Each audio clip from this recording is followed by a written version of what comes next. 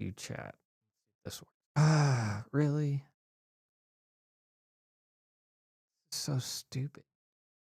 I can't see chat. Wow.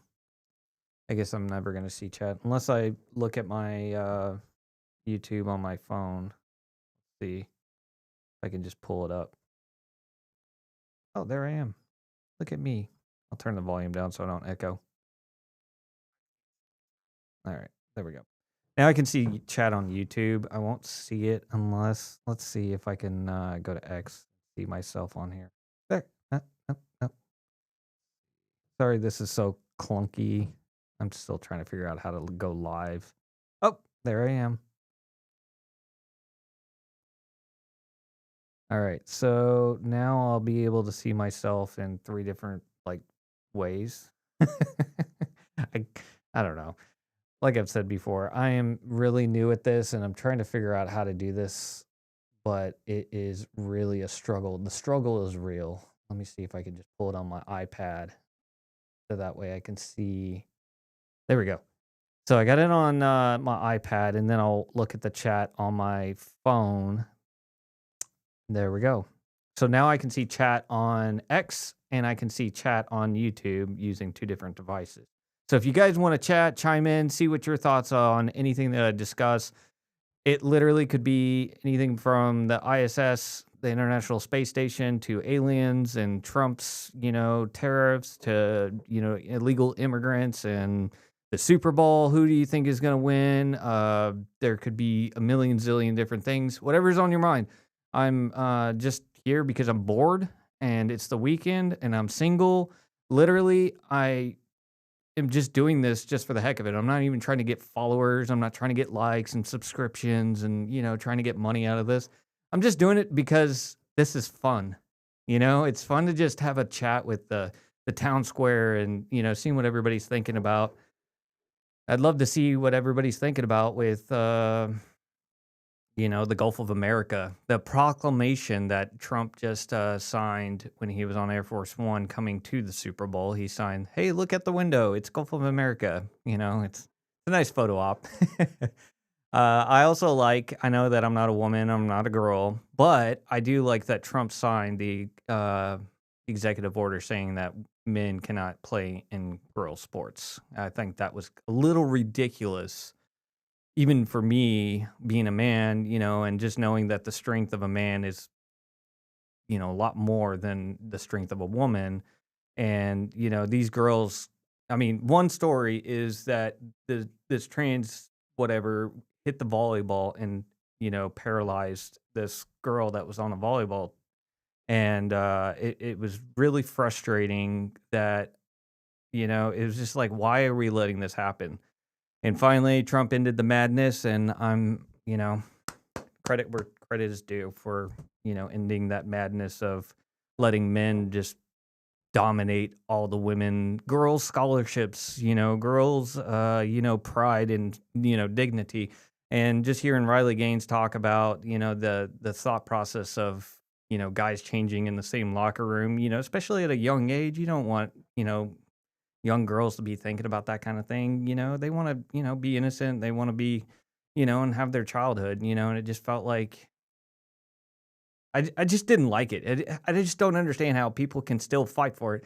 It's like the city, it's like the hill they will die on, to keep it going, even though that like 79% of them, the country does not want it to continue. So I really wonder, if we can really, shape it, further and further back into the center and not be so crazy right or be so crazy left. I mean, I try to be as unbiased as possible when it comes to politics. That's why I love talking about politics because, there's arguments to be had, there's debates to be had. It's not, just my world, it's everybody's world, and everybody's got the right to their own opinion. So, anybody that's in the chat room or whatever, just tell me what you guys are thinking and all that, and I'd love to chat about it. I mean, I'm not saying that my opinion's right or wrong or whatever, but I feel emotional about, the idea that, Trump saved, a lot of girls, and women, that want to just do their own sport instead of guys, ruining it.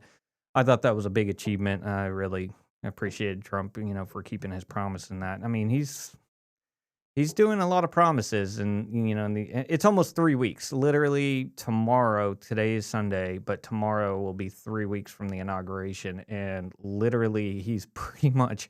I mean, it's the funny because I was trying to keep up with the no tax on tips, and he's going to be putting that on I think the CRT, if I'm not mistaken, or maybe because it has to be implemented through Congress, because Congress is the power of the purse and all that stuff. So no tax on tips, no tax on Social Security payments to elderly people, and the no tax on overtime, and there's a couple little tax breaks for either billionaires or in the middle class, and it's just going to be an all around like more money in the pocket. Another beautiful thing that Trump is trying to implement is no more taxes. Just imagine anybody that's going to die on that hill and say, I revolt against that idea. I want taxes. I need taxes. And they just continue to fight for taxes. Who is going to do that? I'm just wondering, who is going to be that guy that's going to be like, we need to pay taxes? Because if we don't pay taxes, I'm not going to feel comfortable with nobody's going to. This should be 100% like everybody, except for like the corrupt people or whatever. But I love Trump's plan. And I think he's had 4 years to think about this and say, you know what? Let's have the countries pay for the bills of the United States rather than the citizens pay for the bills of the United States. That's the way the country was founded, because the way that the country was founded, just a little bit of a history lesson. No tax without representation. Like, we did the Boston Tea Party for this very reason. Like, we're paying so much in taxes on our paychecks and sales tax and property tax and blah, blah, blah, blah, blah. All these taxes, literally taxes galore. We've gone to, like the pedal to the metal kind of feeling, to, taxes everywhere. Capital gains tax is trying to, be a thing. And, I don't think that it got implemented yet, but God dang it. Just imagine that you would buy a house and then you'd be taxed on something that you still own, like stocks, the same thing. Any kind of art or basketball card or anything that you own, oh, you have to pay $1,000 tax on that. Well, I still have it. Like, you can't own anything. I mean, that's what they were trying to implement. If probably Kamala were to, and we dodged a bullet with that crazy elect president, candidate or whatever. I'm so glad she didn't. I know I get distracted when I'm by myself. Usually, like, me and Sam are here, and I know that I'm by myself today. He's got a family, little sickness thing going on. It kind of sucks, but it's what happens in life. But, yeah, I'm excited that Trump is trying to, and this is just my personal opinion. Be sure to get in the comments and correct me if I'm wrong. But from what I can understand, Trump is trying to get this country back to its founding roots. George Washington days, with no taxes. The Department of Education, out. Like, we don't need a federal system of Department of Education, because guess what? The states can do it. The federal government, why do we need the federal government in there? States can handle it. They got literally the National Guard, they've got police, they've got firemen, they got all that. Well, you don't see a federal fireman, we got the federal like FBI, which is, the police agency for the federal government. We got all sorts of different police, but some things are better left to the states rather than the federal government. And certain things that have acquired over a course of 250 years, is kind of bloated the country. And this is what brings me to Doge. Why are people resisting Doge? They're lying about, our Social Security numbers will be exploited with Elon Musk. That dude does not care about any of that stuff. Like, he probably doesn't even have access to the Social Security numbers. He got access to he was in the Treasury Department and all that stuff, but no, he doesn't. I don't know. The whole thing just makes me laugh. Whenever I see people's reaction going a little bit, like too dramatic, you can kind of relate to like, oh my gosh, what? And it makes me laugh, when I see certain people's like, reactions to certain things. I listen to the Dan Bongino show, and the biggest thing that he says all the time. If you listen to that show, obviously I've got I don't know how many viewers, one, maybe two. I don't know. Comment if you're in the viewing sphere. I don't know. Let's see. Am I still on? I'd like to see if anybody's commenting. It says, "Oh, I think this was my old stream." That's okay. Now I'm live. Okay, and I'm the only one in the chat, I think. Let's see, live chat. Okay, so I just hearted myself because I'm in love with myself. I'm not marrying myself, but it's just funny. Anyways, see. I oh, I don't need to hear myself because that's weird. I don't like hearing myself. The only thing I can kind of stand and hear myself is when I'm like doing my mental illusion, band. I also play the guitar and piano and all that stuff. And I released an album.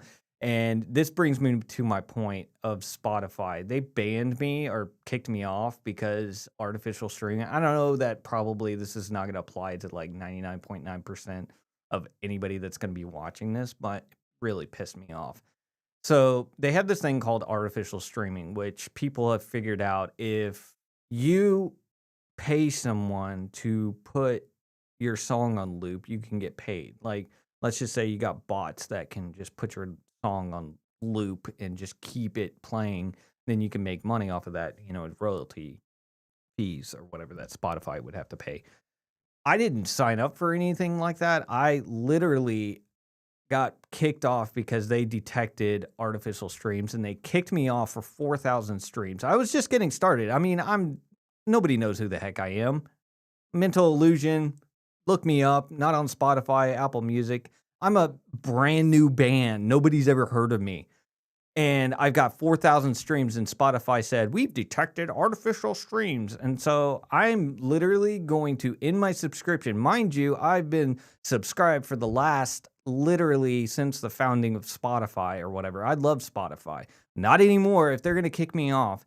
So basically, I'm still on Apple Music. I'm going to, maybe throw some emails out there. But why in the world, and I know I'm not going to spend too much time. Why would I spend so much money acquiring all this musical gear, like 10 grand worth of musical gear, just to ruin myself over 4 cents? That's how much Spotify will pay you for 4,000 streams or whatever. So whatever. Anyways, I rant over. I know that nobody really cares about my musical little situation.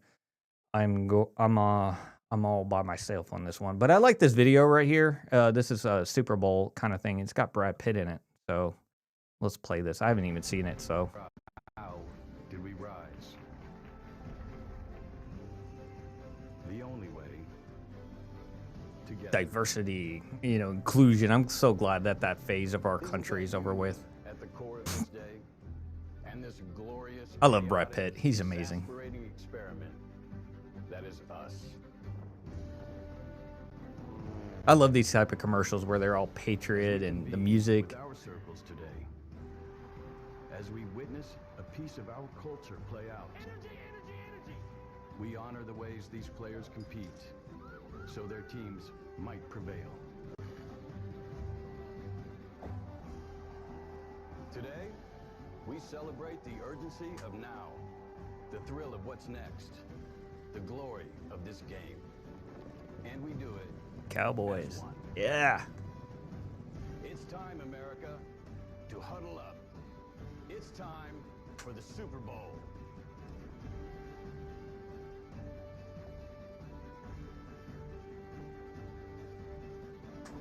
I don't know. Like I was saying earlier, I'm not opposed to the football and all that stuff, but they were like, we're not going to get rid of our DEI stuff. And, they're a private company, I guess, whatever. They do whatever they want, but they're kind of following the same kind of, if they keep going down this and, the American population gets more patriotic, they're kind of walking a fine line of losing people. I know that football is like the biggest sport known to humanity and gladiator sport and all that stuff, but I don't know. I I wish them all the luck, trying to follow that same suit that literally all the companies are like, we're getting rid of our DEI, Facebook or Meta or whatever. And then you got Walmart and all these, big John Deere, all these big companies that are kind of like turning a new leaf because they're smelling the political winds are turning. But comment below, tell me what you guys are thinking. If you guys, I'm gonna keep saying it over and over because I don't know. I see 7 viewers, I see 4 viewers. I mean, I don't know if people are just popping in and out, but I'd love for this to be kind of like a community chat. You guys chat and we'll talk about whatever you want. But anyways, I'm just gonna keep rolling through my X feed just to kind of keep the conversation going. Um, but yeah, I love this commercial. I loved Brad Pitt in that Fury movie. That was one of my favorites. It was definitely a must-watch movie if you've never seen it. I love the World War II movies that actually are done right. Oh my gosh, Stars is a super heavy booster. Man, Elon Musk is a genius, and AOC saying that he's unintelligent. Who in their right mind? Because AOC doesn't just speak from the hip. She doesn't go, like she's got staffers. She's got people that tell her, what would be cool if you tell the American people. She doesn't talk on her own accord. I can guarantee you she's got focus groups. She's got meetings and like, hey, how can I boost my social media presence? What would make me enhance my personal image? She doesn't just say things from the fly. Maybe she does. She needs to pay someone if she's not. Because if that was her saying this, I mean, people are just laughing at her. I mean, you have to get someone in there and just, hey, AOC, just chill.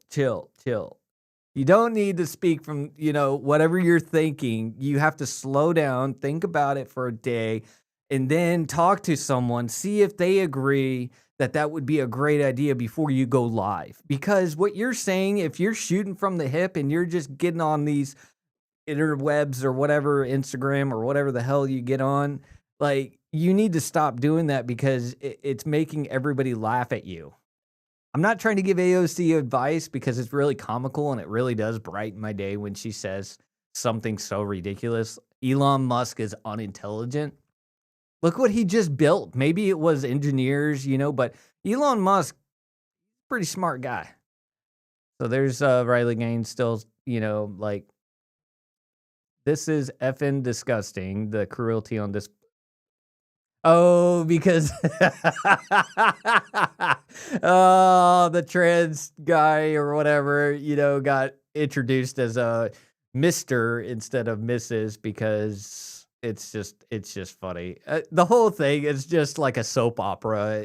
Does anybody else think about that when you get on X and you just see something so ridiculous and you see people arguing back and forth? Like I saw like JD Vance and Elon Musk and talking about, oh, you should fire that Doge employee because he said something when he was 7 years old or whatever. And, you got JD Vance getting on there and going, well, you shouldn't fire anybody because he said something. And then Elon Musk is like, to forgive is is to be human or whatever. I'm not even joking. Some of this stuff is just too funny.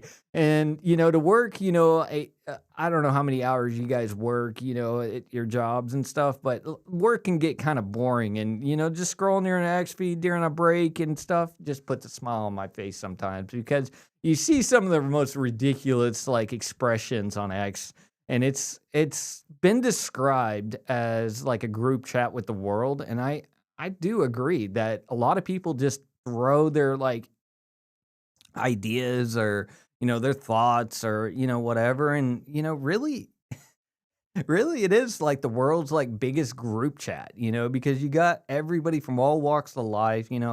X is probably banned in some of the countries or whatever, but there's a lot of countries on here that they can speak their mind. If I don't know, I'm USA, so I can do the First Amendment thing, but from the most part, it's kind of interesting to see. I've been kind of paying attention to like Canada stuff because when Trump brought, that whole idea to the forefront, oh, we're gonna make Canada the 51st state, and I've been like, okay, what's going on up there? I don't know anything about it. I'm in Texas. I'm not gonna say anything more than Texas because I don't want to be doxxed. And what did you say when you were 7 years old and all that stuff?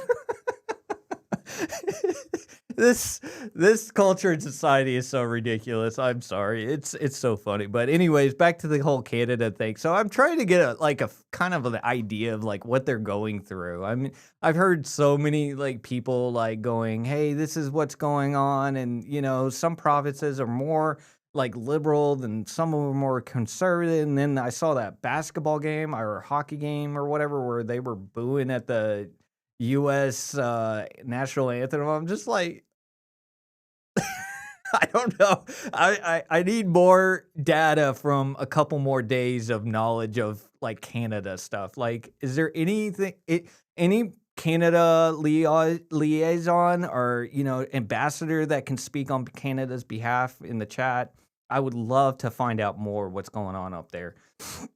So if you're in the chat, this would be your time to get in there and tell me what the heck is going on in Canada, because I would love to know more. I I I don't know. I followed like one or two, maybe a couple, just to just see their like progressions, what they're doing, saying every day, and just seeing where the water is flowing, where the rocks prohibiting the water, and stuff like that. What is Justin Trudeau like? And I know he's got this rumor of being like this douchebag and he's like this feminist guy or whatever. I don't know much more than that. I really don't. I would love to know more. Like if we're going to be involved and Trump is serious about this, I have no idea if he's being serious about this, because he says a lot of things like we're going to take over the Gaza strip and we're going to make it into, MAGA's Gaza or whatever, MAGA Gaza or whatever. So he says some bombastic things, very ridiculous things. He probably, okay, where's the wind going, and see if the public likes it. If it's not, it just gets memory hold, or if it, people like it, then they just, anyways. But I'm really curious about what your thoughts on Canada being the 51st state. Should we just allow like the conservative or liberal, provinces, or should we just take the whole entire country as just one state? Which I think, in my head, my opinion, feel free to get in the chat. I'm going to keep saying it until someone chats. But I would think that each province would be its own little state, kind of like, California and Texas. They're two different states, kind of like a province. I don't know. They have, I guess prime ministers of each province. Like I said, I don't know. They have parliament or whatever. I don't know. I never followed or took any interest in the Canadian politics at all, like none. And so I see these little like, okay, there's a Canada post because they got their little flag right there. So, anyways, I guess Taylor Swift is gonna be. I guess that's not Taylor Swift. That's Christy Nome or whatever. But I guess Taylor Swift will be there, and apparently Travis Kelce said, "Hey, be nice with Trump" or whatever. I don't know. So Gulf of America is now a thing. He just implemented a EO. I thought he did that on the first day, but apparently he just did that now. I was a little confused because I was checking up on Google Maps and I was checking up on like Apple Maps and nothing had changed. I was like, well, I guess, it's not a thing. I don't know what's going on. And then he did this on the way to the Super Bowl. And I guess he was flying over the Gulf of America, Mexico, whatever you want to call it. And he looks out the window and he's just like, this Gulf of America now. Because I signed. I think he made a proclamation. I guess, yeah, it's a proclamation that today is Gulf of America Day. If you can read that. I don't know if you can or not, but today is now Gulf of America Day. So that's Donald Trump for you, just being as, ridiculous as possible. He just can't help himself. He has to be as like, because his name on all of his big buildings or whatever with gold letters and big bold letters, so you know that you're getting into a Trump property, and he does that literally, if I don't know if you paid attention to his presidency in the first or the second term, but he's gotta be as big and bold as possible, and this is another example of him being Trump. So, there's another see, I wasn't kidding around where I'm just like, "Okay, I'm just trying to figure out more Canadian stuff." Which song should be the Asian national Kung Fu Fighting, let's go with that. Oh, that's funny. I thought this was a pretty good interview. He's reaffirming that Canada will be the 51st state with Brett Blair. And he's talking about USAID. What do you guys think about USAID? I can't speak that when I'm trying to talk for whatever reason. I think it's such a scam that literally all our tax money went to junk for the last like 70 years, probably almost 100 years since the Federal Reserve 1913 Federal Reserve got implemented. And there's a interesting conspiracy theory with the Titanic because it was like all the richest people, and I can't remember if it's John D. Rockefeller, but all the people that opposed the Federal Reserve got sunk with the Titanic and died. And he canceled his ticket the last second and said, you know what, I'm just going to stay in Ireland or whatever the hell it was. And he didn't obviously die during that Titanic, voyage. And he got nobody opposing him to do the Federal Reserve. And there's this big conspiracy theory that the Titanic was switched to the Olympia, and that the Olympia had already had a fire in the hull, and the hull had been already weakened, and so they didn't fix it properly. And so it was a win-win for that. White Star Line was owned by, I think, Johnny Rockefeller, if I'm thinking of the rich guy back then, or Carnegie or whatever.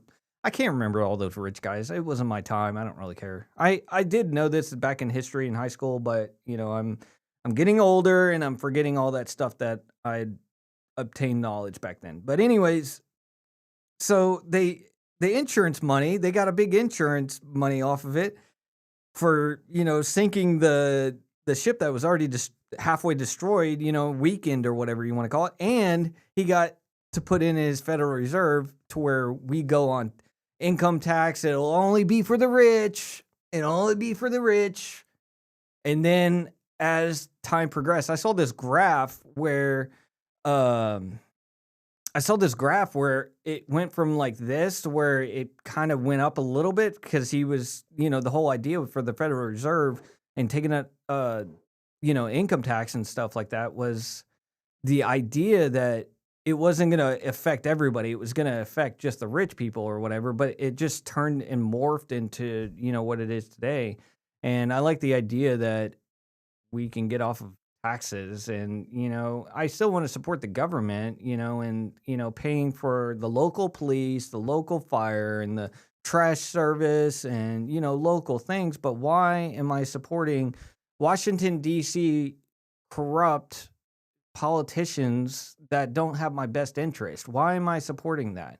Hundreds of thousands, millions of dollars, billions of dollars have been wasted on transgenderism and opera in Bolivia or whatever, and then you got 20 million going to like Sesame Street in Iraq, and we just don't have the brightest people. We have the most people that want to pocket all that money.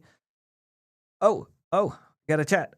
I actually like your idea about Canada being many different states. It only makes sense because Canada isn't a small little country. I mean, it would make sense if it was like Spain or, if it was like Costa Rica or something like that. But like Canada's huge. Like I know that there's a wilderness up north, but you got all this like, and I heard that like 95% of the population like lives on the line of the US border or whatever.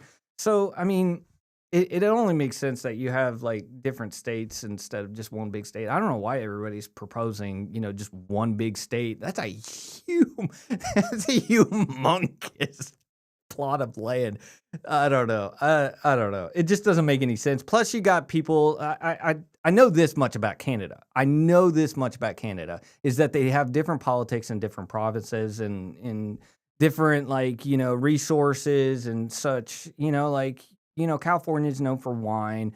Texas is known for oil. Colorado's known for mountains and mining and all that stuff. But, it's like one of those things that, Canada would probably benefit more if it had different like governments and, AGs and legislation that they want to pass with their own specific province or whatever you want to call it. I don't think that that should change. And I think that the Canadians should keep their identity. I know that that seemed weird, but I'm still a Texan. Texas was a country back in 1836 or whatever. Like, I still feel that, like I passed through some of the flags, even on my way home from work or whatever you want to call it, where there's still 1836 flags. And, you see the Texas flag and you're just like, Texas. Yeah. I was a Texan pretty much my entire life. And I've got that Texan spirit. Now, Canada should have that same type of thing, even if, and this is just hypothetical, but Canada should keep their identity. And yeah, if they become the United States of America, let's just say they were to be acquired by the United States, they should always be Canadians, even though, because their identity should be like, the French and, they got the moose and, they got, maple syrup and all that. Like, don't let that go.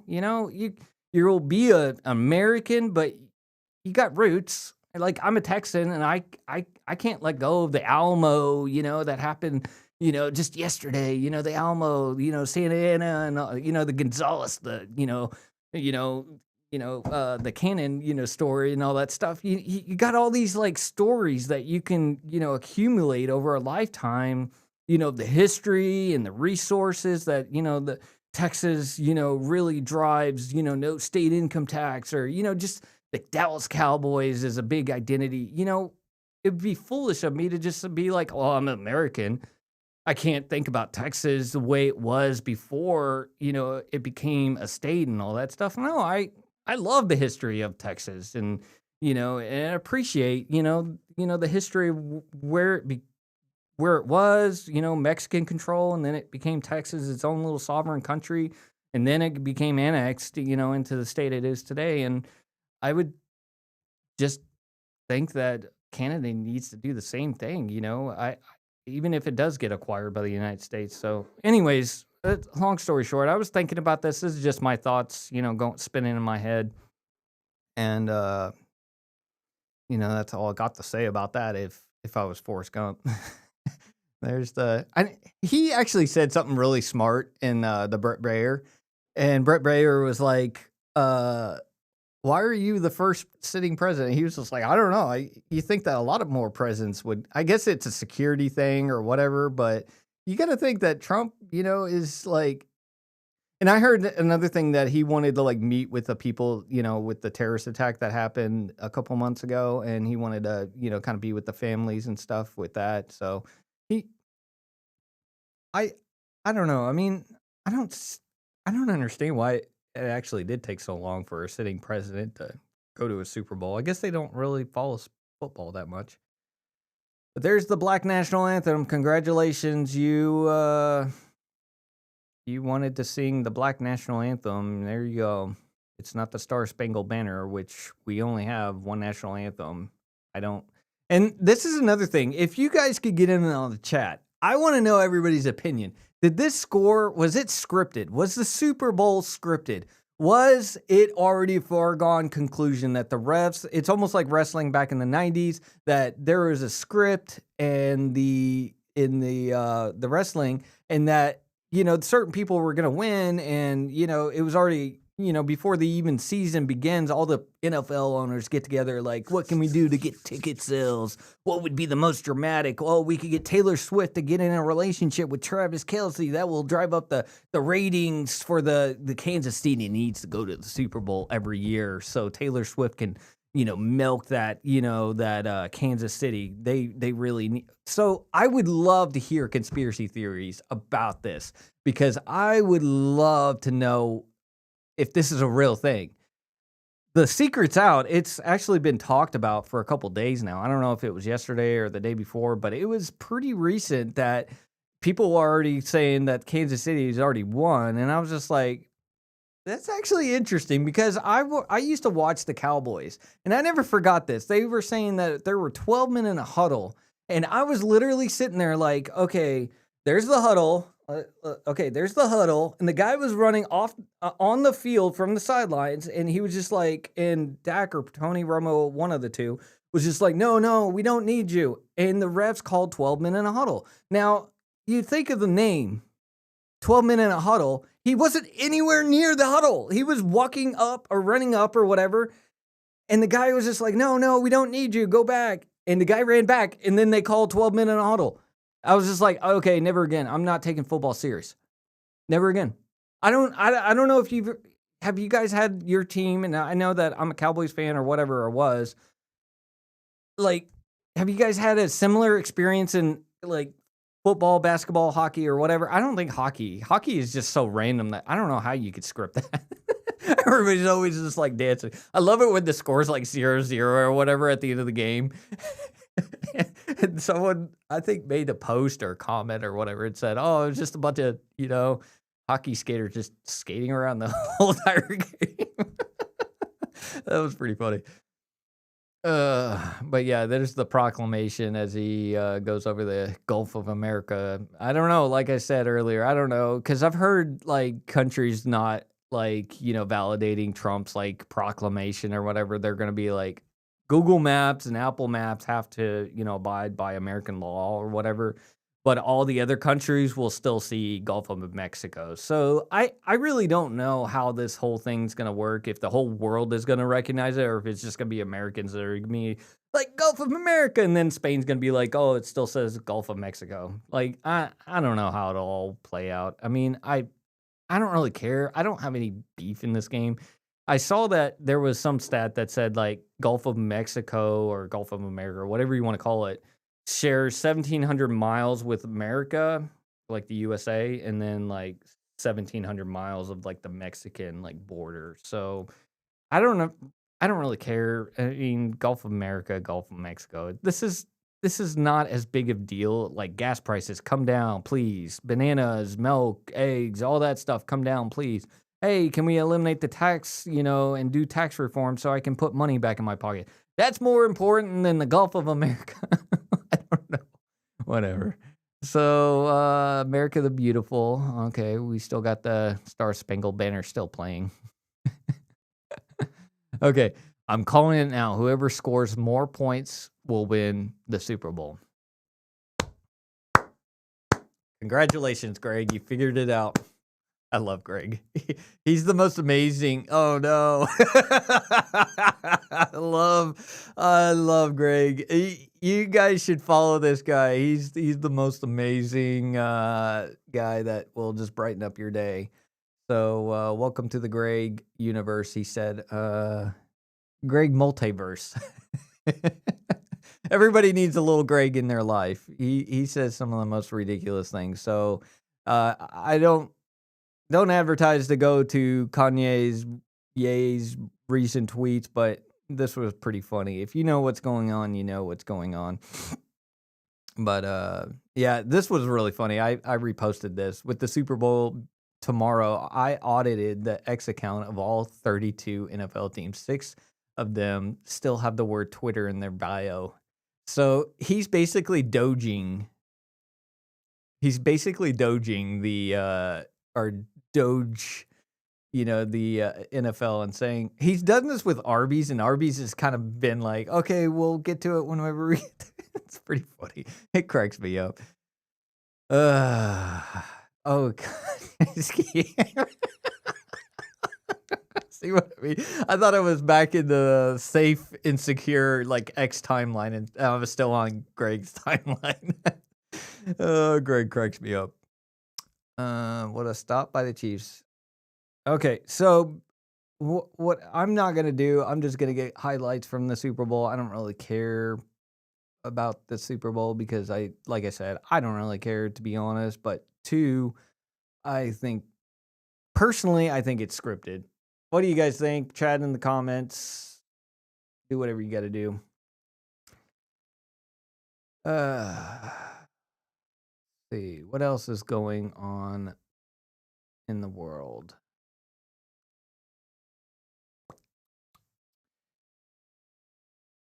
Let's see. Oh, it's all Super Bowl stuff. So a lot of my timeline will be basically oh, Patriots versus Steelers. Ha ha ha ha.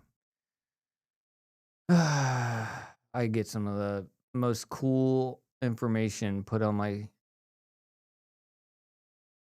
X feed, and then the Super Bowl happens. And I did this to myself. I'm literally just going to see a bunch of.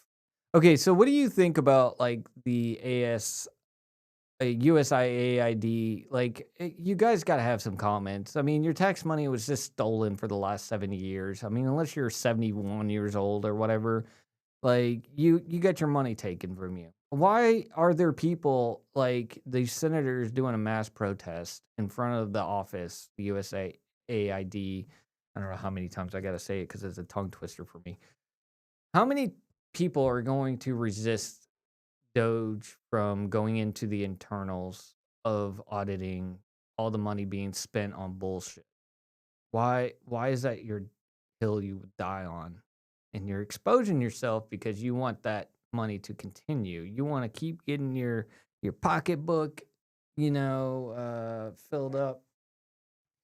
And it's just making everybody just kind of question your loyalty to the country. To me, I just don't understand how you can just sit there, literally just sit there and just say no, that's not a good idea to, do all this. And then that activist judge in New York or whatever, some federal judge said, "Oh, no, no, we can't have this going on." So it'll be struck down because the Treasury Department can do what the Treasury Department does, And who takes the Super Bowl? Trump. Yep, everybody. Let's see. I gotta just see the most ridiculous things. Okay, so T-Mobile and Starlink had just announced. Oh yes, I love the idea that Starlink and T-Mobile, because I have T-Mobile, and right now it's just text only. But I am hoping that no matter where you go, if you see the sky, you're gonna have signal. That's the most amazing thing. I'm tired of being in these like dead zones. I was always questioning it. I was always wondering why technology has not like given us signal no matter where we go by this time. And Elon Musk is literally solving my question that I've had for years. Why do we get in this like small town and there's like no signal? I mean, there has to be signal like in today's world. Like, we are so techy, whatever. We've got like iPhones and all this stuff, but we don't have signal. And Elon Musk is saving us from, having these dead spots. And I work in some rural areas, and I hate, going into these rural areas and basically not having signal. And it's so destructive because I would love to have a podcast going on and I can't download it if I'm in the middle of nowhere. And plus, if I get bit by a snake or whatever, and I'm by myself, I can't call for help. If I pass out because the venom's in my heart or whatever, it's just a safety thing too. It's like, what if something bad's happened to you and you can't get any help? I really don't understand why it's taken this long. We have like a million zillion satellites up in space, and we still haven't figured out the whole satellite thing.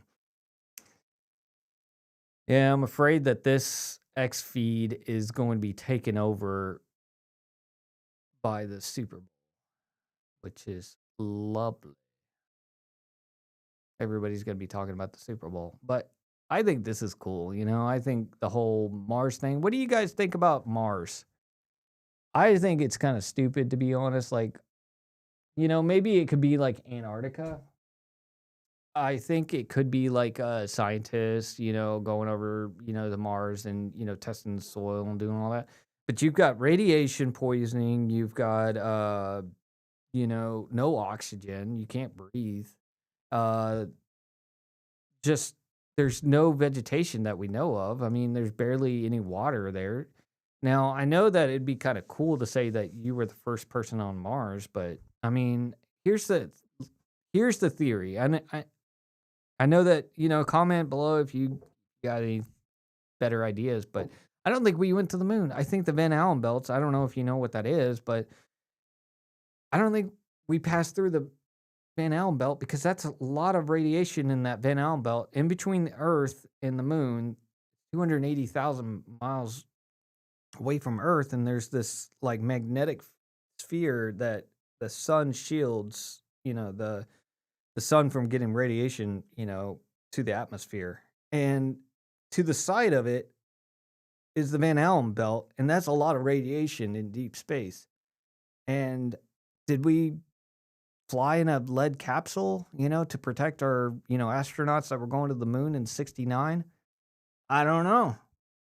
So it always been asked, why haven't we gone back recently? And then NASA, and I don't know if anybody's ever heard this, but they were like, we destroyed all the documents and all the, blah, blah, blah, trajectories and all that stuff. All the people that put people on the moon has already passed away, obviously, due to whatever reason. And they were like, oh, we don't have any, way to get back to the moon. Why not? I mean, I don't know. I really don't understand. Elon Musk, I guess, is trying to, get this whole thing like we're going to go to the Mars and we're going to go to the moon and all this other stuff. But I don't know. I hope he does go to the moon so we can see if there's a flag there from 1969. Because if Elon figures out we can go to the moon and we can definitely see if there's a flag and there's footprints and all the orbital like landing and taking off, like some of that stuff still exists on the moon because there's no erosion, there's no nothing. Literally, whatever happened back in 1969 and 70 and 71 and all those times, I think we stopped going in 72 or whatever it was.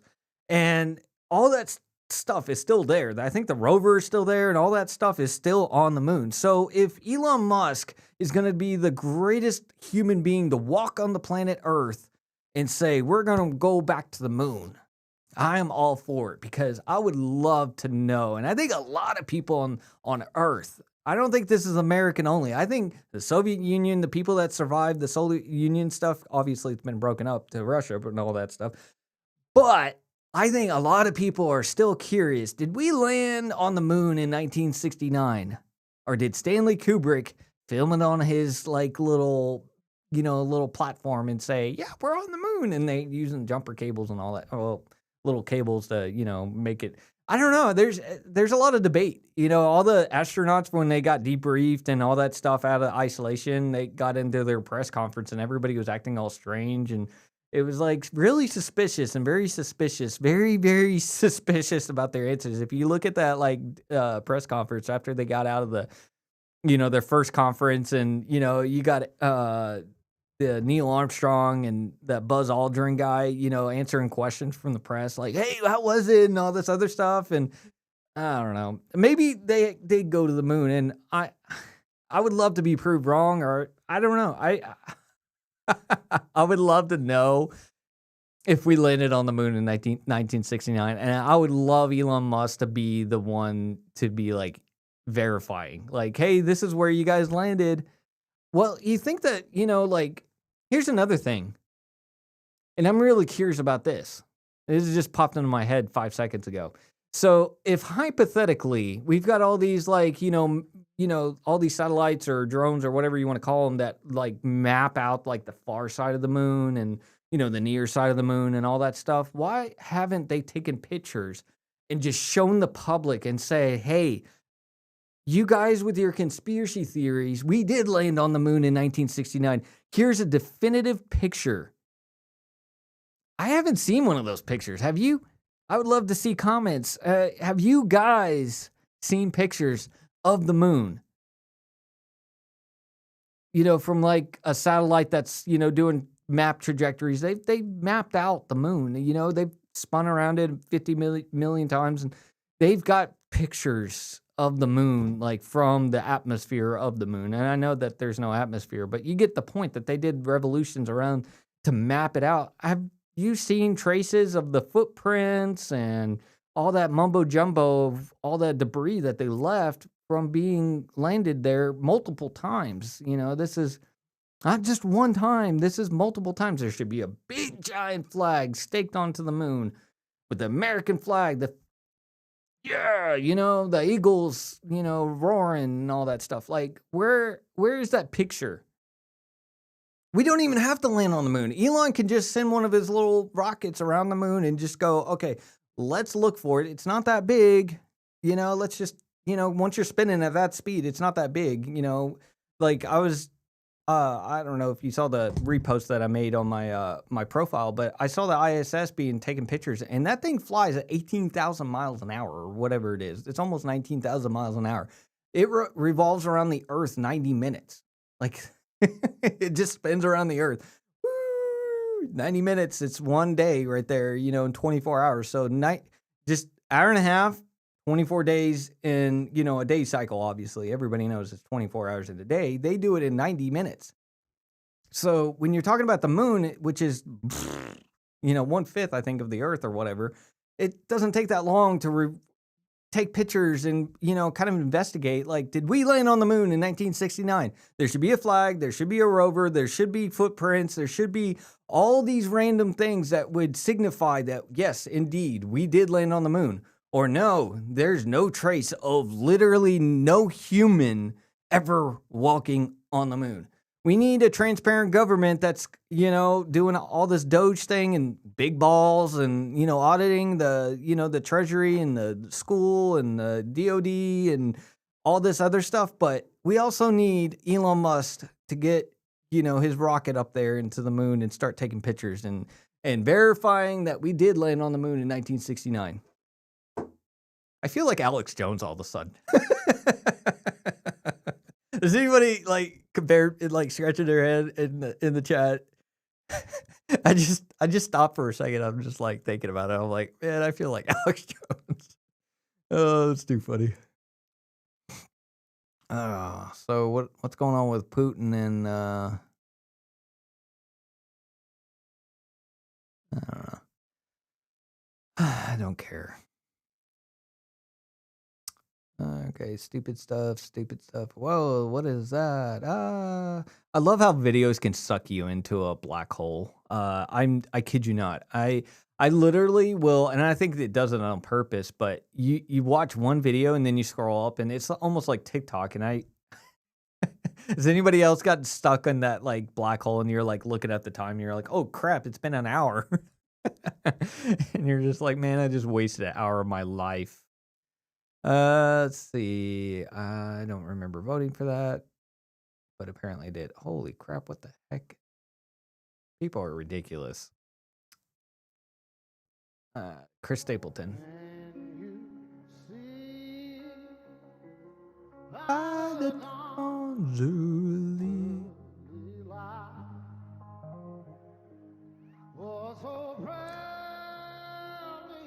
Okay, someone needs to verify this.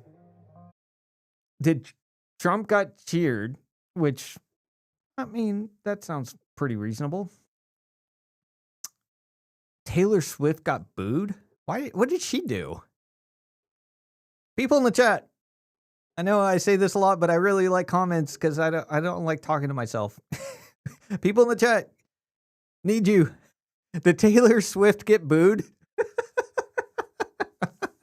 I mean, I wouldn't think that this guy, he was one of these guys that were trying to predict the election. I don't know if you ever seen his stuff, but he was always, coming up with every day. He was going on YouTube and he was just like, this is my prediction. And it was just one day and I don't know, maybe you're right, maybe you're wrong. I don't know. But it was better than nothing. It was almost kind of addicting in some ways because I'd watch him every now and then and he would give out these predictions. And I think he was more right than wrong. So I'm not trying to bash him. I'm just now he's just kind of sitting there what do I do now? I was kind of wondering that when the election was going on, you got all these updates of oh, Trump is going to win, Harris is going to lose this state, or Trump is going to lose this state, or this senator is going to win or lose or whatever. And I was just oh, this is great. But I started thinking about it as the election was progressing. And I was just what is this guy going to do after the election? And I'm well, I guess he's got to wait till the next election. I don't know. But did Taylor Swift get booed? I really want to know. Someone in the chat. I'm not watching the Super Bowl because I just don't have any care. I just like the. I just think it's funny. What did she do? Like, I thought she was loved by the Swiftie crowd. And what in the world? Oh no! I saw the Mount Rushmore documentary earlier because I was kind of intrigued about like how it was like sculpted and stuff, and it was really interesting. Uh, Apparently, and I didn't know this, but the Laquita tribe or something like that owns that land in a treaty from like 1860 something, whatever. And they technically own it through the tree, but the US is like, "No, it's our land. It's still Wyoming and Nebraska and North and South Dakota. It's not your land." And they technically own it, but the US is such a bully. It's just like, "No, it's our land. We've taken it over. We're bigger and better and powerful, more and all that stuff." Like that's what the US does. And thank God for Doge and USAID for getting exposed because hopefully the world will be sign of relief that it can just be its own little. This is what. Okay, so Musk versus okay, that had nothing to do with what I was thinking. Um, what was I saying? Okay, I just lost my train of thought. But what I don't know if Trump will be added. Oh, that's what I was talking about, the Laquita tribe and all that stuff. It's just kind of interesting that oh, that's what man, I'm just farting out. I've got so much on my screens right here, and I'm trying to keep up with like, okay, has anybody chatted and so forth. And I've got so many things on my like, uh, like galore. So I think a lot of countries are going to benefit from not having the USAID stuff because they can just kind of like. I saw this one African, from the country, one of the countries of the continent in Africa, and they were like, "Thank God USAID was, eliminated, or the U.S. isn't sending funds anymore because now we can just mind our own business without being influenced by there is did she get booed? Oh no! The Swifties are booing. What did she do? I don't understand. Are they mad? Okay, maybe this is an Eagles response saying you are part of the Kansas City. You are part of the Kansas City like fan club or whatever. So you're essentially like a 13th player or whatever. I think there's 11 players on the field, but you get my point. Like I said, I haven't watched football in years. But Taylor Swift is like an extension of the Kansas City Chiefs, and the Philadelphia Eagles might be doing this booing. Because you got people from all around the country, obviously. Maybe they're not Eagles or Chiefs fans, but you got to think that anybody that's an Eagles fan that's at the stadium is going, hey, when we think about Kansas City, we think about you because your boyfriend or whatever's going on with Travis Kelce and Taylor Swift. I bet you I think that's the whole booing thing. I don't think she has any hate. I don't know why. I mean, she hasn't done anything. I mean, maybe people hate her because she flies a jet around the world and says, "Oh, we need green new energy and all this other crap," and she flies the jet all around the world. I don't know. I don't really care. Taylor Swift can be whatever. I don't really follow her music. I tried to listen to it and just see what the whole thing was all about, but I don't understand it. All right, so Eagles fan have a meltdown. They throw against the. Okay, well, that's understandable.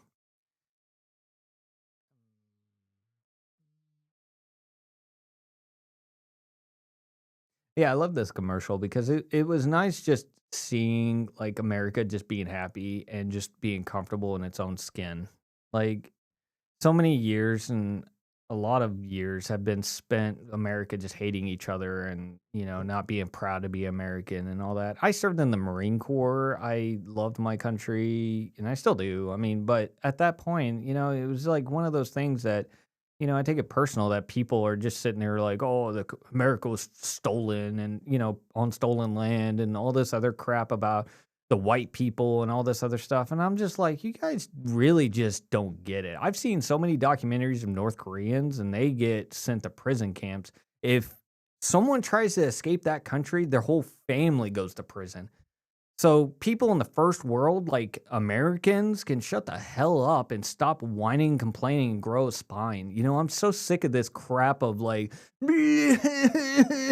AOC crying. So you got Senator Warren going, "You don't do anything." I'm just tired of hearing them screech, especially in the confirmation hearings. I don't know if anybody watched any of the confirmation hearings. I didn't watch all of them. I didn't watch every second of all the, the drama and all that stuff. But I just sit there and I'm just like, I don't understand what they're complaining about. Like, I saw some of the reasonable common sense, senators are like, I don't understand why the Democrats are whining and complaining like they did. The only job of the senator is to make sure that they're not a dummy at what they're about to do. They're just here to just make sure that the candidate, the nominee or whatever is qualified for the job. They're not here to say, well, we don't like your position, so you can't do this. No, that was never intended in the Constitution. The Senate was supposed to give them a thumbs up saying, well, they seem qualified. They're not supposed to like interfere with the politics of what the cabinet position is supposed to do. That's what the president is supposed to do. He's supposed to pick the cabinet official, the nominee or whatever you want to call it, because he got elected. And so basically the president got elected so he can pick whatever he wants to do to enhance his agenda. The Senate has nothing to do with that. I just don't get it. Oh, no. A lot of stuff I don't get, but I think I overthink, and that's one of my problems is I overthink about everything. Oh, I love this reaction. Yeah! He's just like, this will never get old. That will never get old. Oh, I love cat videos. They're hilarious. What are they doing? Are they Spider-Man or what? Oh no, Taylor Swift got booed. I think honestly, this is an Eagles thing. I think there's a lot of Eagles fans in the crowd. Because I can't think for the life of me. Taylor Swift is not on. I mean, maybe she's under my radar, and I don't know a thing that she might have done or said or whatever. In today's culture and society, Taylor Swift did this, and I don't follow every heartbeat and breath that she does. So I don't sit there and think about Taylor Swift every day. So maybe there's something I don't know about. Maybe in the chat, you guys know something that I don't know. But I think it's Eagles fans that are just booing her because they want, Kansas City to lose and the Eagles to win. So they're just trying to demoralize the Kansas City Chiefs. That's my guess. Correct me if I'm wrong in the chat. Maybe you guys know more than I do. Oh my gosh, this is like the biggest thing. So I guess my answer did get confirmed because the Red Eagle Patriot guy or whatever, the Red Eagle Politics guy was just like, oh yeah, Taylor Swift got booed. And I'm like, really? Looks uncomfortable. Yeah, she's confused. So I don't think she did anything. I really honestly don't think that she did anything. I think she just came, to the Super Bowl just to, enjoy the night and support her boyfriend or whatever, which, God bless her soul for, wanting to, just enjoy a night. But she does look confused. Like I was not expecting this kind of reaction. I don't think she cares. I mean, is she a billionaire or is she a millionaire? Because someone said that she was a billionaire. I was like, I don't know about that. But you never know if she's got some like deals like Michael Jordan. I think he's a billionaire or whatever because he was the greatest basketball player of all time and all that stuff. So obviously he's got Nike and all that other stuff to, give him all those sponsored deals. But let's see what else is going on.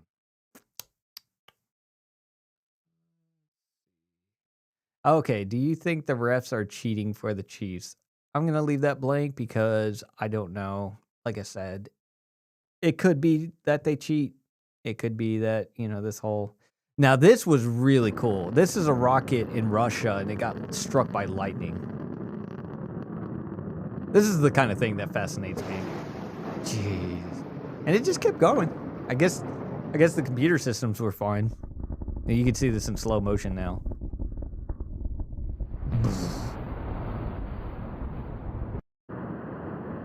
Nature's so cool. Man, they cannot let that go.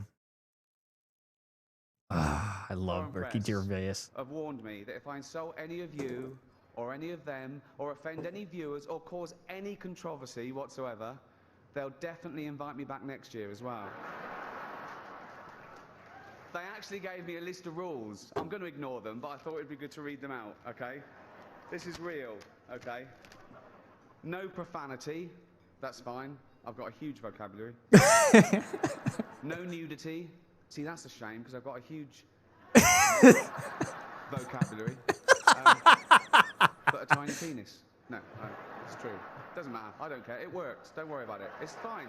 It's fine. I don't. No smut or innuendo. And I'm not to libel anyone. And I mustn't mention Mel Gibson this year. Not his private life, his politics, his recent films, and especially not Jodie Foster's Beaver. I haven't seen it myself. What I've a spoken to a lot of guys here, they haven't seen it either, but that doesn't mean it's not any good. jeez, Ricky. Sorry. I don't care. Okay, I tried to get out of that, but I opened up a new note. Let's see what else is going on. What do you think is going to happen after the tariffs? Because 30 days is going to be up eventually. Mexico seems like it's on par to doing its end of the deal. Trump wanted to close down the border and stop the drugs from the drug cartels, and then the cartels in Mexico declared war against the U.S. Army and military and all that. So I'm just like, I haven't seen any kind of enhancement of the cartels trying to get any more peskier or anything like that. It was a big deal when Trump first got elected, and they were like, oh, the cartels have authorized drone attacks and all that against the border patrol people, and then and now it's just kind of like all the talk has just kind of died down, and there's literally no talk about the cartel war. That I know that there's a strong presence with the Marines and the Army and all them. They were showing their force with the Ospreys and the Chinooks and the Blackhawks, and they got all these tanks and Humvees and all them going down to the border. But really, it's been quiet since that whole thing. But really, I think Mexico is enhanced to send out their troops on Mexico's side of the border. I think Mexico is going to be good on the tariff, but I'm not sure about the whole Canada thing because Justin Trudeau, I don't know if he's taking Trump serious, and I don't really think that Canada is. I mean, they said that they don't have the money to support a tariff. If U.S. does implement it, because right now it's paused, and obviously there's no tariffs with Canada or Mexico. And this is the whole point of the 30-day pause, is to give it some time to, readjust and let the countries do what they need to do, to stop the tariffs. But I don't know what's going to go on with Justin Trudeau is like resigning in March, or I don't know. I thought he already resigned. I really just don't understand what's going on up there.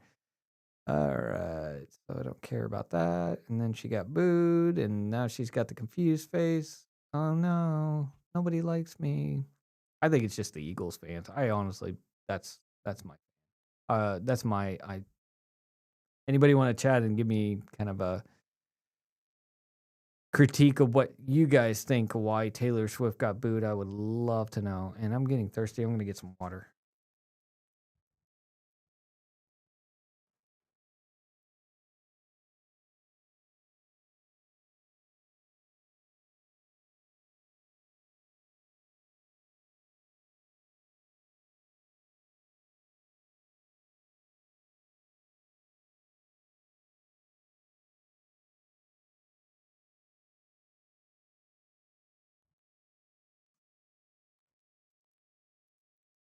And I'm back. Yeah, I was thirsty. Oh, there's the T-Mobile Starlink. I know that Elon's going to push this. You know how much money he's going to get from this? I think he's worth like $340 billion. And AOC called him unintelligent. What do you guys think about that? I honestly think that AOC is just, being AOC. I don't think she really understands like the concept of rational thinking. Like I said, I really honestly think that she needs staffers. Maybe her staffers are just as dumb as she is. There's always this like running joke of like who's the dumbest member of Congress and the Senate and all that. And I don't know, it's a tough competition. I don't know what that is. But I really am looking forward to this Starlink. It's in the beta phase. I did sign up for the beta phase, and I know, like I've said before, it's only in texting right now. But they're gonna try to get phone calls and data, in the coming, I guess, months or years. I don't know how it's gonna take. Register for the Starlink Direct to Cell beta program with T-Mobile. Like I said, I went to the website and and from what I can understand is all they have is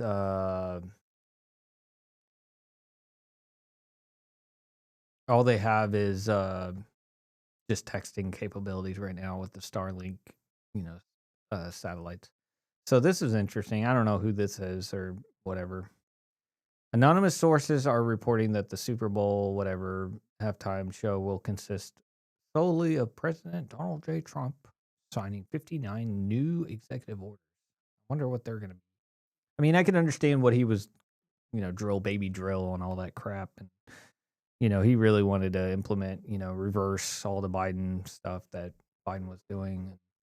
He's already done all that. What else is he going to sign?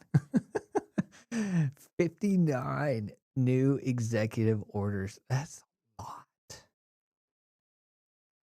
That is a lot. What do you guys think it will be? Anybody in the chat? I love that one guy. I don't know if he left or whatever, but I like the idea about Canada being many different states. I really do like that idea. I don't think it should be one big state. I don't know why my mic keeps like cutting out and in. I don't know if you guys hear that, but like I'll talk and then like the audio level will just mute itself for like a split second and then come back. It's really annoying. Maybe it's just my headphones. I don't know. I've never watched myself, on a follow-up video, just to listen to myself. But this would be really interesting if he goes into the halftime in the middle of the field and he gets his little Resolute desk and starts signing, this is what we're doing now. It better be a popular idea. If hypothetically he gets in the middle of just like a public event like that, it better be something that people are not going to be booing about. He'll lose a lot of that approval. He's got a big approval rating. Yeah, I think it's like 53% or something like that. So that's kind of interesting. Yeah, everybody was saying that the Doge commercial, things were going to happen. I don't think. What do you think about, I don't know anything about what this guy's circling and all that. What do you think about Trump wanting to acquire Gaza Strip? Anybody have any thoughts or ideas in the chat? I would love to get everybody's opinion. I'm going to tell you my opinion. My opinion is he's just saying, but he doesn't want to do this. I think what he's trying to do is make everybody go, holy shit, he's doing this. And so what all the country should be doing is, trying to get peace in the Middle East kind of thing, which is kind of an impossible thing to do. But I honestly think he's even not, I don't know how to say this name, not Nahu or whatever his name is, BB. He was just like, really? I didn't know that when he was announcing that he wanted to take over. Yeah, a lot of people like to, and this is what I think about, X. Can someone explain why a foreign leader was speaking behind a podium with the presidential seal? Yeah, it's pretty simple. Whenever multiple leaders use the same podium to speak at the White House, they don't rip off the seal. Like, are you gonna bring a seal with you everywhere you go? I guess.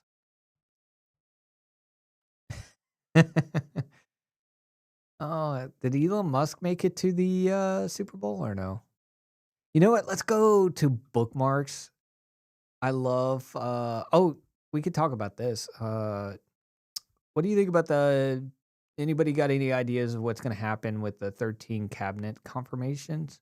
So next week is Tulsi Gabbard at the DNI, which is the Director of National Intelligence, HHS, Health and Human Services is RFK, Agriculture, nobody really thinks about, ag and commerce and all that stuff. Nobody's really going to turn down that. The Elise Stefanik story is kind of interesting because you got New York saying that they're not going to hold a special election for a couple months, and so the people that live in Elise Stefanik's district is like 775,000 people that are like, "Hey, Governor Hochul, I would love to have representation in Congress, but you're not going to hold." So what they're trying to do in New York, because New York hates everything, they're just a bunch of idiots up there. Sorry if you're a New Yorker, but you probably know what I'm talking about. They're gonna delay because really the governor can, just appoint someone else and just have a special election and get someone else to replace, when Lee Stefanik is trying to get in the UN ambassador, she's not gonna do Congress anymore. So New York or whatever state, when this happens, has to elect and have a special election so the people can be you know, representative, during the time that it's not mid election or the primary or whatever you want to call it. So Governor Hochul is like delaying it so she can gerrymander the district. So hopefully it'll be a Democrat seat instead of a Republican seat. So the people are pissed about that. I don't know if you ever heard about that, but it'll be really interesting to see. I hope that Tulsi Gabbard, I'm a fan of her, and HHS. I really hope RFK. I like the Nicole Shanahan, saying, "Hey, we're going to hold your feet to the fire." I helped elect all of you guys, and that Warnock guy in Georgia and all this other stuff. She was like listing them out. She was like, "I'm going to make it my life's mission to to to make sure that you lose your primary." Man, that was some tough. You have to watch that Nicole Shanahan. She got millions of views on that one.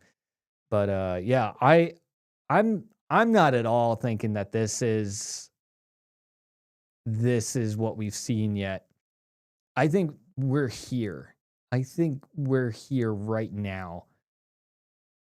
I think this is where we are at right now with the USAID corruption and the fraudulent. We're sending 20 million here and 30 million there and 100 million there. So far, it's ridiculous. I'm wondering what everybody's going to think when this happens. Somewhere, some way, if Doge keeps continuing, and I can guarantee you this is going to happen. We haven't seen the Epstein client list. We haven't seen, the Diddy tapes and all that stuff and who, what, where, when. It's just going to get crazy. It's going to get crazy up in here.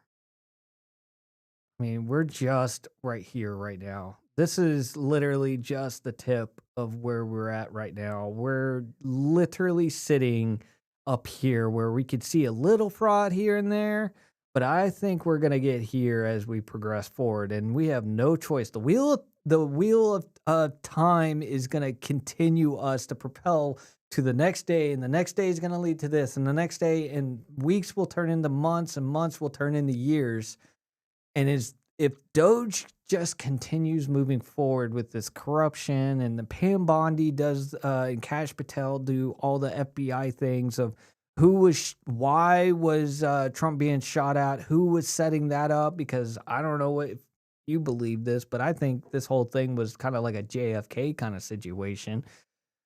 But we're going to learn a lot of stuff, and we're nowhere near here yet. We're nowhere near here. We're up here. we're seeing just the tip because you got Senator Warren and all these other Democrat and even some Republican senators, Congress, and all that stuff going, well, you know what, maybe we shouldn't have Doge do all the, audits and all that other stuff. But we have yet to do DOD, DOE, FBI. We have yet to do all the other agencies that probably have a lot more corruption. So buckle up because it's going to be a fun ride, a very fun ride. I'm just saying this is just the start. Tomorrow will be 3 weeks and it feels like a roller coaster of emotions and like everything that's been going on for the last 3 weeks have been crazy. Just imagine 3 years and 49 more weeks of this. It's gonna it's gonna get crazy. So what was I? Oh, have you been to the let's type in this Doge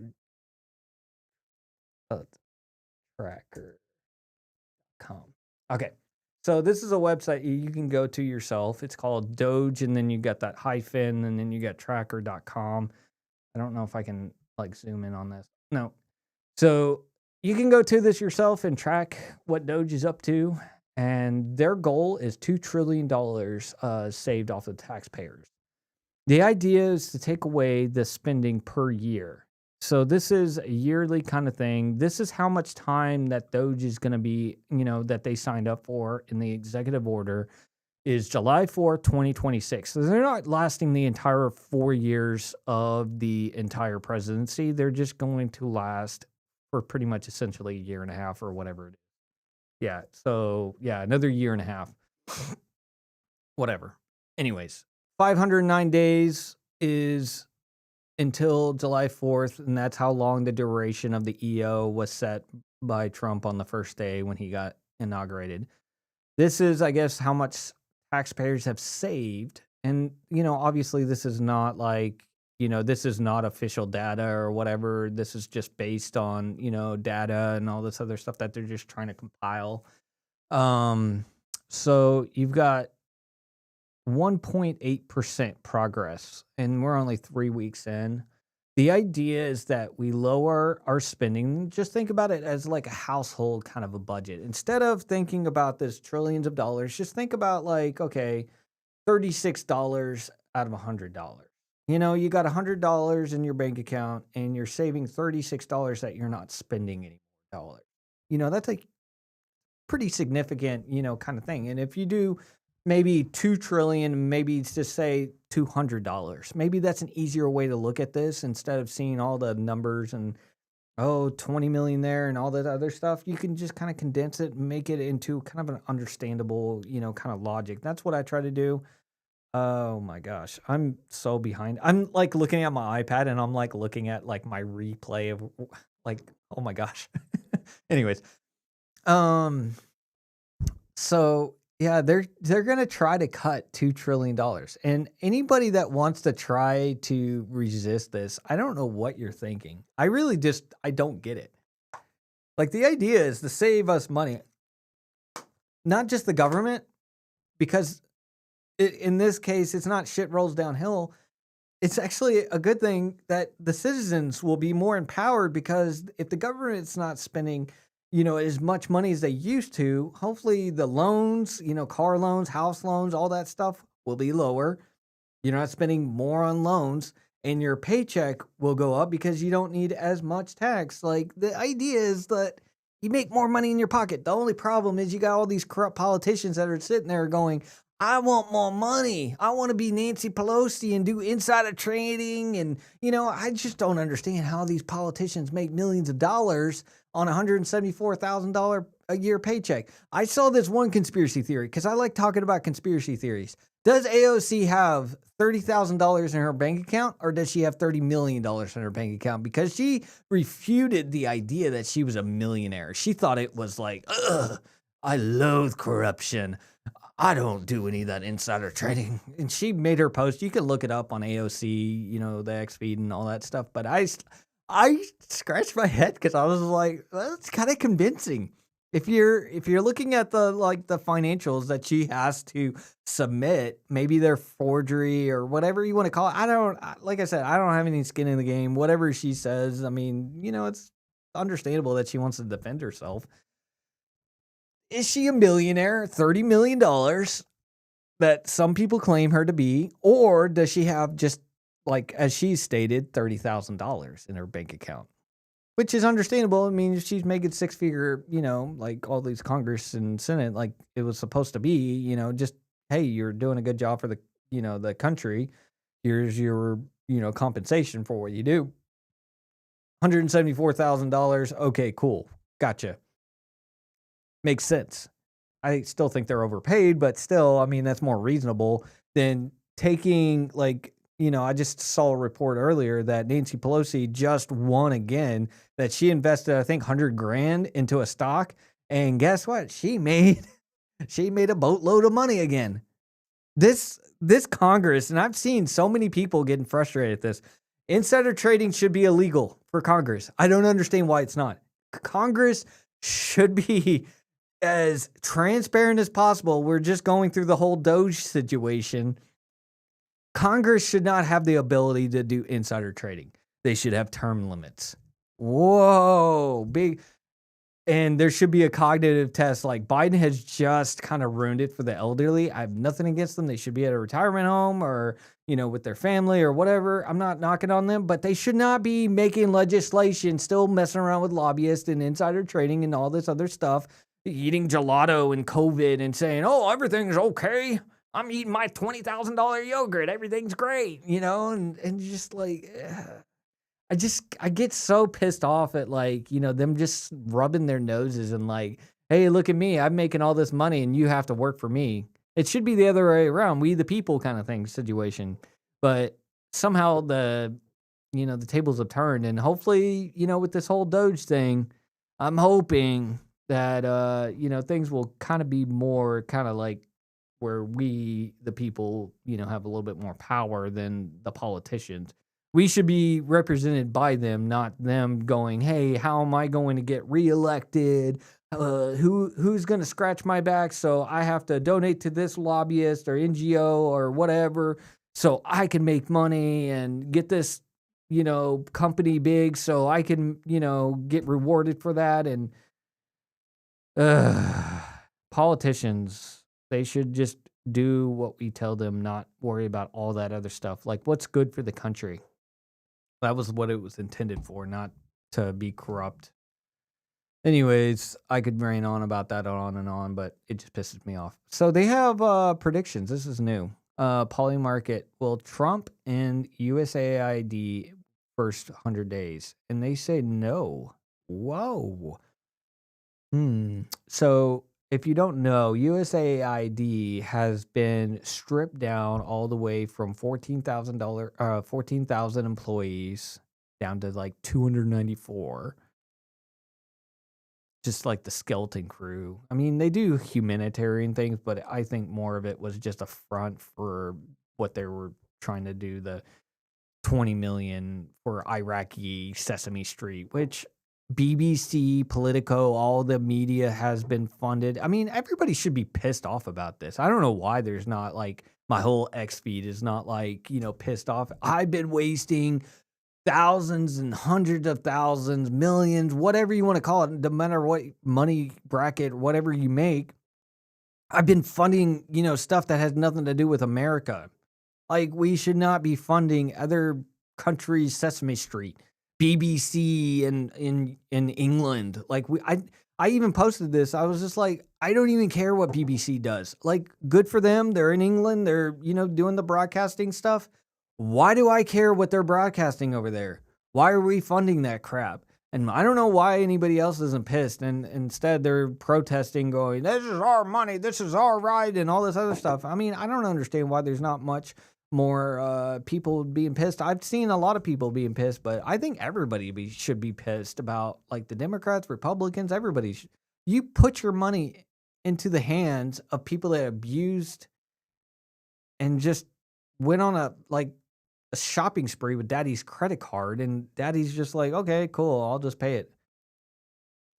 even though we're still stealing money from our future generations, our kids' kids, and all that, we've just kicked the can. And hopefully, this is like why I'm taking Doge so seriously is that hopefully we can, give our country to, the next generation, better than the way we left it. And we haven't been doing that lately.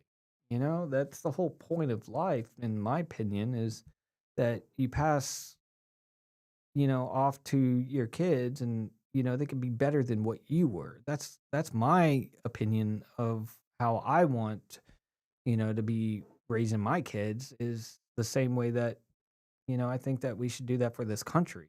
What happened to the whole idea of just like,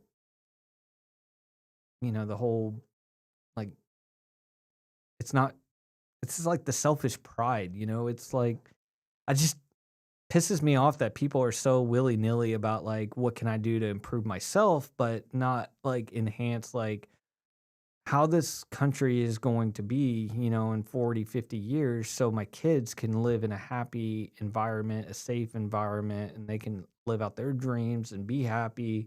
Instead, if we didn't have Doge and we just went with the status quo of just sending all these millions and billions of dollars to all this Sesame Street crap or BBC stuff in, foreign countries, we'd just be kicking the can.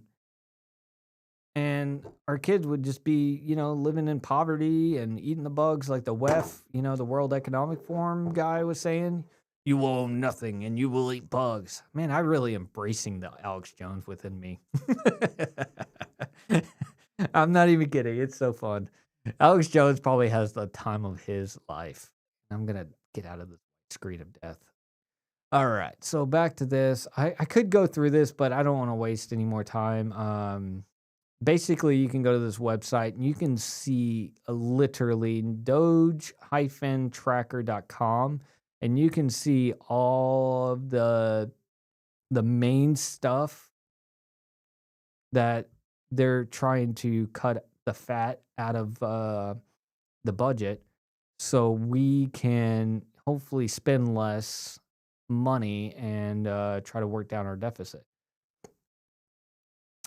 So I'm excited to see how Doge is gonna. Hopefully, that judge isn't gonna delay too long before we can get Doge kicking again. I know that they're probably working at a different department while this whole court battle is gonna ensue next week, but we'll see. I think they're in a different department right now because I think it was only for the Department of Treasury. So Elon was probably like, "Okay, I'll just go to a different department." That's probably what happened. I don't know. I might still, yeah, okay.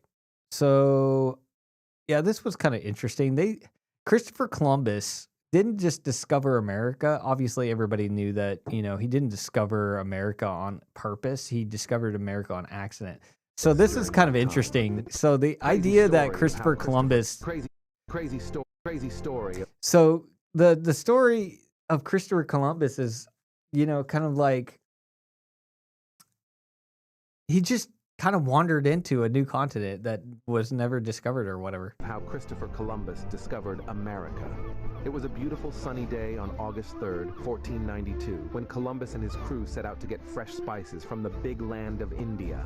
As the world map looked like this during that time, and Columbus wanted to avoid the dangerous path through the Arab lands, he decided to sail west this time, the direct way to India. And so, full of confidence, Columbus began his journey from Spain, and after 3 months of sailing, on October 12th, he finally reached India, although in reality, he had set foot on the Caribbean islands. He was fully convinced that he had made it to India, and even until his death, he never realized he didn't. That's also the reason why the indigenous people of America are often being referred to as Indians. So I wonder if that's true. Like, obviously, I don't doubt the story of him heading west and India, thinking that he was just going to circumvent the world. And, with their map that they just displayed, I don't know if you could see it on the screen, but the whole idea was that you were just going to revolve around the ocean and end up back in, and go to where he was going. But the idea was that the reality is that America and all that exists. So he went west and ended up in America, thinking that he ended up in America or the Caribbean or whatever, that he ended up, I guess, Other explorers. yeah, like he this- went. He ended up in like the Caribbean islands, and he was just like, "Oh, I'm in India," and so that's where the Indians got their name. I don't know if anybody's an Indian or if anybody knows any history, if they called themselves Indian, but I wonder if that was the origin of how the Indians got their name is from Christopher Columbus thinking he was in India. I I really want to know. I'm so fascinated by this story. I watched it today and I was just like, man, I wonder if that's how the English word of Indian got implemented with the Indians. Maybe they called themselves something different. And I'm kind of curious if that's how they got their name, because Christopher Columbus was like, "Hey, I'm in India," and they're like, "Oh," doing their thing. I'm not trying to disrespect. That's what they did. They were smoking their peace pipe, and they were like, "Okay, I guess who are you?" Christopher Columbus was like, "Hey, you're an Indian, right?" Oh. So dishonest. Without the media. He talks so elaborate. It's so funny. Oh, this is great right here. Elon, after dismantling a taxpayer-funded globalist slush fund in about 48 hours, while casually forcing the mainstream media to spend actual airtime discussing baseball. Are you not entertained? I love that scene. I love Gladiator. That's one of my all-time favorite movies, and this encapsulates literally like the society and culture we live in, an X world, and this the craziness and the ridiculousness of the raw like texting that this world group text can literally come together and just say what's on their mind. Obviously, AOC, continue doing your crazy Elon Musk is unintelligent thing. Keep doing that, because I need a couple more laughs from you. Oh, that's so great. Well, forcing that. Oh, that was great. Oh, I love Elon. He's so funny. He's got such a funny. Oh, this was funny. Today we've got President Trump. It sounds just like him. and I don't know how we're they live. did Today this. we've got President Trump and Elon Musk in the studio. Welcome back, guys. Hey, Joe, good to see you. Always a pleasure, Joe. Now, President Trump, you've been back in office for less than 2 weeks, and it's fair to say you're keeping busy. How's it going? Well, Joe, as you know, we're sending the bad people back to their countries. But if I'm honest, I think I may have overdone it with the Hispanics. Oh, yeah? Yeah, Joe, Taco Tuesday feels different now. Less taco, more Tuesday. What about you, Elon? What's up? For the usual, building cars, science experiments, pioneering rocket technology. How German of you. Nice one. I did not see that one coming. Nazi. Come on, guys. Do you really think this is a good idea? Just kidding, baby. I love you. Anyways, Mr. President, what's next on your agenda? Well, Joe, we've got a lot of things to take care of, starting with all of the... Sorry, guys. I think there was something wrong with that elk steak I had for lunch. Don't be sorry, you know I'm quite the farter myself. Listen, guys, no one knows farts like I do. I have the best farts, the warmest farts, farts that smell like you've never smelled before. I feel sorry for Melania. Don't be. She's my closest competitor. Hey, did you guys know I invented a new type of fart? What? Yeah, I call it the Admiral's fart. Check it out.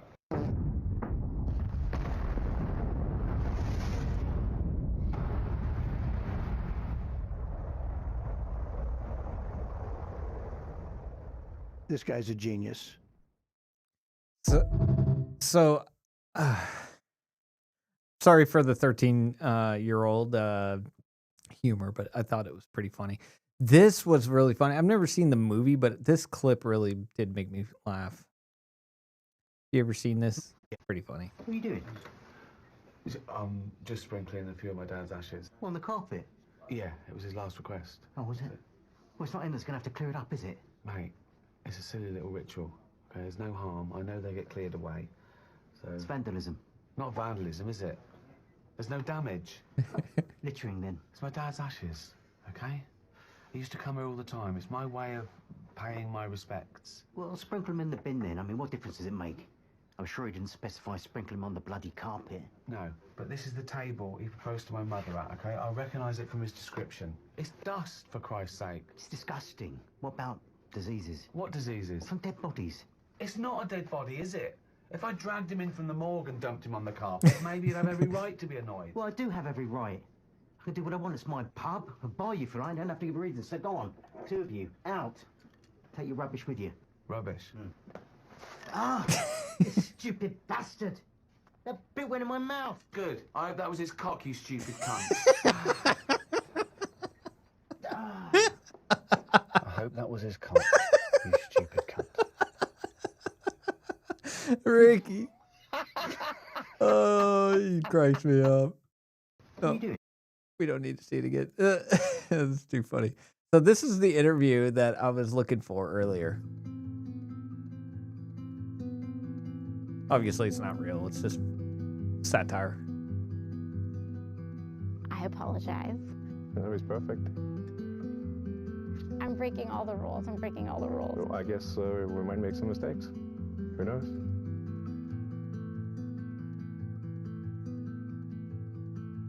I think one of the biggest problems we have in DC is that everyone's egos are too big. I actually just prefer to have no titles at all.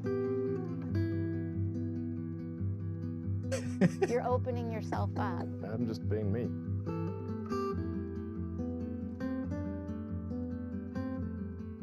Let's go. Yeah, absolutely.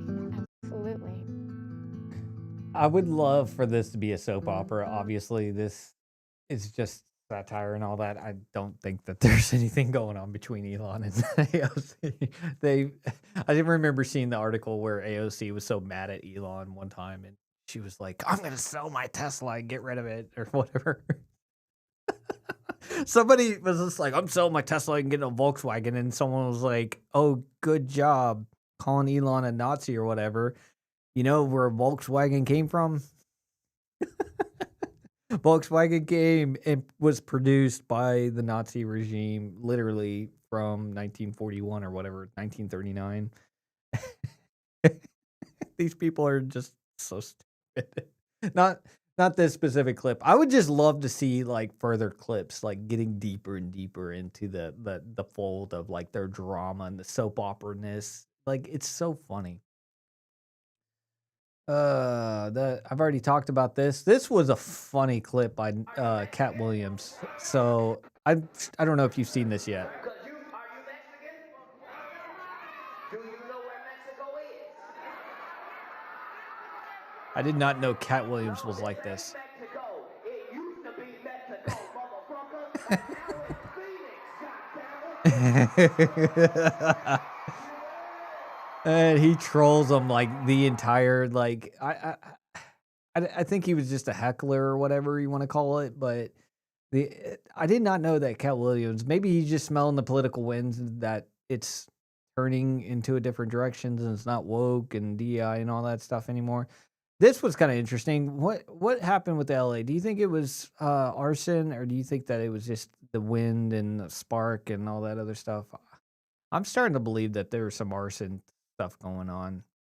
Like the Governor Newsom and Mayor Bass and all that stuff literally had something to do with it. I don't have any facts or anything to support that. It's just my opinion, but I mean, I have no dog in the fight because I'm not from California. I've been to boot camp in San Diego, but other than that, I really got out of there as soon as I could. But I still feel for the people. I thought they were rich people, but apparently they'd inherited. See, there's a little evidence right there. That guy was trying to start another fire. He got caught before he could really make the fire go ablazing. But I heard that the people are not rich. They just inherited it from their families. And, I feel for the families that, can't just, I just personally just thought that they were rich people, that they could just build another house in place and just rebuild it. But apparently that's not the fact. That, they got this big house that it was a big investment from their family, passed on generation to generation. Apparently Mayor Bass and Governor Newsom are trying to keep people from the houses so they can rebuild. And even Trump went down there to try to, get people to, rebuild as fast as possible so they can put their homes back in. But that's up to the local elections. That's why you need to vote people in that will align with your thought process. Apparently California hasn't learned their lesson. I like watching this guy. I'm not gonna play because it's like 3 minutes long. I can't sit here for 3 minutes. But this guy, you should give him a follow. He's got a lot of cool content.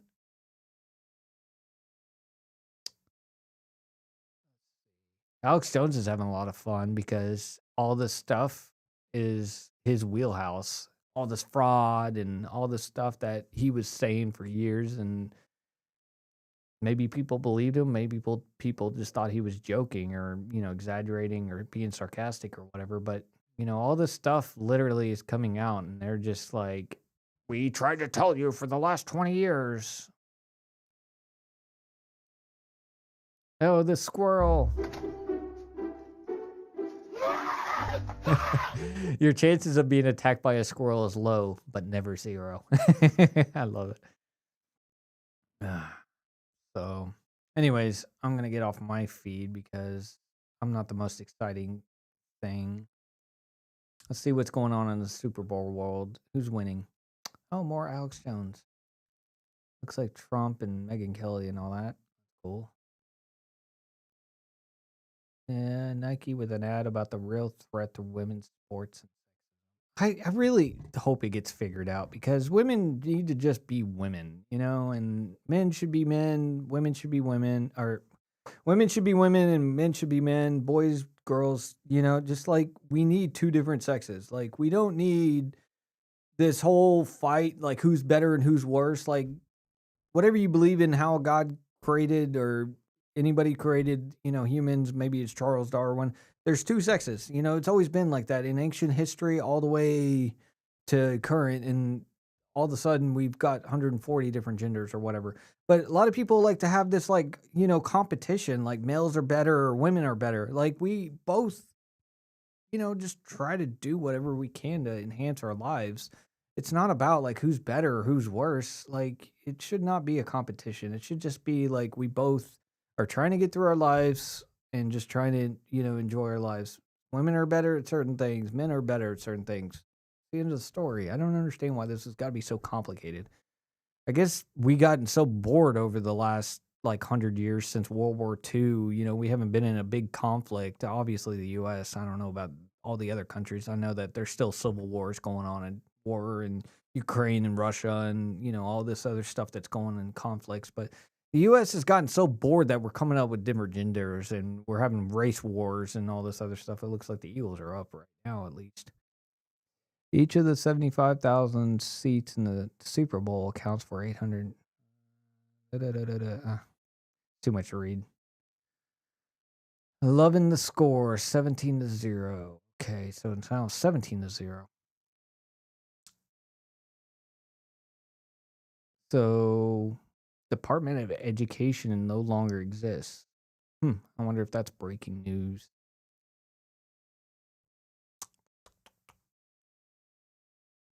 See what else is going on. Anybody want to chat and chime in with anything that you guys are thinking about? Maybe I've said something that's controversial or, anything that you want me to talk about. Maybe the Taylor Swift getting booed. What is your opinion on... Sorry, too much nicotine.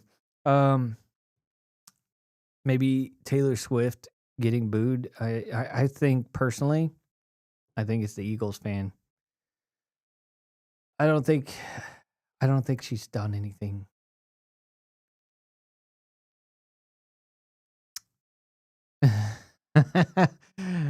Oh no, she's evil. Like I said, I have no dog in the fight. I'm not a Swiftie, but I don't hate her just because she does what she does. Who started calling the Cybertruck DeLoreans? I owe you a drink. Well, I don't know about that. See if there's anything else going on. I think I'm caught up with my X feed. See if there's anything new going on. You refresh this. There we go. Oh yeah, the ice raids are getting a lot of leaks. I wonder who's doing that.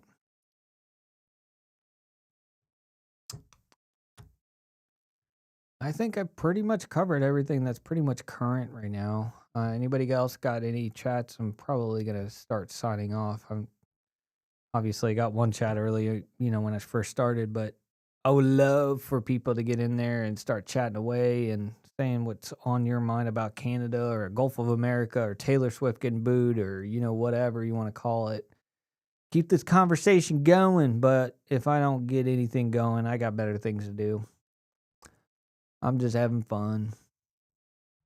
All right, so Trump's approval is about to plummet. Who's this guy? Who is it? I don't recognize him. Let's see. It's Brittany Griner.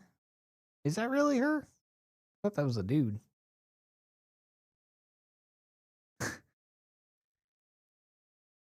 That would be great. I don't know if you saw that. I'll go back to it. With this almost looks like they're doing arm wrestling. That would be the greatest to see President Trump and Taylor Swift do an arm wrestle. That would be great. I know that they're probably like hugging it out or whatever. But during the halftime show, you got Taylor Swift coming on the stage and like everybody's like, "Oh, what's going on?" And then you got President Trump that comes on the other side of the field and they both meet in halftime and there's a big table. You got the referee, one of the NFL refs that are just like, let's play sportsmanlike or whatever you want to call it, and they do a coin toss and all that, just arm wrestling like, "All right, let's do this." It would be so funny.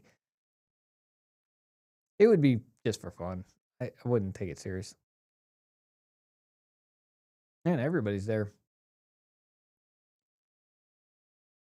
Yeah, I saw this today. Operating a drone from summit of Mount Everest. So basically, this is kind of cool that they're incorporating the drones to send oxygen tanks, gear, any kind of like water, whatever that they would need. And drones, I guess China's doing all this drone technology or whatever. And they're sending all sorts of gear to all the campers so they don't have to carry it up with them. They can just get it delivered to them. It's kind of cool. I think they're trying, because I watched this documentary. I watched like an hour's worth of documentary, and the documentary explains that they're trying to get like, human waste, from different campsites and stuff, because it's starting to smell over the years because it doesn't decompose normally because it's so cold up there, so it's starting to smell, and the trash and all that stuff. So the Sherpas have to go up there and clean up some of the campsites sometimes. And so all this drone technology is kind of cool because it will lighten up the loads of like all the gear that's having to be transported up there. And hopefully, I've heard that, so many people die, trying to attempt to get up there. So it's kind of interesting to see drones getting in, hopefully, less people will die for, trying to get up to the summit.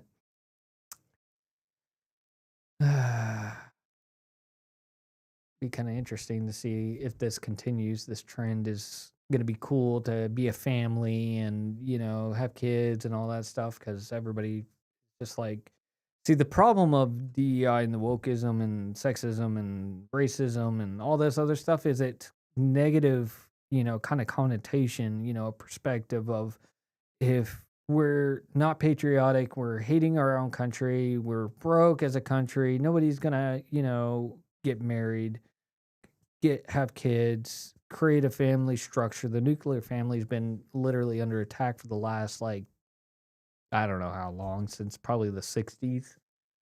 It's when it started. And now you're starting to hopefully see this. And I don't know if it's true or not, but hopefully, we can, have kids being led by both their parents. I'm divorced and I hate that, I'm not speaking from a high mountain or anything, but, and I have 2 kids myself. But I really do hope that, there's more families that stay together than get divorced. Kids really need both their parents and, a stable household. Too many kids that are just punks, not because they want to be punks, but because they were just raised in a rough environment. Let's see.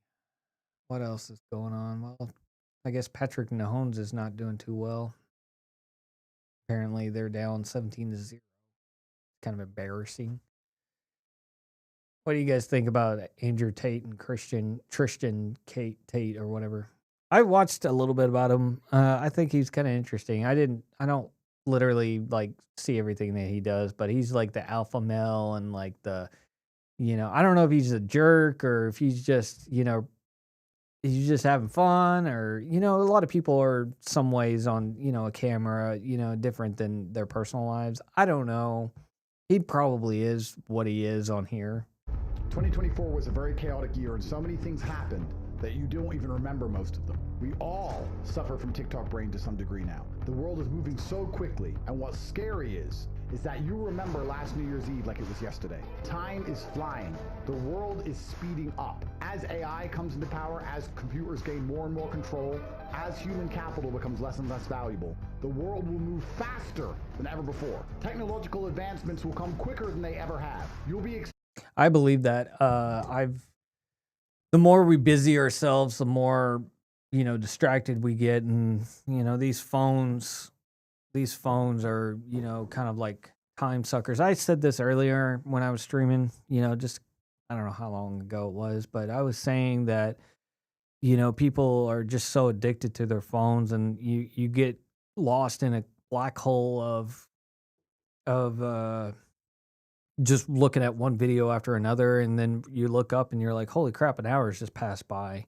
Then you realize, I have a lot of self-discipline and a lot of self-control over like getting addicted. I watched the social what is that, the social experiment or dilemma or whatever. It was on Netflix, or it was called the social something, but it was the algorithms that were built to keep you addicted to their platform, whether it's Instagram, Facebook, whatever. TikTok is notorious for sucking people into their, and I guess I'm not helping because I'm streaming and most people are on their phones or whatever, but the idea is that you use this thing as a tool, not like as a dependency. I mean, I'll never forget this one time because my kids were being brats or whatever. I had them over, when it was my turn to have them, and they were,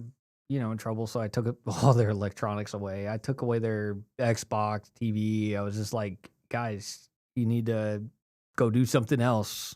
And they looked at me like, what do I do? They didn't have any idea what to do. And it was just, it was a telltale of like, I remember when I was a kid, I got punished or whatever. I'd read a book or, I'd find something else to do if I got grounded from, let's just say I did something wrong. I was taking away my bike, or I took away my, my dad or mom or whatever would take away like, oh, you can't play Sega Genesis or, watch TV for a day or whatever.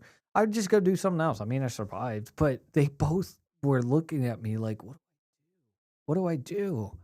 And I was just, I never forgot that look on their faces of just being so confused.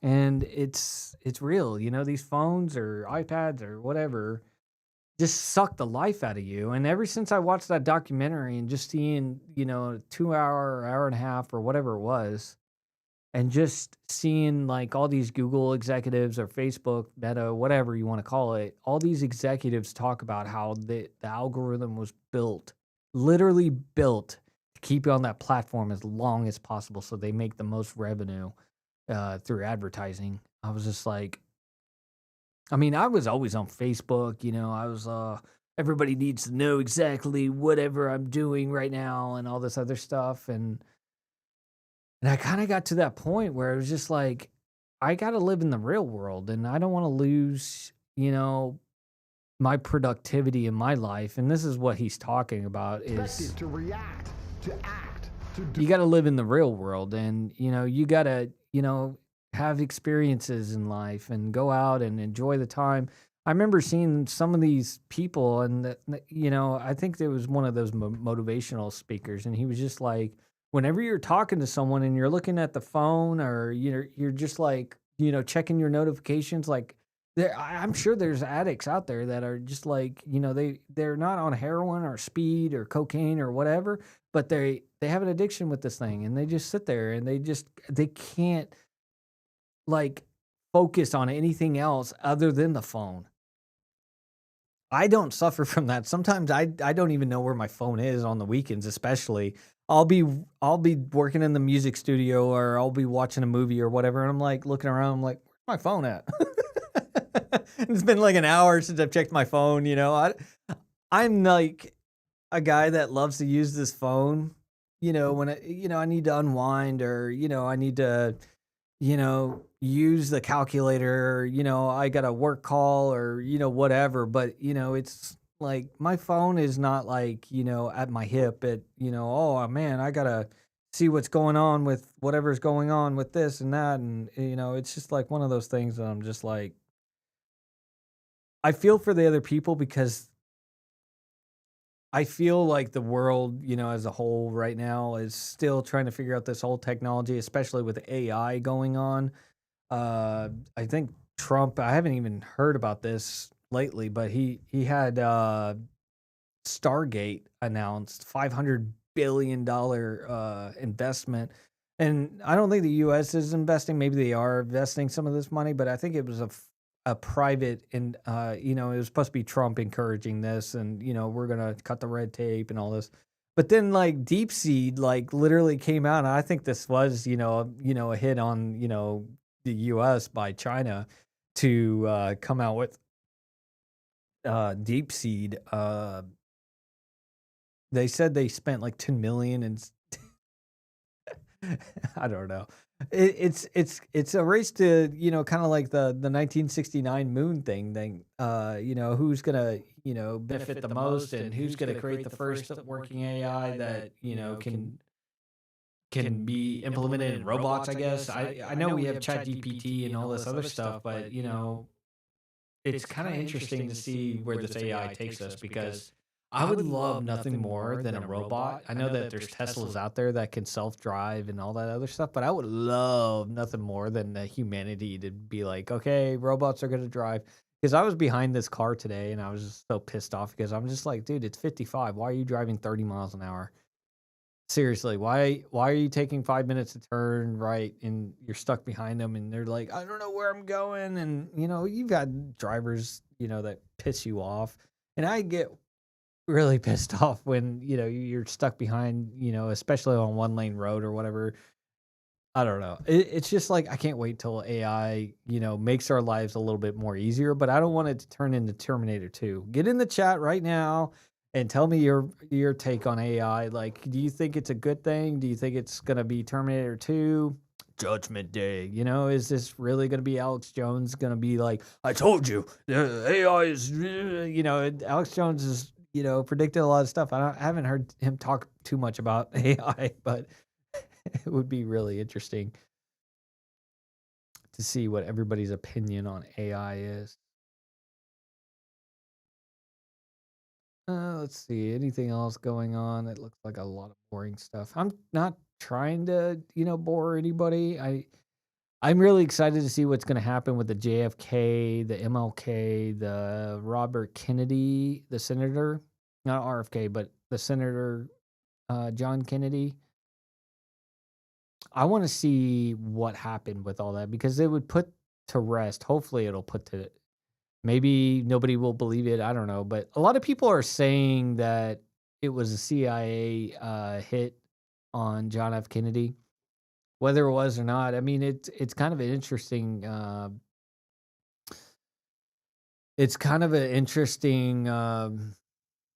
conspiracy theory that the CIA took him out. Israel took him out, or whatever. I mean, it's so fascinating to learn about all these conspiracy theories. Anybody got a conspiracy theory that's in the chat? Let me. I would love nothing more than to talk conspiracy theory. That would be so much fun. I haven't had anybody in the chat since early in the stream. I know I'm kind of boring, but you guys can spice it up by being in the chat and saying something. That would be really fun. Antarctic Orb, if you're still here. I love that you said one thing, but keep going. Keep going. I need more. I want this to be more of a community chat. I'm not trying to beg for attention or anything, but it would be fun to make this more of a I don't know, more of a community type, deal. Let's see. Is the halftime show giving anyone else secondhand? Oh, apparently the halftime is going on right now because everybody's talking about halftime show. So the halftime show is going on and nobody's liking it. Did anyone understand a word Kendrick Lamar said at the halftime show?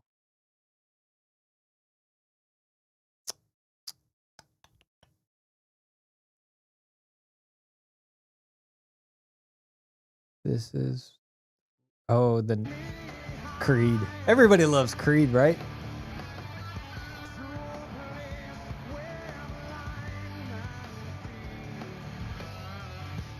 I grew up to this. I don't care. You guys can hate on me. Get in the chat and just say you're the stupidest idiot for liking Creed when you were growing up.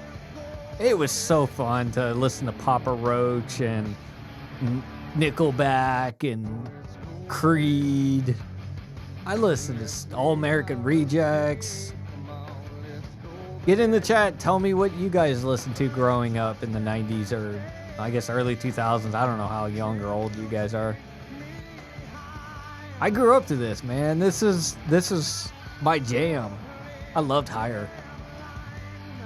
I'll never forget when I was learning how to play the guitar. I was literally trying to learn tabs. I don't know if anybody's musically inclined, but tabs are where you can do the little fingerings or whatever, and play the guitar with kind of where you put your fingers.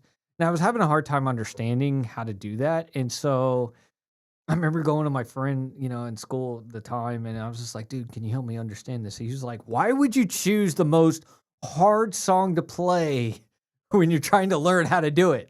I was like, I don't know.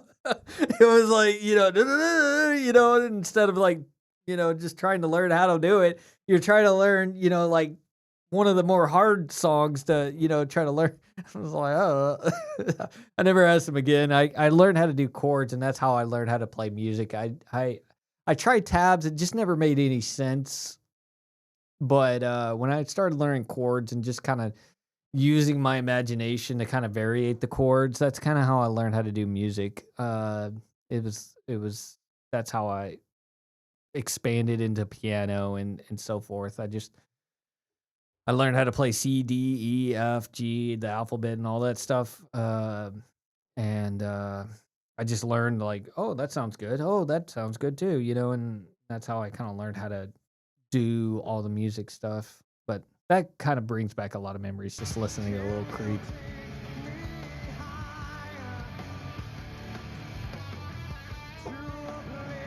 Anyways. Everybody's posting it too. They don't make halftime shows the way they used to. I should have voted for Trump. Oh, poor girl. Poor girl. Taylor Swift is wearing the necklace. What necklace? Is she wearing... Is that a cross? Is there a necklace that I should know about? Anybody know what I'm talking about, chat? Anybody want to get into the chat and let me know what's going on with the...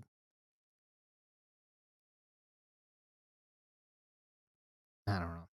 I'm so lost when it comes to like stuff like that. I always love seeing this like Tesla versus the Ferrari like drag races, because it's like, dude, Tesla built it to where there's literally like no friction whatsoever. It's just direct power. Like the combustion engine, I don't know. I'm not a mechanic by any stretch of the imagination, but it takes time for that impact where you hit the pedal and power is transferred to gas, to the piston, to ignition and all that other stuff. And then it's actually, it's really instantaneous. But when you're talking about it, like a Tesla, it's like direct, it's instantaneous. Like it's like, as soon as you hit the pedal, you're going. The combustion engine can never like keep up with the direct power that Elon Musk figured out how to do. Oh no, President Trump jinxed the Chiefs. I don't know if you saw this interview, but apparently Trump was like, yeah, the Chiefs are going to win. And so I guess 17-0. I don't know what the score is right now because obviously I'm not watching it, but that was the last score update I got. If anybody wants to update me in the chat, that would be amazing. Even though I don't really care, it's just kind of interesting. But apparently Trump jinxed the Chiefs. Oh no. There's going to be some kind of investigation into that, I can see. Oh no. Oh, I don't know how much money. I'm sure if I went to Poly Market right now, I could figure out how much money people are betting on this. Like, there's so much money that is involved in this Poly Market type of Super Bowl thing.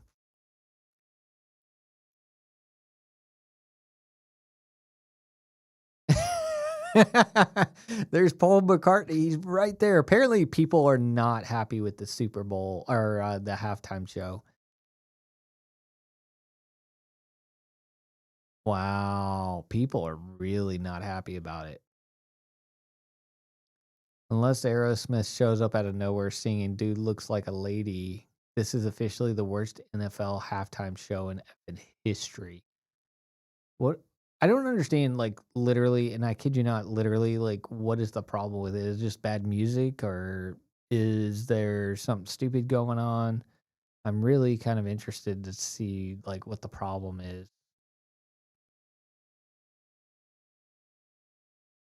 Oh, there we go. I'm in chat now. Cool. Anyways, I'm really kind of curious to see the halftime show is gibberish, but at least it looks to be patriotic. Okay. Well, that's a little bit more context to see what's going on.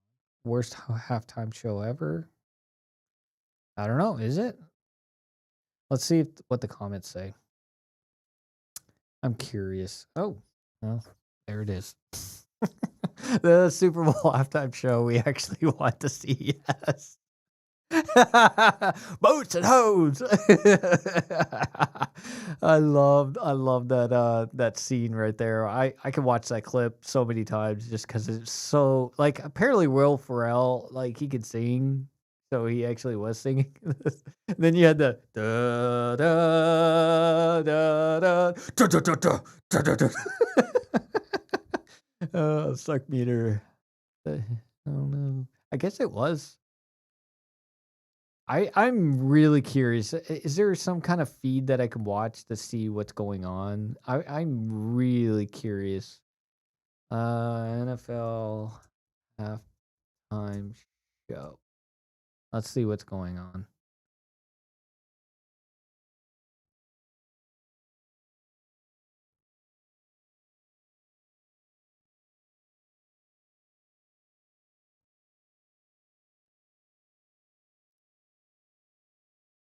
Okay, it just looks like a normal.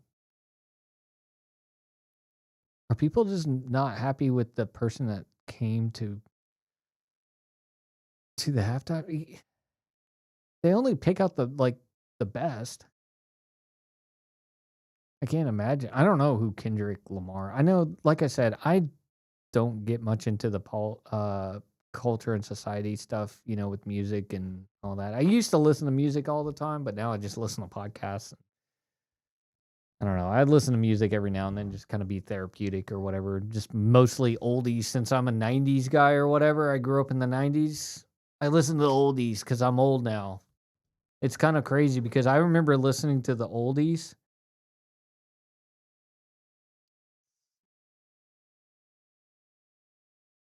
I thought this was a comment. Apparently, it's 24-0, but it was just an update to see. Okay, so this is just an update to see where the game is. I thought it was just. I thought someone commented. Nobody's gonna comment, I guess, since this one guy. Anyways, what is wrong with the halftime show? Like, what is the problem here? It looks like they're just doing their thing. Like, people are just having fun. I don't know what the problem is. This is the worst halftime ever. Like people are really pissed off.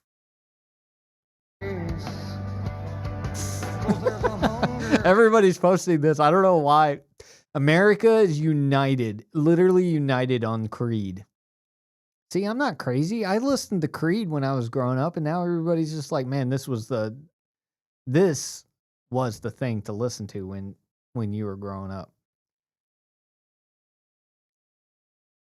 All right. So, did you like the halftime show? Let's see what Greg's comments. Oh no, I was with your mom. We're 13 again. It was a snooze fest. I liked Samuel L. Jackson. I didn't know he was in. See, I'm telling you, Creed is just he's he's like a legend. It's wow. I've always wondered about Target, why they have these balls there. Like I've always wondered that. Why is Target has their like I just don't understand why Target does these little balls. Does anybody understand that? Did you like it? Okay. No. I can't find anybody that has liked it. And this is not trying to be political or anything. Oh, there's where L. Jackson came into. I guess he was the patriotic guy. I don't know. Okay, that's just a GIF. I don't know. Is this the Justin Timberlake and that? I don't even want to talk about it. I don't know if I'll get demonetized if I say the word. Justin Timberlake is being brought up into the. I don't know. I am really. Says turn this TV off before ending.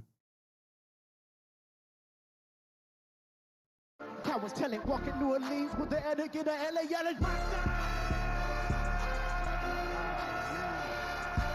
They acting bad, but somebody gotta do it. Got my on the gotta turn the TV off, turn this TV off, turn this TV off, turn this TV off, turn this TV off, turn this TV off, turn this TV off, turn this.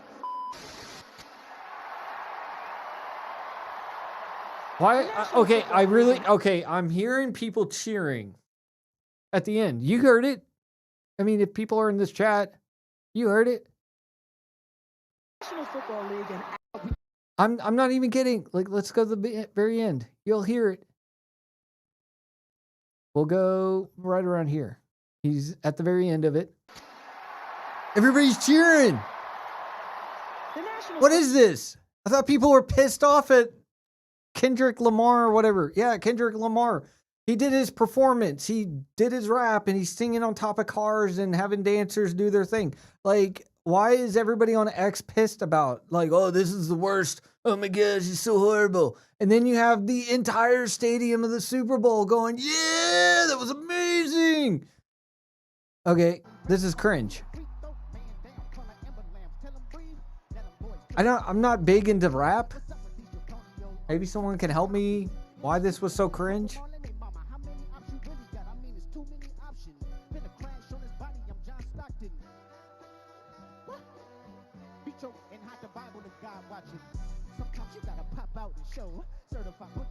I don't know. Like I've said before, I'm not gonna like take you down too much of the rabbit hole of like why this was cringe. Like I really want to know why this was such a horrible garbage performance. Like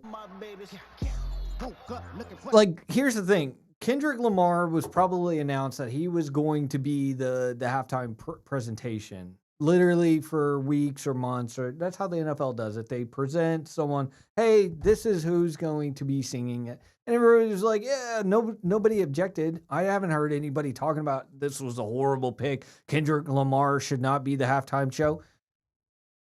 What's the problem? Like, why is everybody hating on it? Matt Wallace, crazy idea. A halftime show where a band plays music. Okay.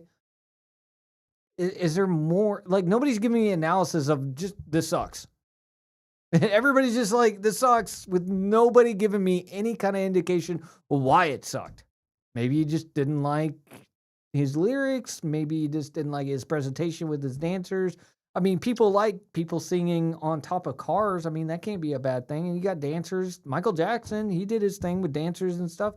This is no different. I mean, obviously, we're not talking about the same kind of quality of music and all that stuff, but he's essentially dancing with other dancers and doing props to, enhance his lyrics and all that. What is the problem here?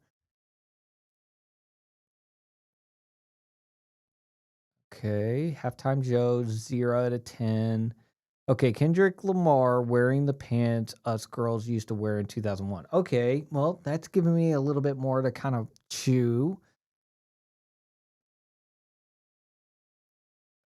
People trying to be racist. Okay, I don't care.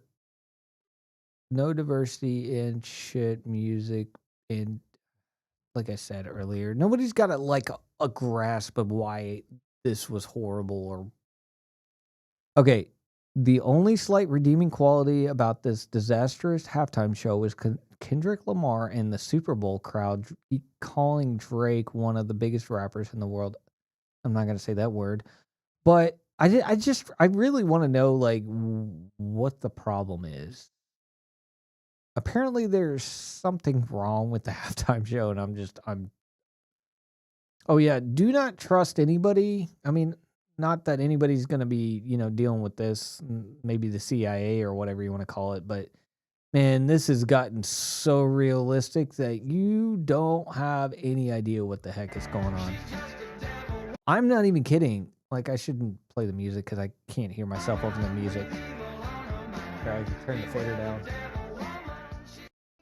So, have you seen this at all? Like, what do you guys think about, you see a beautiful lady, and then all of a sudden he's, been wearing all this mask and makeup and wig and bodysuit and all that stuff, and it's really a CIA operative. Now, CIA's been doing this for years. They've been masking themselves and looking like a completely different person. That's their job to, really fit in and be, deception and be spies and stuff. But this is getting to where, it's getting a lot more realistic for the average consumer. Imagine, an AI is, getting good enough that, Trump's voice can be manipulated. What if someone does hack his, True Social or whatever and says, we're going to nuke China or whatever, and he does a press conference that someone hacked that press conference. It looks legit and it looks real. But now everybody, the whole stock market, the whole everything's been.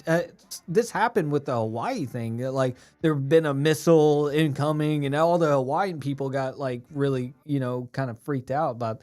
And it was all just a big misunderstanding. And I think Obama had something that happened during his presidency that someone stole his likeness, and people lost billions of dollars in the stock market because someone hacked his Twitter or something like that. I don't know what happened, but I'm kind of nervous about this whole AI, this whole mask and bodysuit and wigs and stuff like that given to the average consumer that can literally look like someone else. I don't know. Did you like the halftime show? Apparently nobody liked the halftime show, but I don't understand why nobody liked the halftime show. This is easily the worst halftime show I've ever seen. Cool. What is your reasoning behind that? Why did you not like the halftime show? Can anybody get in the chat? Because I'm really curious why nobody liked the halftime show. Because apparently there's something wrong. Okay, woke TV commercials. Okay, that has nothing to do with the halftime show. Guys, are you all going to start wearing bell bottoms now? Is he wearing bell bottoms? I don't know. How about the halftime show? Shit. What is this garbage? I don't know. I really. Anyways, I'm going to get off the halftime show rant because I don't care. I guess we're caught up with what's going on in the current time frame, and nobody's still chatted yet. I'm so sad. I would love for someone to get into the chat and say, hello, my name is blah, blah, blah. I would like to share my opinion on this. Can we talk about this? Let's see. What is this Alex Jones talking about today?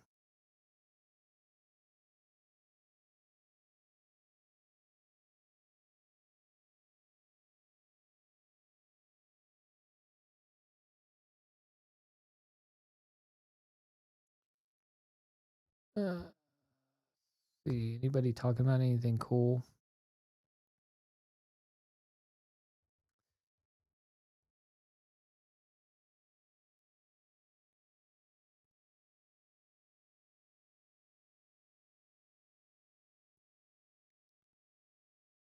Let's see if anybody terrible. The only part I understood was Samuel L. Jackson. I guess I guess everybody hated it because they didn't understand what Kendrick Lamar was saying. It was horrible, and I'm a fan of Lamar's. That's telling. Everybody's saying how horrible it was. Wow.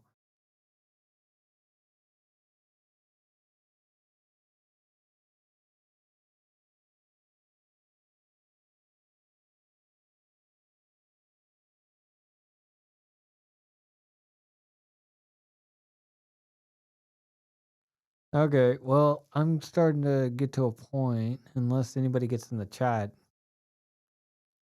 I'm going to get off unless I go on another rant that could spiderweb me into 5 different other rants.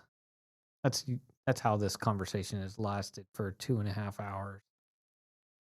Because, like I stated when I first got on here, that I don't really have anything better to do. I'm just kind of hanging out and seeing what's going on. I don't really care what's going on in the Super Bowl. I'm more curious about why everybody hated the Super Bowl. Anybody seen any Doge commercials yet? Apparently, there's a rumor that Elon Musk spent $40 million for Doge commercials, and everybody's like, "Oh no, nobody's seen any commercials yet." But I'm starting to get to a point where I am good. I don't think that there's anything going on in the world that I haven't talked about. Maybe there's more, obviously, but oh yeah, I remember this. This is how you spell eagle, ELG. That was the mayor or the governor, one of the two. That was just like, this go Eagles, ELG, blah blah blah, and it wasn't spelled right. Everybody was just like, no, that's not how you spell Eagles. Uh, that's funny. So apparently someone didn't like this halftime show. Reminds me of my toddler's late afternoon dance routine. So it wasn't the singing, it wasn't, I guess, the lyrics, but I guess it was the dancing and the performance.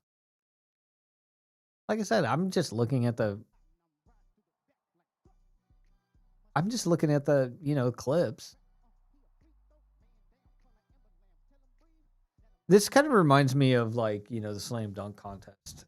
Remember the slam dunk contest in an NBA? They used to have like Michael Jordan and all these other athletes. They would, do their dunk, and try to get the judges like 10 or whatever.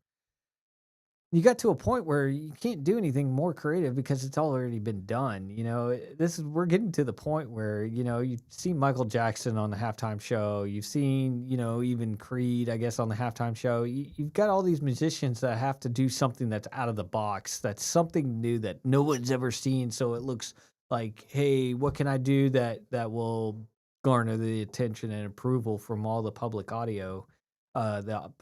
audience from all around the world? I mean, it's not easy. It's not easy to come up with something. I guess a dance routine and, the songs and all that, it's kind of an interesting where the band plays music. I don't know. I don't really care. I know that rap culture, I know that people get into rap. I'm not a rap fan. I don't know anything about Kendrick Lamar. Not that I have anything against them.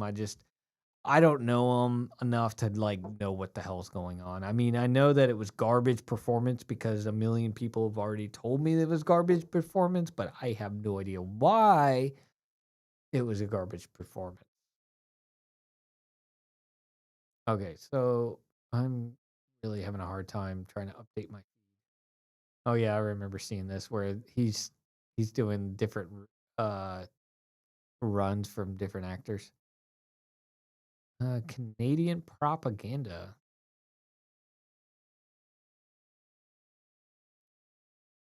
Yeah.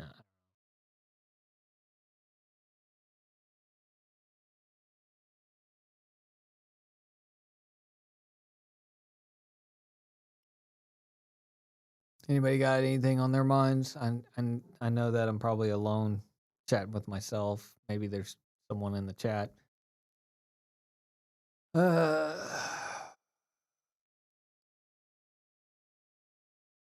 here's a side quest for you.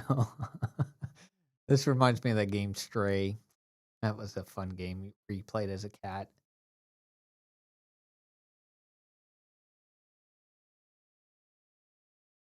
This is the greatest like GIF or meme or whatever. I don't know what fight it was, but Joe Rogan and the announcers go, ah! That's so good.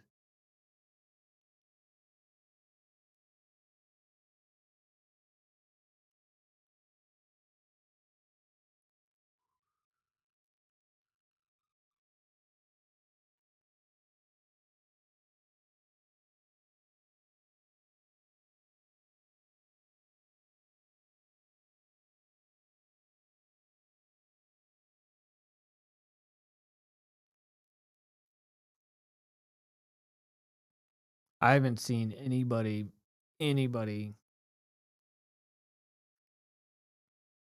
say anything positive about the halftime show.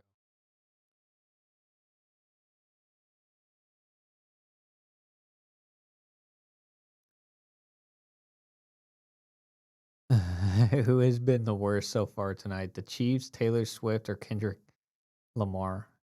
That's interesting. Oh man. Yeah, there's really nothing else going on.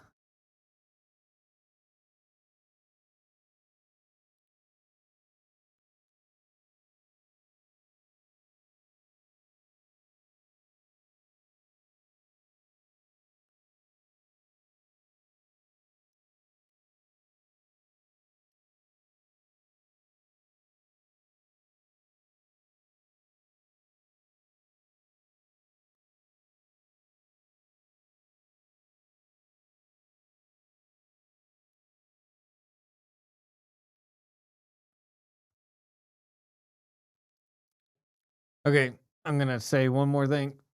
If the Eagles win, this is a great question right here. If the Eagles win, will Taylor Swift dump her boyfriend? Aw. If really the relationship was built on whether he loses or wins the Super Bowl, I feel bad for both of them. I really do. Because that's not love, and people deserve to be in love if they're in a relationship. I think it's, people can do whatever they want to, obviously. I don't know why my. Hello? I don't know why my mic just cuts in and out. Oh, yeah, Tom McDonald. I love Tom McDonald.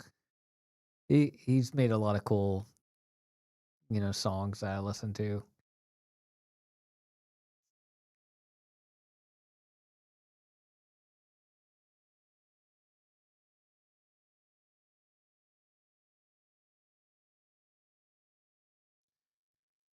All right. I guess nobody's chatted. I'm going to let this stream end because I have not seen anybody get on chat and I'm running out of things to talk about because there's nothing else going on, at least right now. Hopefully everybody's safe tonight after the Super Bowl. I know that either Eagles or the Chiefs are going to lose or win or whatever, and everybody goes crazy. I hope there's no terrorist attacks. I hope that there's no violence or anything stupid going on. Everybody be safe. Nobody do anything dumb. I'm not trying to be everybody's dad or anything, but it's kind of chaotic and crazy when, the Super Bowl ends. Everybody goes, they get all angry because their team lost, or they get all happy and go crazy when their team wins. So I'm sure New Orleans is ready for it. I mean, obviously, Trump's there, so security is pretty much high right now. I'm sure the Secret Service will probably get him out of there as soon as possible. As soon as the game's over, he'll be probably swept on the Air Force One and on the road or in the air or whatever you want to call it. But I hope that everybody kind of minds their own business and, is safe. Nobody's going to do anything stupid. Did you see in the audience the lights in the crowd game over? I have no doubt that I don't know what's going on with that.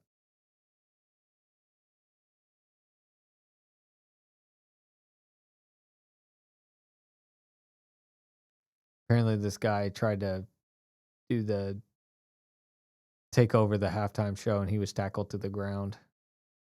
Security took him out.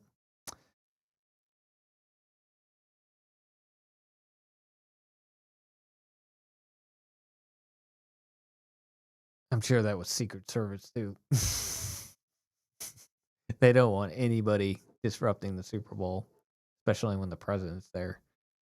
I'm sure they were like, Trump was like, "Hey, I want to go to the Super Bowl," and Secret Service was like, "Oh no, this sounds like a horrible. How am I supposed to secure, the Super Bowl?" I'm sure they were really excited to hear about Trump wanting to go to the Super Bowl.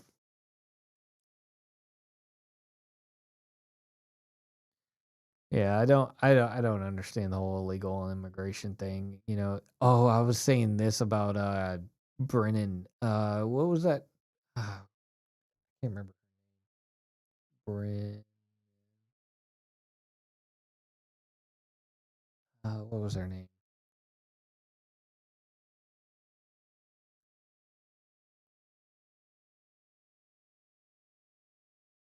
What was her name? It was the crazy chick, Margaret. Yeah, the Margaret.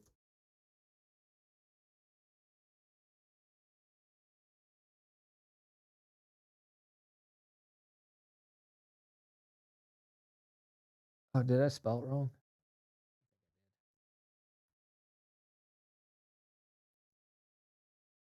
Spell this keyboard.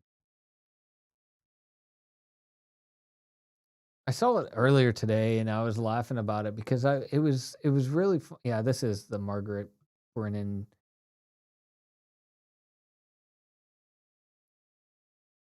Let's see if I can find it.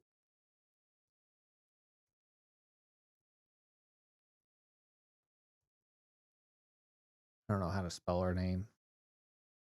Anyways, I saw that it was. I don't care about Margaret, with the JD Vance thing, and I was just like, how is her reputation ever going to, come back from this? And it's just like, then she had that other interview with who was it? And she got embarrassed from that same thing. And then oh man, I'm brain farting all of a sudden. And this is the time to cut the chat. I'm starting to lose my mind. I've been on here for almost 3 hours. So I'm gonna get off of here and I'm gonna shut up so you guys can do something else. Not that anybody was in this chat in the beginning with, because all I got was one guy that said, "Hey, what about Canada being a couple different states instead of one big state?" Oh, there it is. I actually like the idea of Canada being many different states instead of one big state.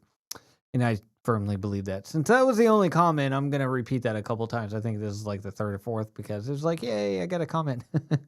Hey, I'm just starting out. And, it's kind of a special thing when someone joins me and actually says something. I don't know. Whenever I go to a chat, I try to comment. I'm trying to be involved. How come you guys aren't? I'd love, a little bit more involvement, bringing up topics or, expressing your opinion on, Margaret Brennan. I don't care, bro. Here, let me see if I can. There it is.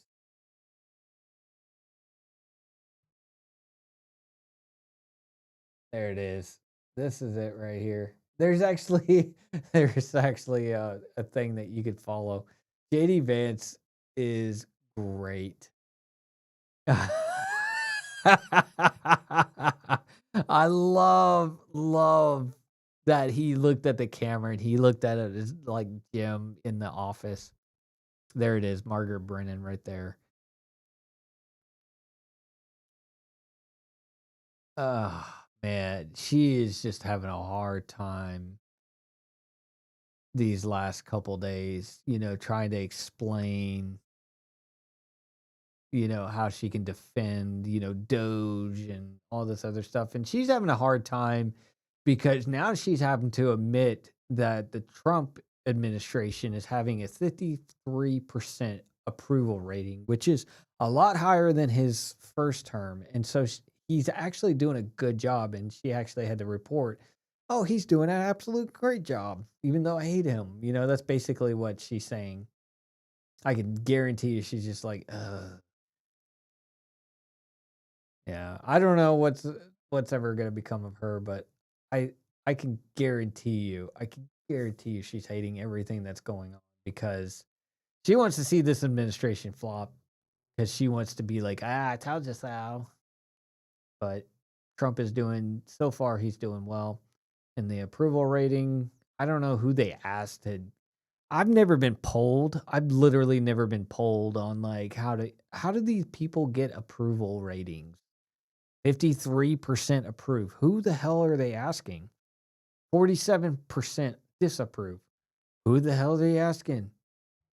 I've never been asked. Like, how do you get polled for this? I'd like to be part of the poll. You know, I would have said my disapproval for Biden.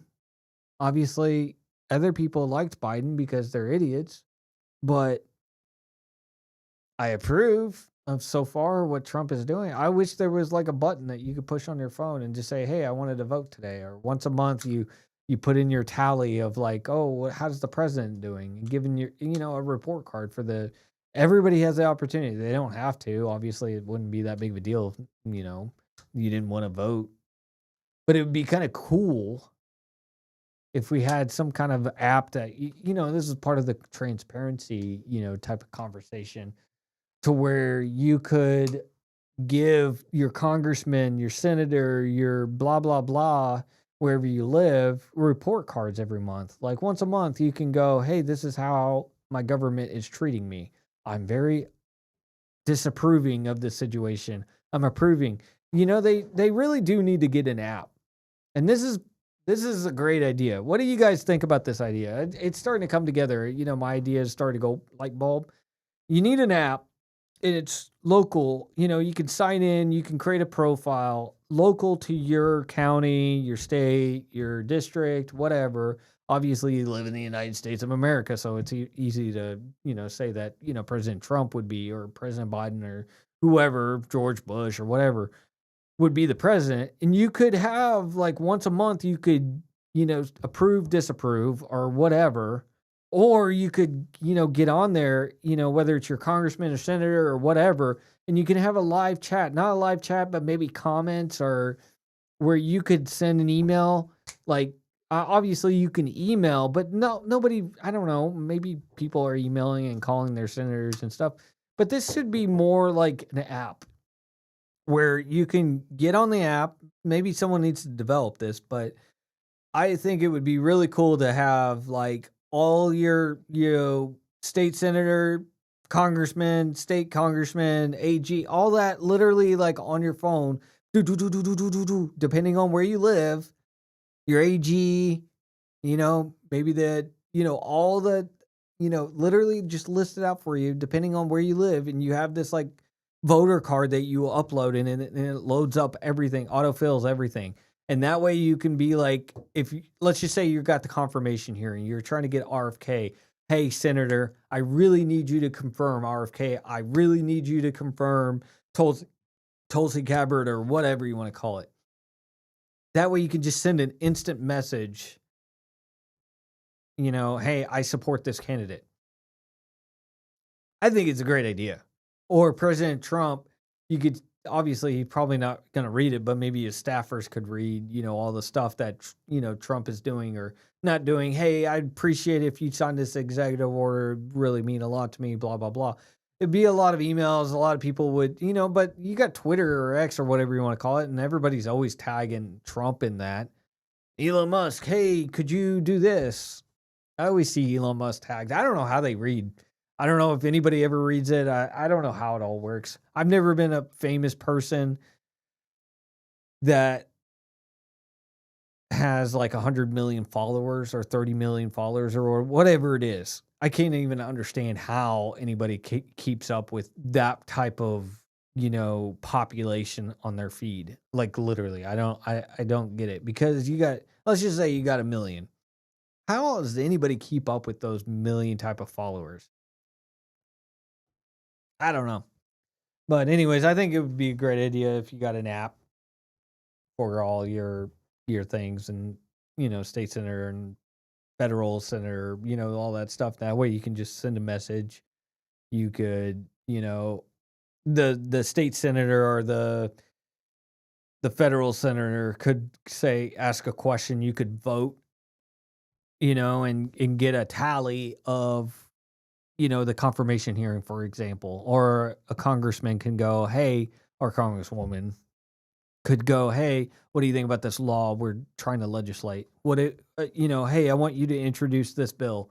Hey, vote this way. You'd have the constituents having a direct line, with having the conversation to do the will of the people. I think that's a great idea. I think I came up with a great idea. Will anybody ever implement it? I don't know. But anyways, I'm going to get off of here because I've been rambling for almost 3 hours now. So have a good night, guys. I will see you on the flip side, hopefully, in the next stream, because this is, like I've said before, Sam wasn't here. Obviously, say hi to Sam. Sam is usually, sitting in the seat. He's got his microphone over here, and doing his thing. He likes to create chaos. I'm more of the guy that just likes to chat and just chill. I get a little passionate about certain events or certain, topics of discussion. But most of the time, I'm pretty balanced at like what I'm talking about. What the hell is this? Taylor Swift has just been spotted heading down to the field to try to get to the Chiefs to get back into it. I don't get you, Greg. I don't get you.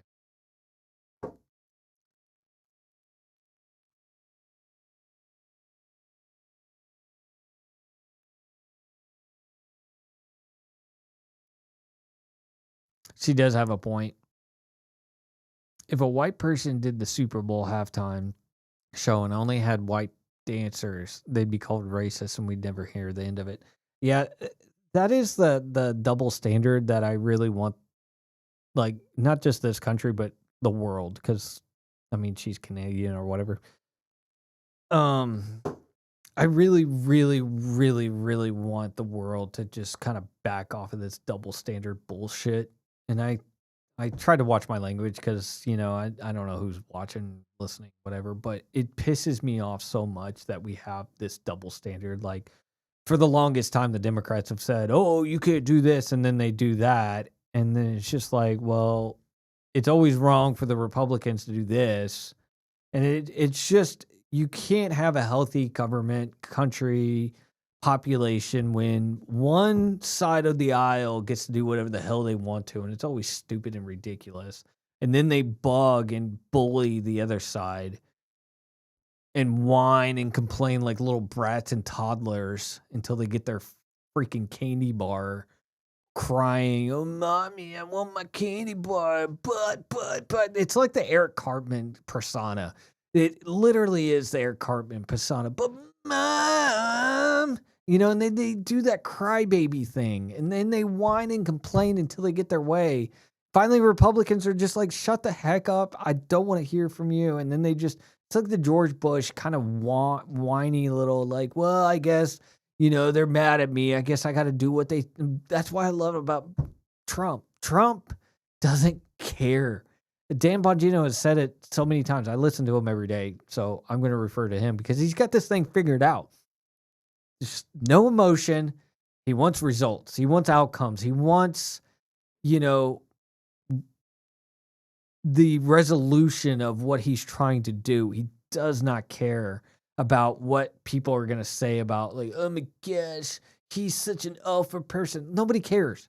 At the end of the day, did that get done? That's how you grow a spine. That's what Donald Trump is literally trying to harness the American people and saying, hey, there's more to a law or legislation or whatever you're trying to do than getting bullied around.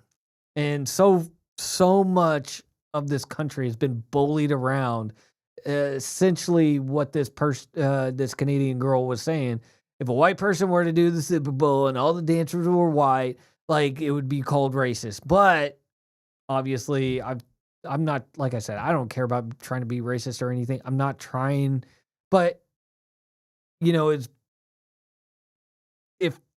if it's the turn the tables around kind of situation, nobody's ever going to complain. And that's the ridiculous double standard that we live in, for the last 20, 30 years or whatever, that, you got this whiny, you got to get my way. I'm going to whine and complain until I get my way. And then they get their way and then they just go, it's that common like fallacy. If you give them an inch, they'll take a foot. And that's literally what's been going on for the past like bajillion years, is like people, go, oh, well, this isn't acceptable, but this could be acceptable if we just kind of just keep poking and prodding. And literally, this is literally what's been going on, is just you give them an inch, they'll take a foot. And that inch turns into a foot, and that foot turns into an inch, and to the next progress, and it's called progression, or the progressive party, for a reason. They try to progress, their agenda. And so far, their agenda has been destruction. The WEF, we need to, have one world order. I know that Republican and Democrat presidents have tried to, line the agenda in that direction. And that's what I love about Trump. Trump is just like, leave me the hell alone. Apparently, someone just followed me. A lot of people, and this is another conspiracy theory that I have, I think a lot of my followers, because I'll just be posting stuff or retweeting something or whatever, and I get a lot of bots, I think. I look at the profile and I'm like, is that person real? And it's just some hot girl. And I'm like, probably not. It's probably, I'm like, all my followers are, I think I have like, I don't know. Let me see if I can look at my thing. I have 924 followers. I bet you they're all bots, but maybe 50, maybe I got 100 followers. But she does make a valid point. I mean, it's just the double standard that I get so tired of, just the whining, complaining. It's so stupid. Pisses me off.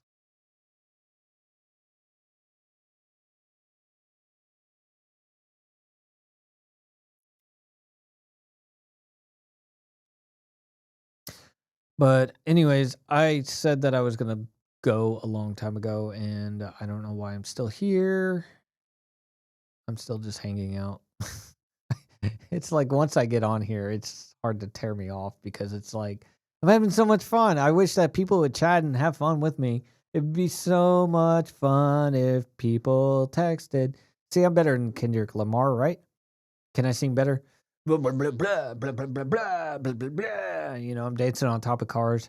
Yeah, you guys should check out my Mental Illusion. I got really pissed off earlier. I was telling you about Spotify and how they banned me. I'm still going to write that email. I'm kind of procrastinating on it a little bit, because I'm just like, I'm still angry, and I don't want to be angry at Spotify and DistroKid. But they took me off because of the like artificial streaming crap. And I'm just like sitting here like, you guys, I am making 4 cents off of these quote unquote artificial streams. You guys need to chill the hell out. If I was doing artificial streams, I'd be hiring someone that was going to play my songs 1,000,000 times, not 3,000 times. What the hell do you think I'm trying to do with 4 cents of artificial streaming? I'm so pissed off. It's 2 years worth of work, $10,000 worth of music equipment that I acquired over 2 years, and they just took that away from me. I don't even want to talk about it because I'm that pissed off. I spent a little bit of money on, this microphone and, these headphones and these lights and, the ability to podcast and stream, even though that nobody's really watching or commenting. And I'm not taking away from Antarctic Orb. You actually commented. You did a good job, a good solid for the RUTS podcast. The Relaxing Under the Stream, the Relaxing Under the Sun podcast is RUTS. You guys did me a solid by commenting. I really appreciate it. We got more comments, but I'm asking too much apparently. But But I don't mind spending money on something that I can invest in. I invested into my music, and Spotify ripped my soul from me. He's basically doing the I am coming for your soul. That's what Spotify did to me. And I'm literally on edge of just taking Spotify and never giving them a penny ever again. Because this is personal to me. I spent 2 years and 10 grand to come out with music that I put my heart and soul into. And for you guys to say, or for Spotify or DistroKid or whatever, to take me down off of 4 freaking cents, because each stream is worth 0.004 cents. It's not even a penny. You guys took me down because I got 4,000 streams, and I don't even know how the hell I got on that playlist. And you guys don't give me any reason, like, well, you guys, artificial streaming's no good. This is your warning. And then they, the next day they just took me down. I'm pissed. Obviously, you guys, whoever's in the chat or whatever, I don't know who's listening to me ramble about this, if you guys know what I'm even talking about, but artificial streaming is literally where you hire someone and they have a bot, and they can have multiple bots doing this, but we'll play your song and they'll just put it on loop, and and just have like computers or robots or whatever to artificially stream your songs to make money and royalties through, Spotify or Apple Music or whatever. I did not hire anybody to do anything. I wanted it to be organic. I wanted to start at the bottom of the barrel. That's what makes this thing so disgusting. It pisses me off so very much that I don't have any power in this. Like, I can send a nasty email saying, hey, how dare you take me off? I didn't do anything wrong. But they could just throw my email away, and I'm not going to sue Spotify. I don't have that kind of money. I don't have any of that prestige or anything of that nature. But Spotify did not do me a solid by letting me, I don't know, have a problem with artificial streaming, email me and say, call me up or anything and just saying, hey, what the hell is going on with you? We detected artificial streaming, and let me resolve it. Maybe, blank slating me or something. Hey, we can't give you the 4 cents for the 4,000 streams or whatever. But they didn't do anything. They just took my music down. So yeah, I'm a little pissed at Spotify right now. And I am on the line. I'm on that border that just literally I'm trying to understand what to do, because I've experienced this I think this last week, and I did not want to react and have that knee-jerk reaction of, oh, I'm going to email them. I wanted to take some time to understand what to do at this point, because Spotify is the biggest platform. I think it accounts for 75% of all the music streaming platforms of the country or world or whatever. And I think Apple Music's 17%, and then the rest follows suit or whatever. But if hypothetically I don't get any resolution from Spotify, I will never, ever sign up for them. I will take my account and throw it in the garbage, because I spent hard work. I learned how to record music. I learned how to play music and all that stuff to put my heart and soul into something and money into something for the pride and self-dignity of working on my music, and for them to just accuse me of trying to manipulate the streaming that I had nothing to do with is just insulting. I mean, how would you I don't know who's watching this, but how would you like someone to just rip your soul and just laugh about it and just walk away? That's how I feel. I had a lot of fun, making my music. I would like to make a second album, but what the hell am I going to do second album if my first one got ripped and stripped away from me?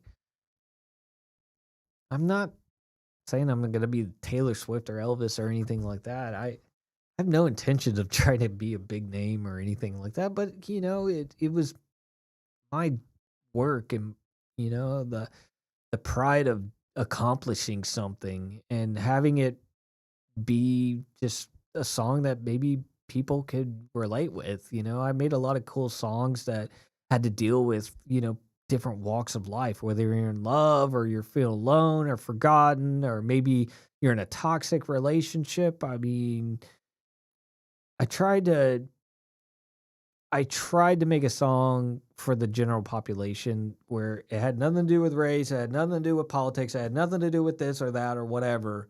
And it was something that I could look at and be like, I did that. And they took that away from me. Pissed me off. Spotify, you're fired.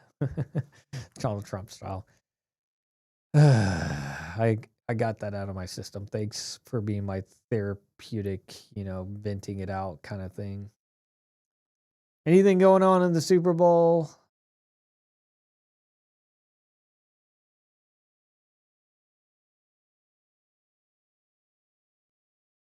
Let's see. Anything going on? Oh, Blockbuster.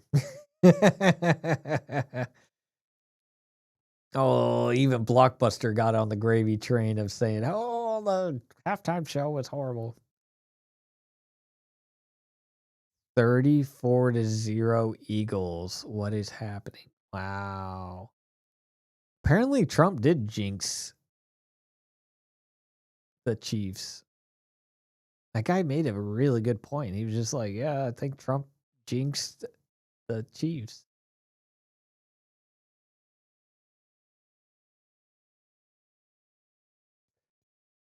Let's see what Trump is saying about Canada.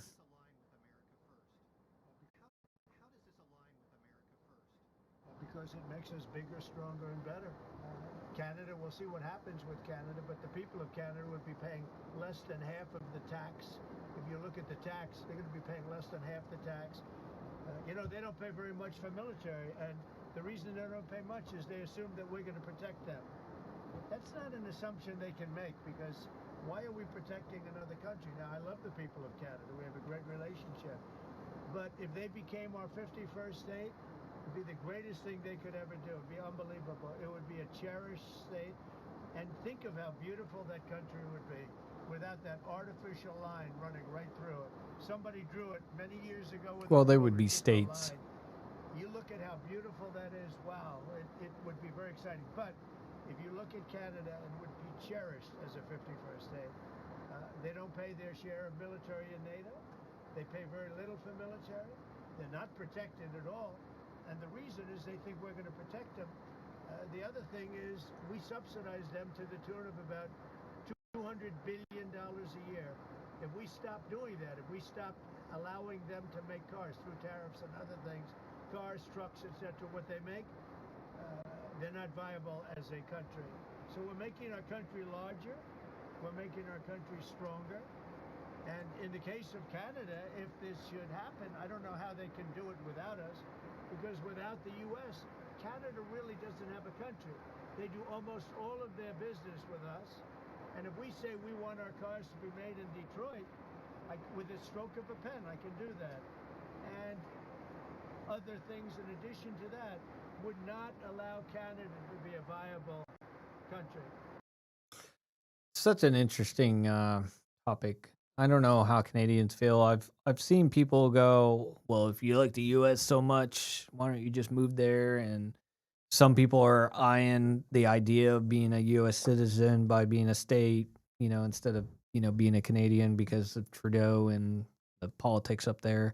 Obviously, I'm not a Canadian expert. I live in Texas. I don't really follow much about what's going on up there. I heard Justin Trudeau is not the greatest human being or prime minister or whatever, but that's the extent. I know there's different provinces. I know that, there's Toronto and Ontario and, different districts, I guess, or I don't even know the prime minister of, like, I think they call themselves in different provinces, the prime minister. Maybe I think they're like the governors in the U.S. states, and then they have, I don't know.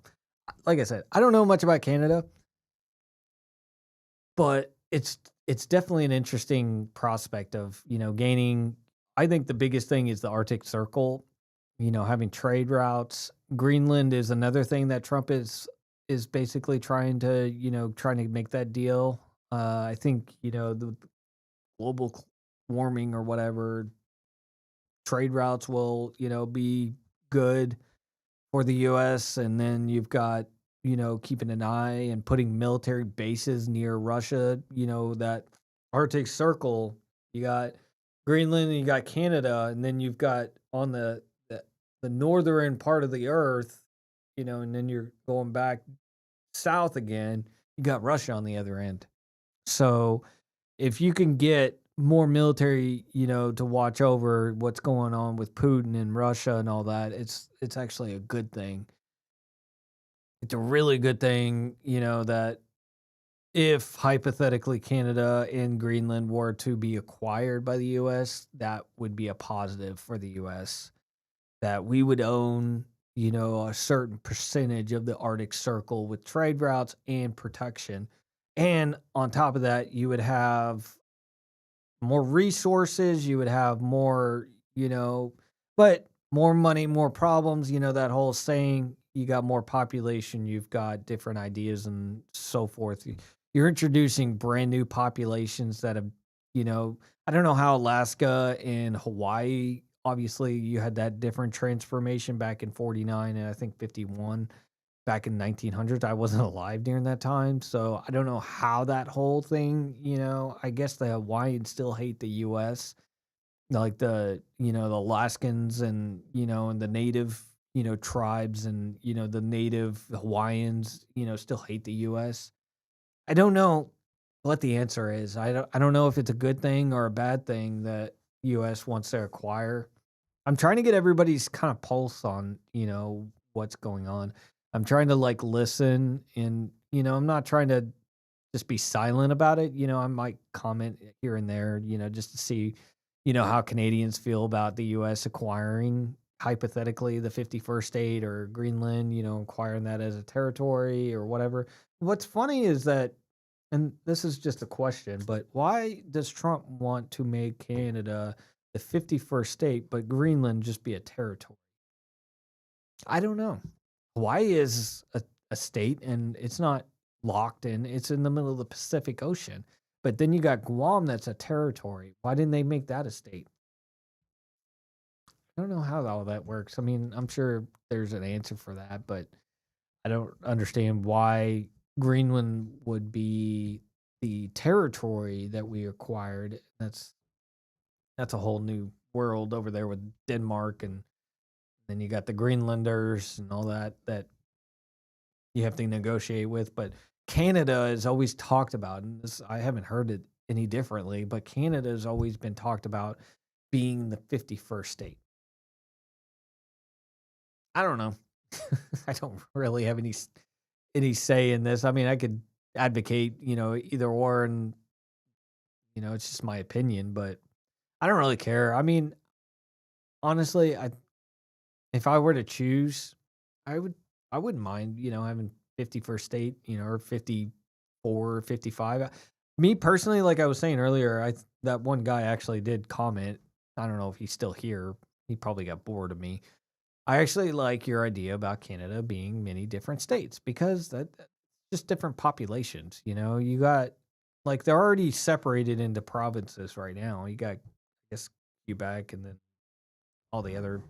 I don't even know what the provinces are called. I know one's British Columbia, I think Newfoundland and Nova Scotia. You got a different, but they're already separated into different like little chunks of land.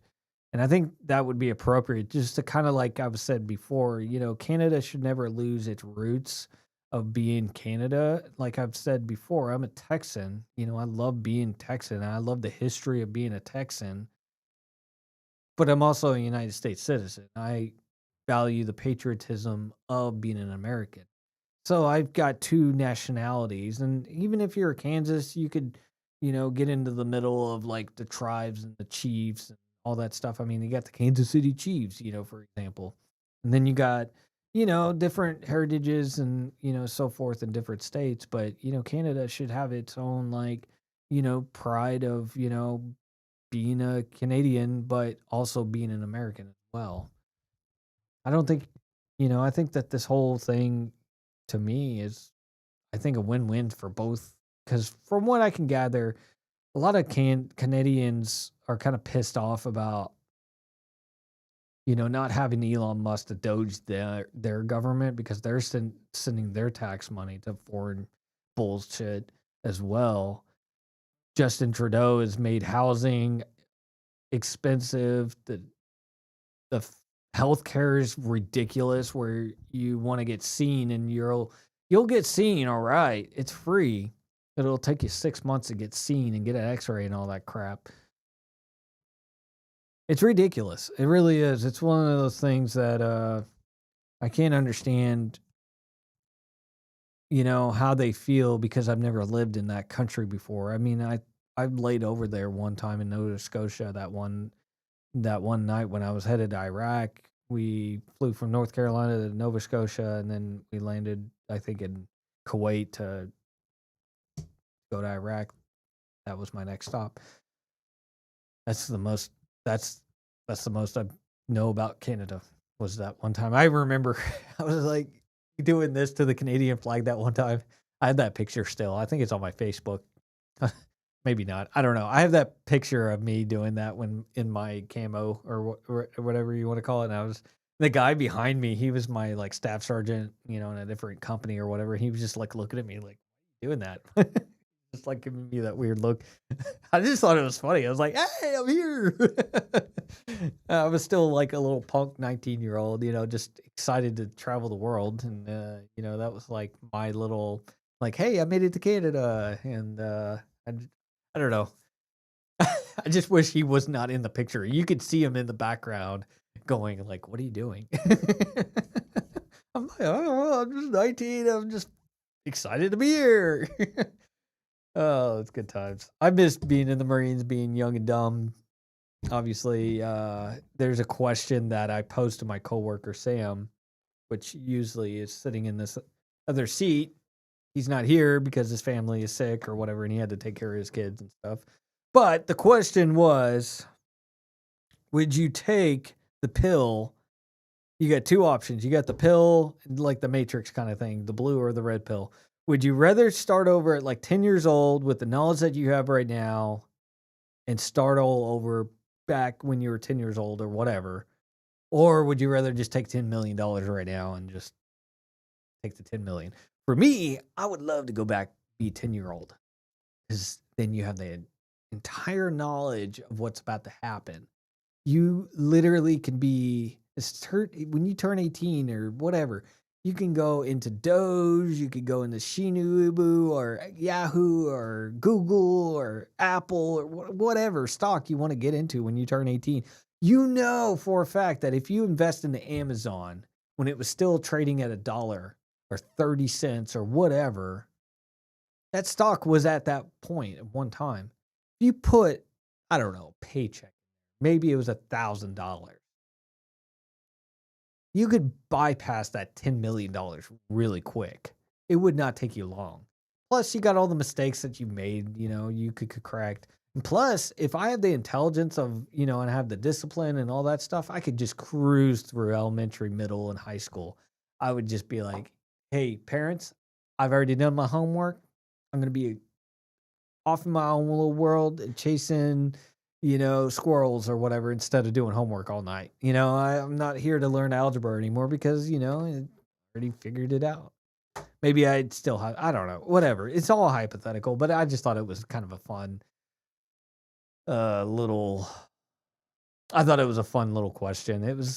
It really did make you think. Halftime show was, hey, you actually had, wow. This is the first positive Gina Carano or Carano. Apparently everybody loves her. But she was that, I guess, that Disney person that got exiled from Disney. She sued Disney for political beliefs or whatever. But anyways, yeah, I think she was in The Mandalorian or whatever, and she got kicked out of that. She actually liked the halftime show. I wonder if her comments are going to be like, "Yeah, it was stupid." The best part was Samuel L. Jackson. Okay.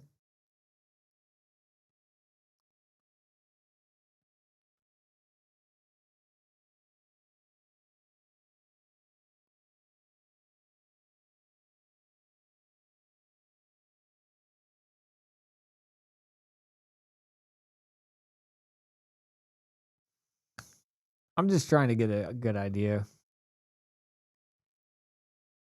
what's going on. Everybody was saying that the halftime sucked, and she was literally the first one that was actually saying that it was good. So that's kind of interesting.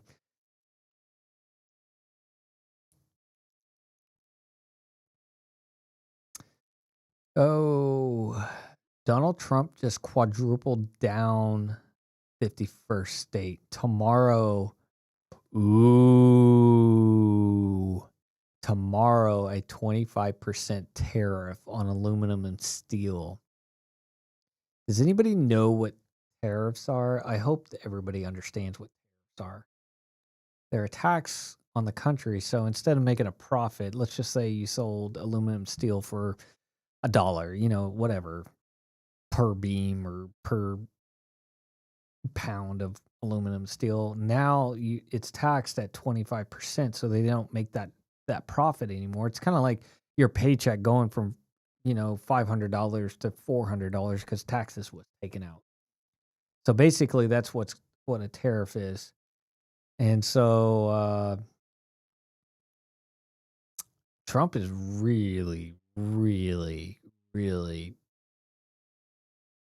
making Canada bend its knee. Because really, what the deal is that Canada, and I don't mean any disrespect for Canada. I don't know much about Canada. Obviously, that's what I've been following.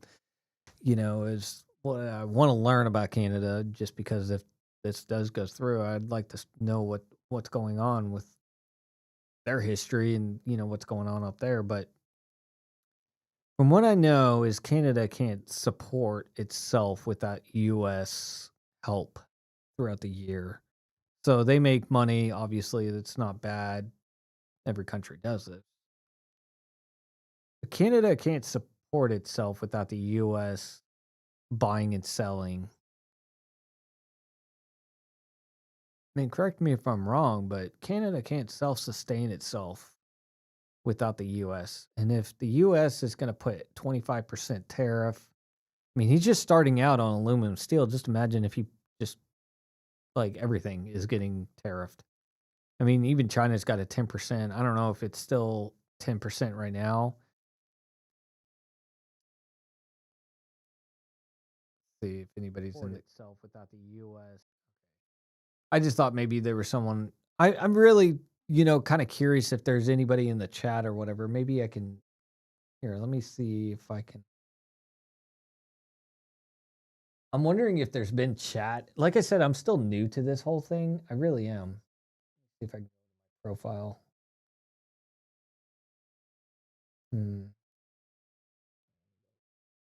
I saw it on my computer. That'd be really funny. People were chatting the whole entire time, and I'm just not aware. Like, I can see my YouTube chat, but because I saw that one guy chatting over there. I'm just wondering if anybody has the experience of like, dude, you're doing this all wrong. Like, I'm on my iPad. I don't want to here. Let me see if I can. Well, it's going through my Bluetooth, so whatever. Anyways, I can figure that out later. But the whole Canada thing is kind of intriguing because, like I've said before, Canada can't self-sustain itself. It needs the U.S. It can probably get other buyers for their products that they sell, and they make oil, but they can't refine it. That's what someone said. And they can do certain things, but to self-sustain themselves, they rely heavily on the United States to make money to pay their citizens and function as a foreign country. It'll just be really interesting to see how this tariff thing, if Trump really does throw more tariffs and he gets a little bit more hefty on different sectors other than aluminum, steel, and so forth. Is there going to be negotiations pretty soon? I'd like to see what everybody else thinks. And I'd like to figure out this whole chat thing because it would be great to have people commenting, and it just feels like, I'm all by myself. I'm singing all by myself, don't wanna be that kind of thing with Celine Dion. Let me see. Let's see if there's a live chat on my. It says, I don't know. I just closed out myself. All right. Canada economy is imploding. U.S. tariffs are incoming. So Trudeau is doing the only logical thing, flies to France, lectures about climate change, dines on luxury meals because saving the planet is more important than saving Canada's lives. And this is what I was saying earlier about like how Justin Trudeau is kind of doing the Biden thing. I'm kind of getting the same type of vibe that Trudeau is just this guy that really is just kind of all about himself, but he's not. I'm just okay. So that's my. I wonder if there's a live chat. Okay. There's got to be a. Here, let me mute Tooth. And what I'm going to do.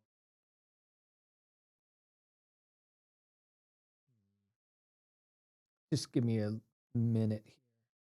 Okay, there's that. That's just views. Here, I got an idea. Boom. Okay, now we're back on the Doge tracker. Okay, now I've got a screen all to myself that you guys can't see. Cool.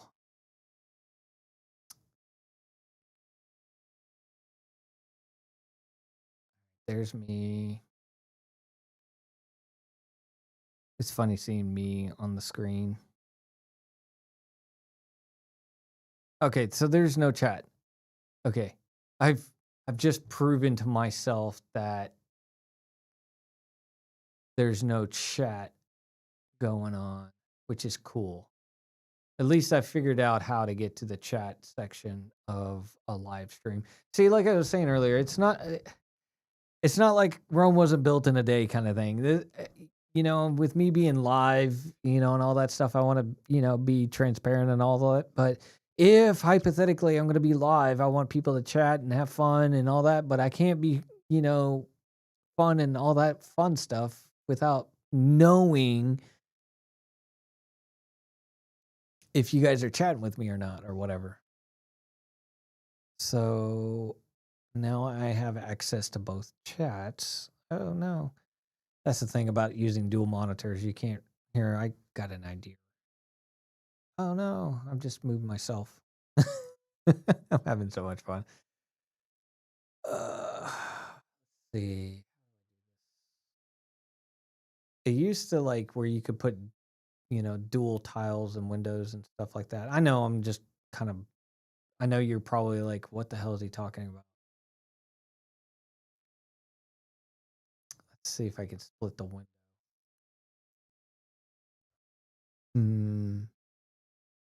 Like I said, I'm just trying to figure out long term how to do all this stuff, and I'm figuring it out on the fly. And there's there's when I move myself. That's why I'm laughing so hard because I'm here. Let me just. I have an idea. I have a brilliant idea. I'm like seeing myself literally on like 3 screens right now. Okay, I figured it out. Yay, go me. Okay, so now I can kind of monitor the X chat. If you guys were to chat on X and say, hey, I feel this way about this, or you guys have something to say about whatever, or you can get on YouTube and chat through YouTube and say, hey, I feel this way about that. Like we just been talking about Canada becoming the 51st state, and there's a 25% tariff while Justin Trudeau is going to France and saying, hey, what's going on, France? Hey, let's talk about climate change. Don't you have issues at home?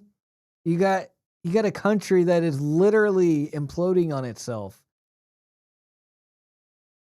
I don't know, if you have a problem, you don't want to be going to another country acting like business as usual. I'm Let's see, the end of the third, at least the Chiefs are on the board. Let's see if the poly market is margin of victory. Eagles by 22 plus is 86%. So basically, I don't see the Chiefs winning this thing. I don't really care. I don't have any dog. I don't have any dog in the game or any money, that I have any money bet on this game or anything. I don't care. I really could care less because it's irrelevant to me. I'm just interested in, just like what's going on. Like the halftime, I still don't have any reason why the halftime show sucked. Everybody said it sucked, but they don't list any reason. Oh, the halftime sucked. And then it's just like, well, why did it suck?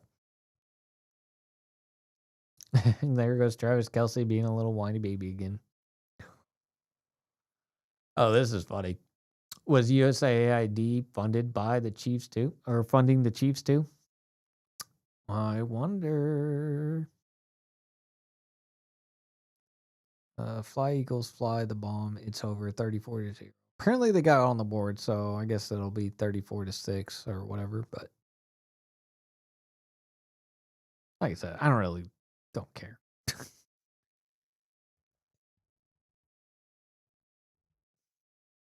Chiefs must have been cut off by the USAID money and got cut off.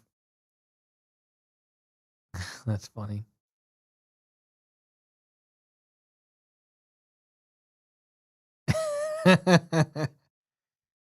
That's funny.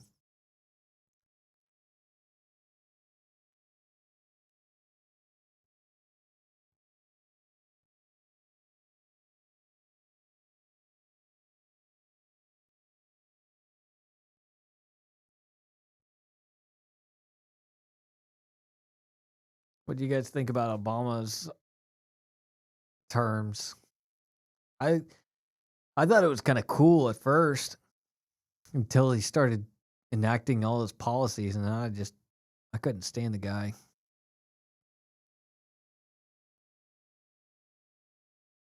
Okay, we see that. See, this is what I see. Like I said, if you're a Canadian expert or if you live in Canada, please comment below. Like, what do you think about all this stuff that's going on? I guess what I'm assuming with the booing of the national anthem is that you got all the liberals that hate America. I don't know.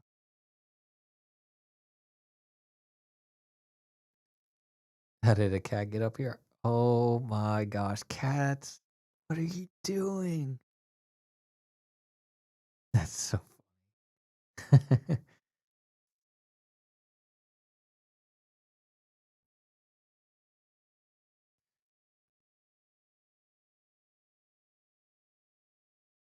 So what happened at halftime? Everybody's talking about, but not saying what actually happened. This is exactly what I'm saying. Essentially, Kendrick did terribly, mumbled, and then two idiot Palestine protesters tried to storm the field and ran around like taking 10 seconds. That's the whole halftime show. So apparently everybody was expecting like this grandiose type of halftime show, and he just underdelivered. Okay, nothing happened. That's why it was so boring.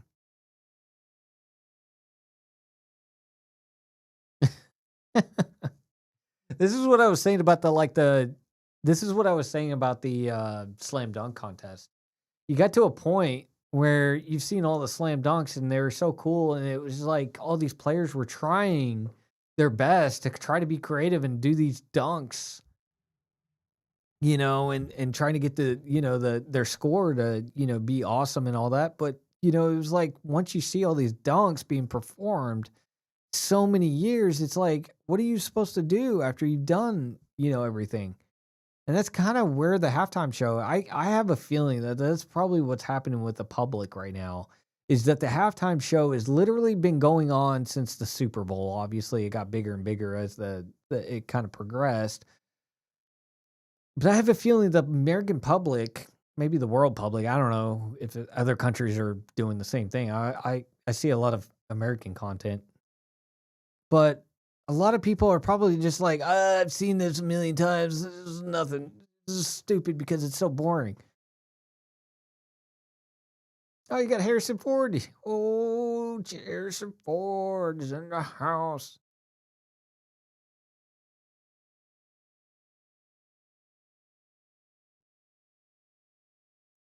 Don't you talk about Creed that way. Okay, this guy is really pissing me off.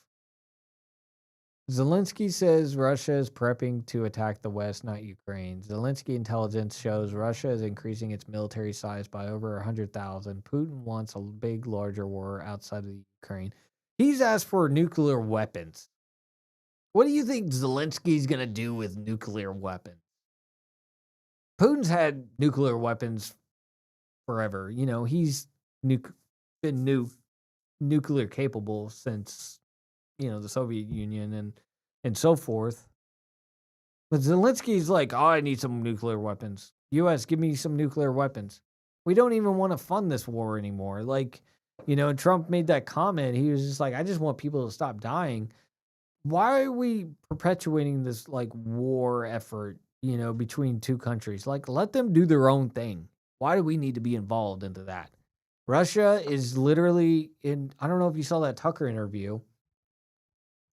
That Tucker interview, Putin goes down this like 30-minute like history lesson of like what Russia and the Soviet Union and all that, what they wanted to do. And Ukraine was part of their like, you know, their like country. And Putin just wants his country back. He knows in his head, and this is just the way he feels about it, that Ukraine is part of Russia and he wants Ukraine to be a part of Russia again. That's his whole stance on this whole thing. Correct me if I'm wrong. Maybe I misinterpreted the whole thing. But from what I can understand is Putin just wants his country. You know, he feels like Ukraine was part of Russia. Obviously, Zelensky and Ukraine and all that feel differently, and that's why there's a war. But why the hell do Americans think about this being like, we have to be involved, we have to fund, you know, one side or the other, we have to send nuclear weapons to Ukraine? Why do we feel sorry? Why do we, like, do we want war to happen between two countries? No. But why do we have to send money or feel like we have to send troops or anything of that nature and feel like we need to be involved somehow, some way? I mean, we can maybe garner like sanctions and tariffs and all that stuff to kind of like, hey, you're a little out of bounds here. Maybe you're doing crimes against humanity or, you know, something of that nature to do something to say we don't agree with your position on this.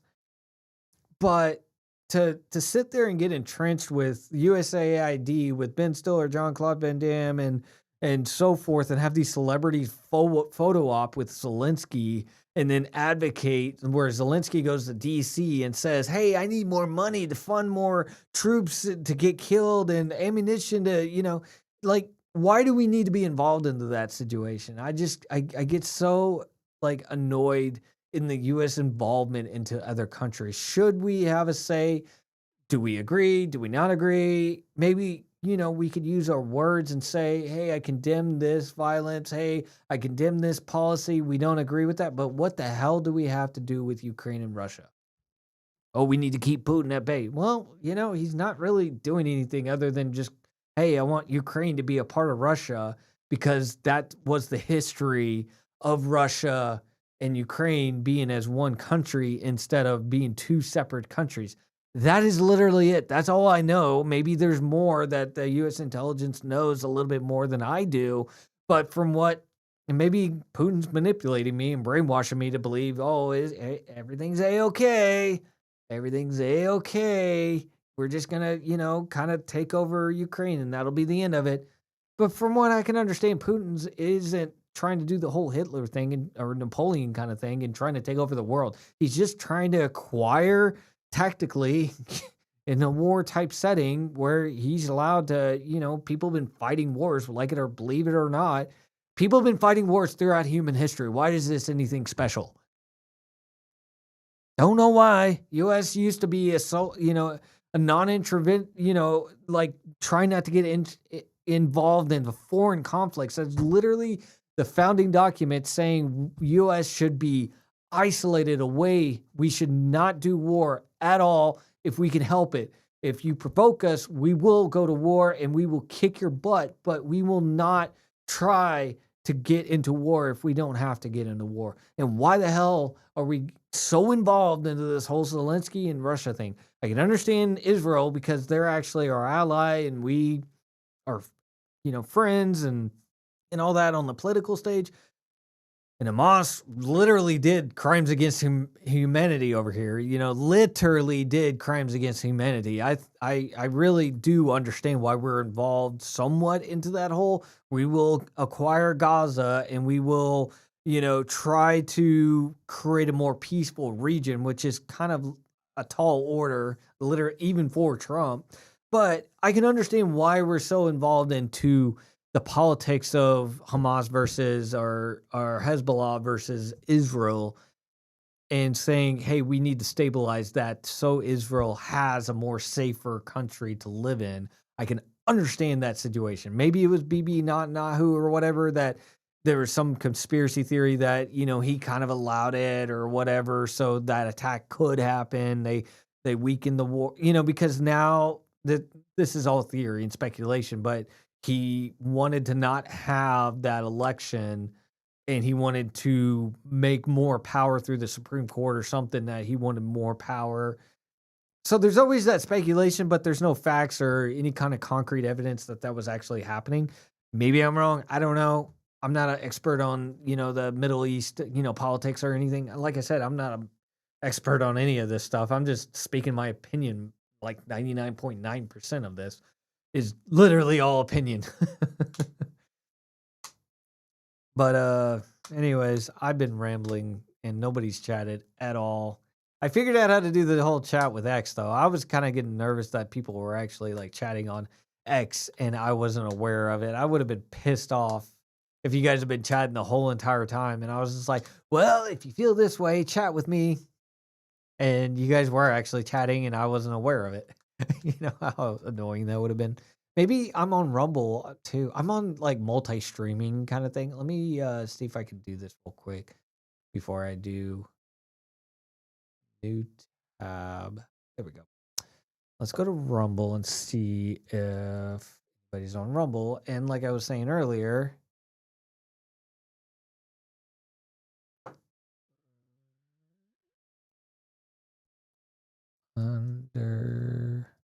I know. Go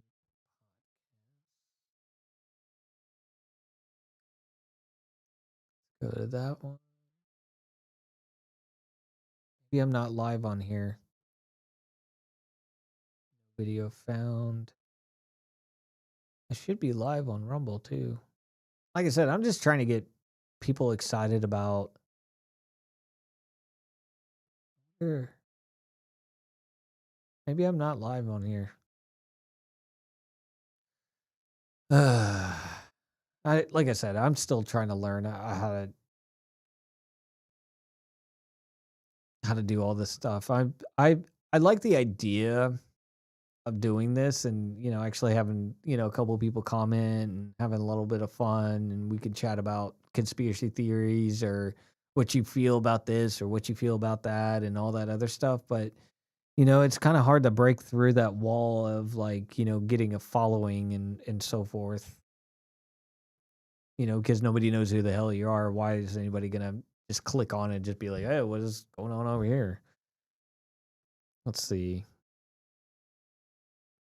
So I'm watching a live feed of the Super Bowl, and it's 40-14, fourth quarter.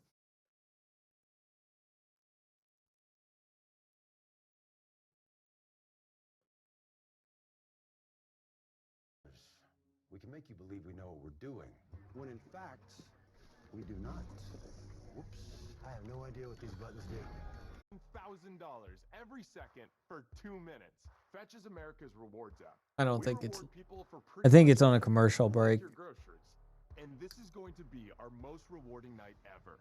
120 of you are going to win $10,000 each tonight. Anyone with the app open can win. It's I love that people say this all the time where you can win $10,000. No, it's not going to happen. I never believe any of that stuff. Too good to be true, then I don't even try to get my hopes up. It's kind of one of those things that I've kind of grown up and, I don't believe in that kind of mumbo jumbo. Even with my music, I wasn't even thinking that I was going to do anything with it. I was just going to, release my album, maybe try to promote it a little bit, just see what people think about it. If people liked it, then, kind of stick with it and all that stuff. But, this kind of roadblock with the Spotify crap, really pissed me off because literally I do all this work and Spotify is literally taking away my 4 cents. Like, I really gave a crap about my 4 cents. Literally, I was trying to be as organic as possible, and they took that away from me. So I'm like I said, I'm pissed off. I have every right to be pissed off. Spotify can suck my hairy toe. That's what. Tell me how you really feel. That's how I really feel. Always next year, Chiefs fans. Oh no, Laura Loomer, she's being loomery or whatever she's doing. Trump just signed an executive order to deport Taylor Swift. Let's see what the comments say about this. Tay Tay having a rough day. She is literally doing the meme. Oh my gosh, look at the meme. This is hysterical. You got this meme. I don't know if you've ever seen the meme, but this is the meme. This is literally the meme. This is hilarious. I'm bookmarking this to use this later. Oh my gosh. And give credit. I always try to whenever I try to save it or whatever. I always bookmark it, or, heart it or whatever, give them my appreciation. But this is the meme right here. This is literally I'm looking and then, like looking straight, like, oh, well, I didn't do that. Had nothing to do with that. She's literally got the eyes and then she looks straight. Oh my gosh. The Star is Born tonight. Star is Born. Tay Tay, you have made it possible for this to be real life. If you had any human contribution to humanity, this is it. Like I said, I try to get into your music. Like I've said before, I've been playing music all my life. Love music. I can analyze music and so forth. Maybe it's just subjective, biasy, whatever you want to call it, but I could not get into her music.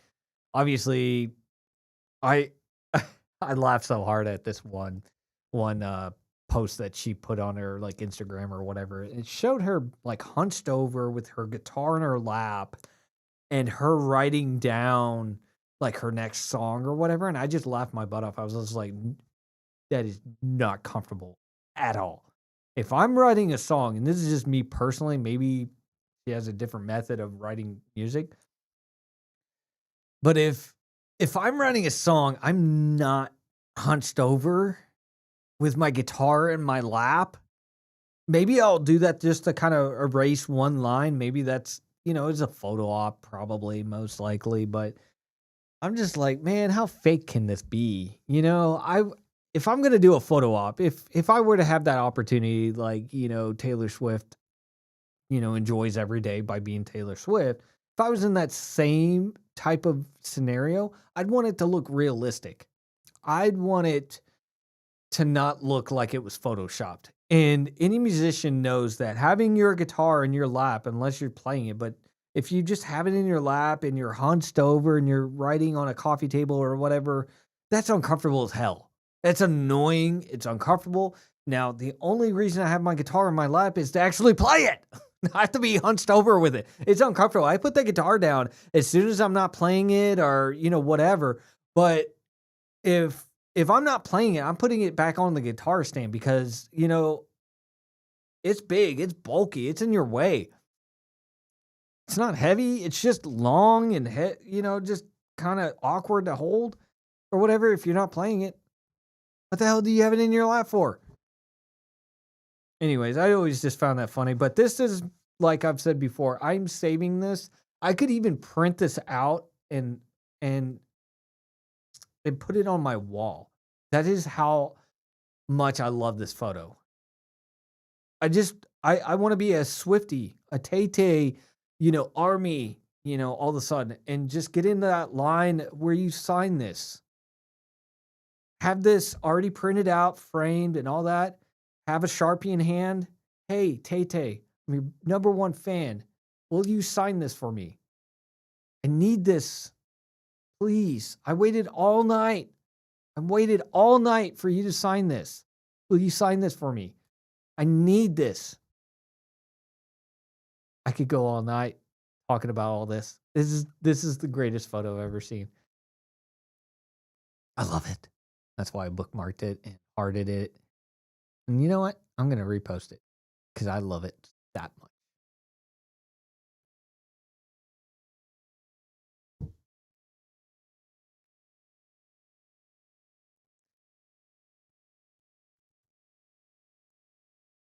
See if we can do an emoji because that'll enhance.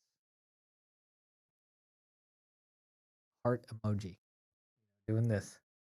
I love everything. I know I'm just being silly, but still, it's the greatest. I mean, this is the meme. I've seen this meme a million times. It's obviously been that puppet the entire time.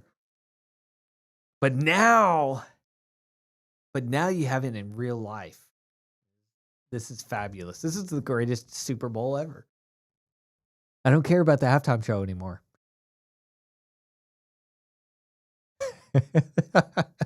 Got booed. Oh, there's the Loomer. That's what I was trying to say earlier. Loomered. You've been loomered. I don't know. Like I said, I don't really take anybody too seriously on here. No matter what personality you are, everybody's got something to offer to the table. That's why you're a human being. And for you to hate on someone, like I don't hate Taylor Swift just because I don't like her music. I just laugh. AOC is the same way. Like I just expect her to just say stupid things. And it's funny. When she says certain things, you're just like, oh my gosh, I needed that comic relief today. It's sad, but it's true. It's Metallica style. Sad but true.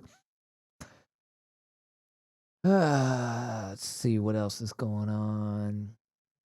Oh yeah, what do you think about pennies being done? No more pennies. It costs, I think, $130 million to create pennies every year or whatever. So we're all about saving money, so no more pennies. I wonder, I mean, I don't think Elon Musk has any kind of executive power to just be like, hey, this is what's going on. He can do Doge all he wants, but he's saying Elon Musk announces the Department of Education no longer exists. I don't know. What do you believe?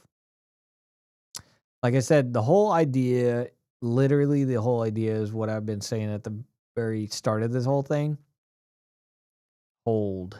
Don't sit there and, make judgments too quick. Because everybody will debate it and, everybody will argue all the positions that they feel. And then you'll find out that, this was the truth or it was a lie. And it was like I've commented on something and it just turns out to be a lie the whole entire time. And I was just like, well, if I would have just waited a little bit. Especially when you got Elon Musk that's like sitting there going, well, the Department of Education has been shut down or no longer exists. Like, well, does he really have the power to do that?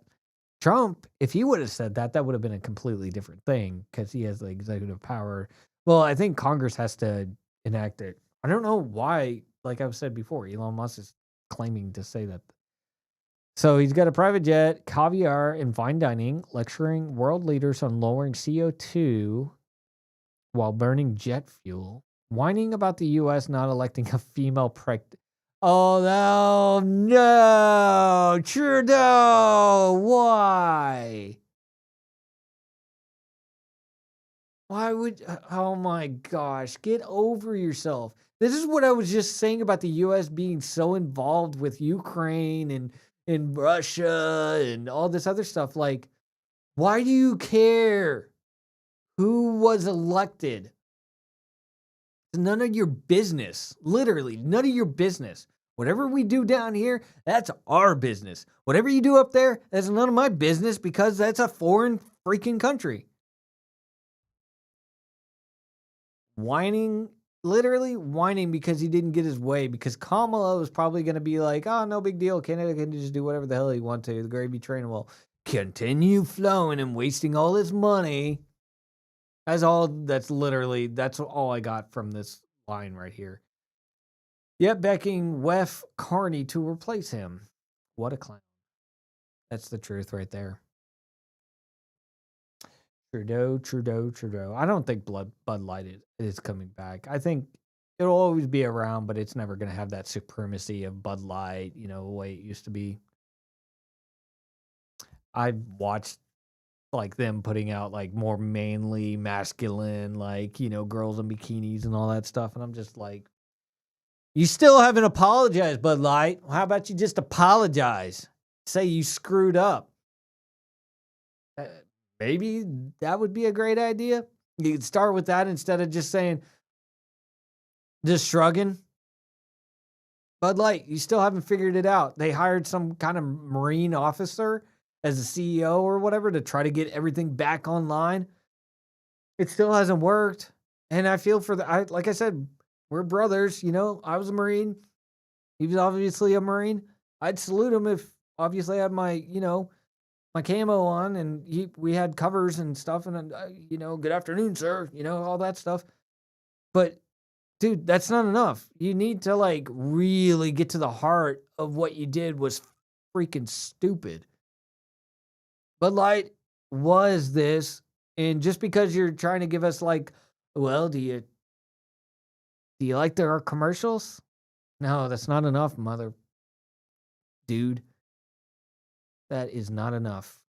A couple commercials is not going to take away what they did, at least in my opinion. The NFL announces that the Chiefs' next touchdown will count for 35 points. That's funny.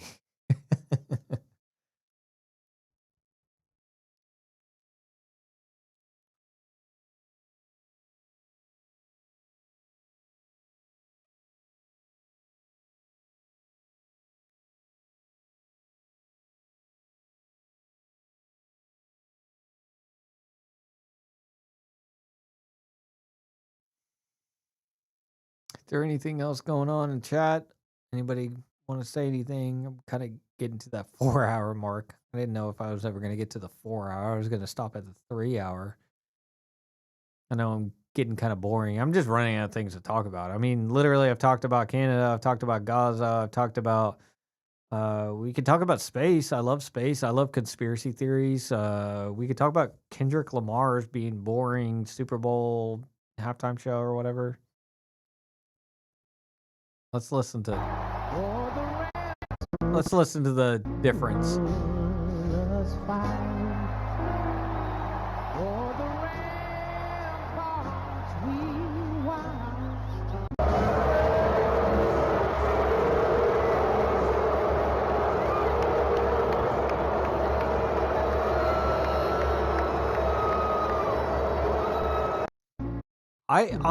I think, and this is just my perspective. One, it could be Eagles fans because they showed up to that stadium. They know that Taylor, and I said this at the beginning of the stream, but Taylor Swift is an extension of the Kansas City Chiefs. Whether you like it or not, whatever. This is just my unbiased opinion. I don't really care. I'm just trying to analyze what could possibly be going on. Why Taylor would get Tay would get booed like that. And I think the Eagles fans showed up to the stadium and they got represented. I don't know. I can't speak. English is hard. And they just knew that if they could demoralize Taylor Swift, because they know that Travis Kelce and the Taylor Swift romance and, all that. I honestly believe that they're just sick and tired of Taylor going and manipulating the NFL, going to the stadium. I mean, correct me if I'm wrong. Get on the chat. Anybody that's in the chat right now. I could be talking to myself and I'm just debating by myself. I hate that I don't have anybody to chat with, but I think that this is the truth, at least in my personal opinion, is that Taylor is basically getting booed for football reasons. It has nothing to do with her, like, because people hate her all of a sudden. Personally, I believe that ban porn on X forever. I think that's a good idea. We don't need to see porn. If you are going that direction or whatever, you know how to get there. Like, you don't need to see it on X. That's just my personal opinion. This is so cool. Pluto is still a planet, in my opinion. You can fact check me all you want to, and I'm just going to laugh and go, well, it's still a planet. I don't care. I don't care. I'm going to die on this hill. KOC and Sarah Warren and all them want to, stop Elon from doing Doge and all that. Oh, you can't find out about my corruption from 50 years and making $100 million. And while the taxpayers work 40-hour work weeks and collect $400 paychecks, they can die on that hill. At least I understand that they don't want their money ever getting ripped away. I get it. They want to protect that agency so it can continue that fraud and corruption and bullshit. But Pluto is still a planet, in my opinion. You can fact check me all you want. I grew up and some stupid scientist, and I understand. I know why they've taken Pluto off of the. There's two reasons, from what I can understand, is that Pluto has 188 years to rotate around the sun. It's so far away. I mean, it's take you forever to get there. I mean, even that satellite that took this picture right here took many, many, many moons to get to Pluto. And because it's so far away, it doesn't have that type of rotation around the sun. It more or less travels like a comet or asteroid or whatever. So it goes, I don't know, I got my camera. Can't see my preview of what I'm doing. Let me move myself. Okay. So you've got the Pluto that does this and it goes in and then it whips around the sun and does that. Most of the time you just got a circle. It's a very straight organic circle, just kind of revolves around the sun, all the planets, up to Neptune, all the way up to the 8th planet do that. But Pluto does that like elongated type of revolution where it goes, do it like this, where it goes like this, it goes really close to the sun, and then it goes way out, and then, it takes 188 years, I believe, to do one revolution. Literally, we have 365 days. Plutoians, or however way you want to put their civilization, would be 188 years. That's how far out the Pluto year is.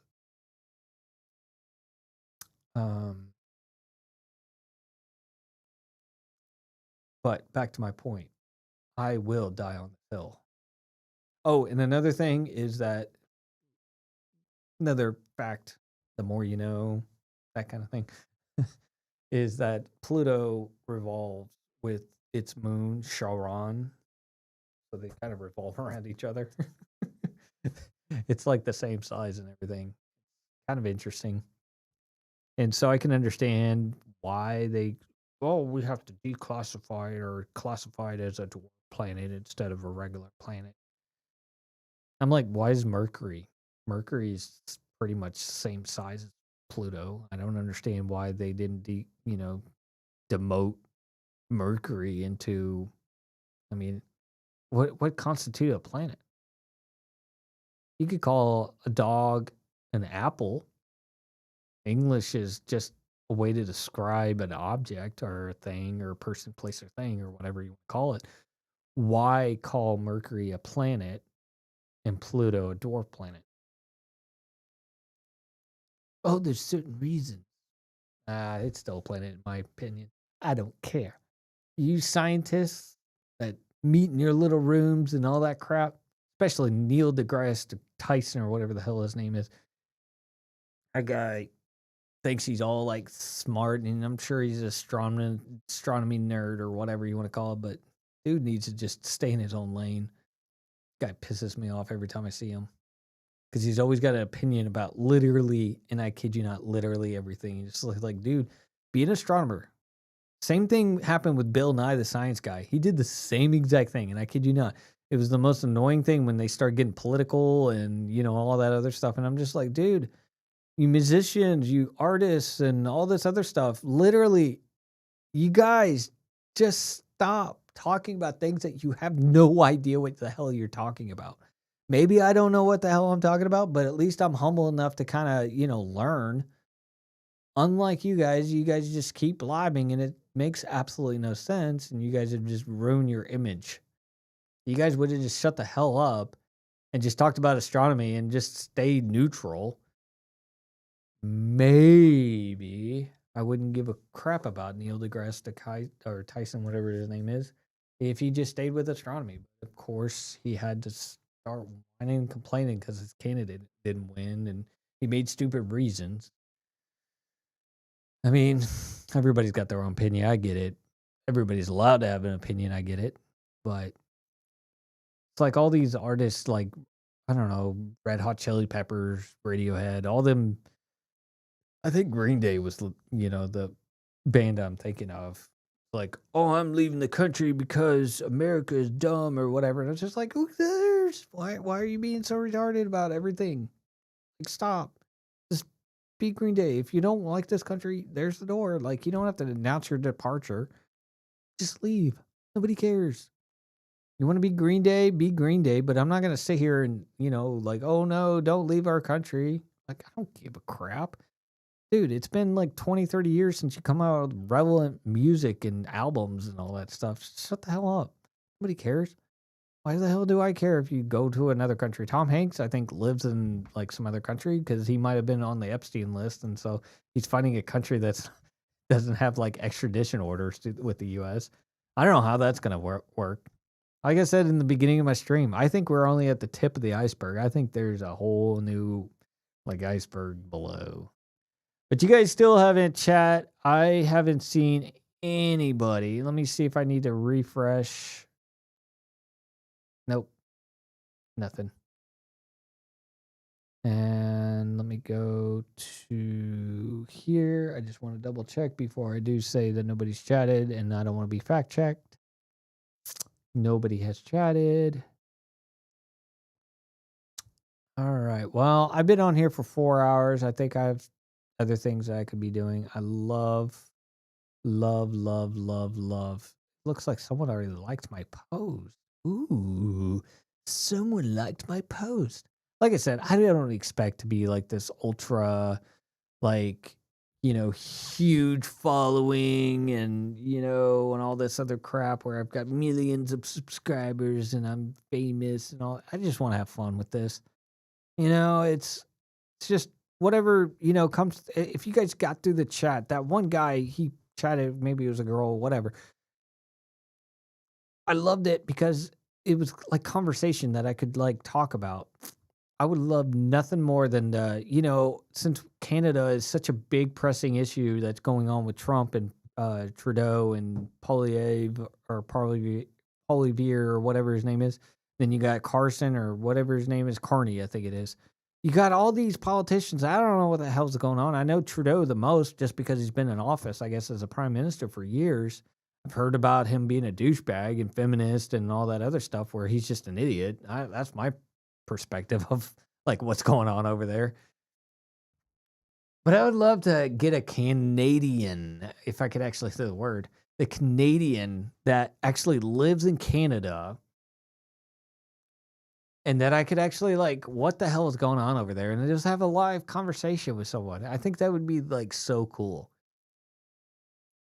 If any of my peoples know a Canadian that knows, or maybe you're a United States citizen that has a friend, whatever. I don't care. I just want to know what the hell is going on up there. Because there's something going on. There's a lot of people. Obviously, I don't know any of them. I'm just trying to get chatter about like what the hell's going on. But something's going on where the population is upset about the government, kind of like what we were with Biden.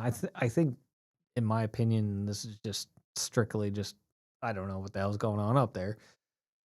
But Trudeau is kind of like Biden was, where he was just destroying the country. That's just my opinion. Maybe I'm wrong. Maybe I'm right. Who knows? Who cares? Like I said, I'm just having a conversation. I would love anybody that is Canadian or knows anybody about Canadian politics to chime in and tell me I'm wrong or right. I would love nothing more than to talk about it, debate it, argue it, whatever. Should Canada be the 51st, 52nd, 55th state or whatever you want to call it, break it up into different provinces, or should we just leave it alone and just let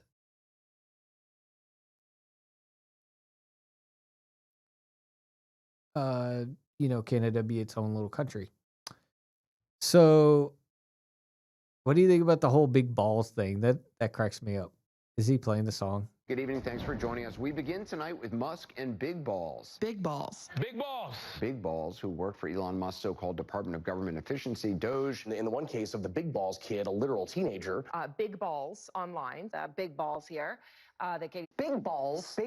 Around that same number, making fun of them. So I guess I don't want to take other people's content. Let's see if I can find that.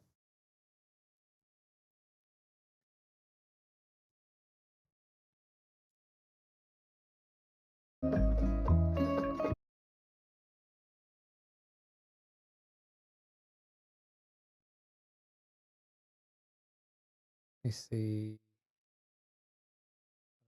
For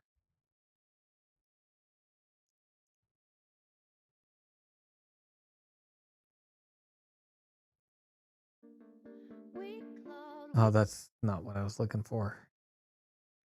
Come on, just give me a second. I gotta find that song. That song is hilarious. Nope, that's not it. And I'm not trying to put music forms. Oh man, that's definitely not it. That song. I know it's here. Give me 2 seconds.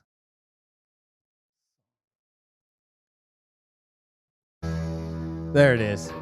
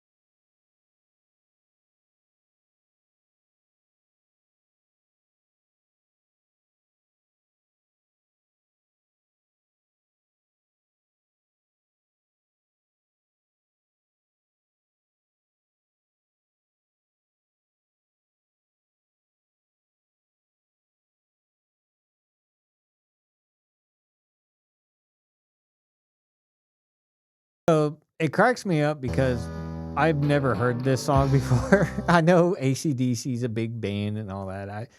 Sorry, I'm not big into classic rock. But it's just funny because it's like the greatest like meme, kind of like that let me go back to that one picture. This right here. And it's saying Elon, after dismantling a taxpayer-funded globalist slush fund in about 48 hours, while casually forcing the mainstream media to spend actual airtime discussing big balls. Are you not entertained? I love that line right there because it was such a iconic, kind of part of the movie or whatever. I love Gladiator. That was one of my favorite movies. But anyways, like you've got Elon Musk and you got this Doge, type of team where they're going through algorithms and coding and programming and they got their laptops. They've been planning this and someone came up with the brightest idea and it's not working anymore. It used to, but it's not working anymore. You guys can stop doing this.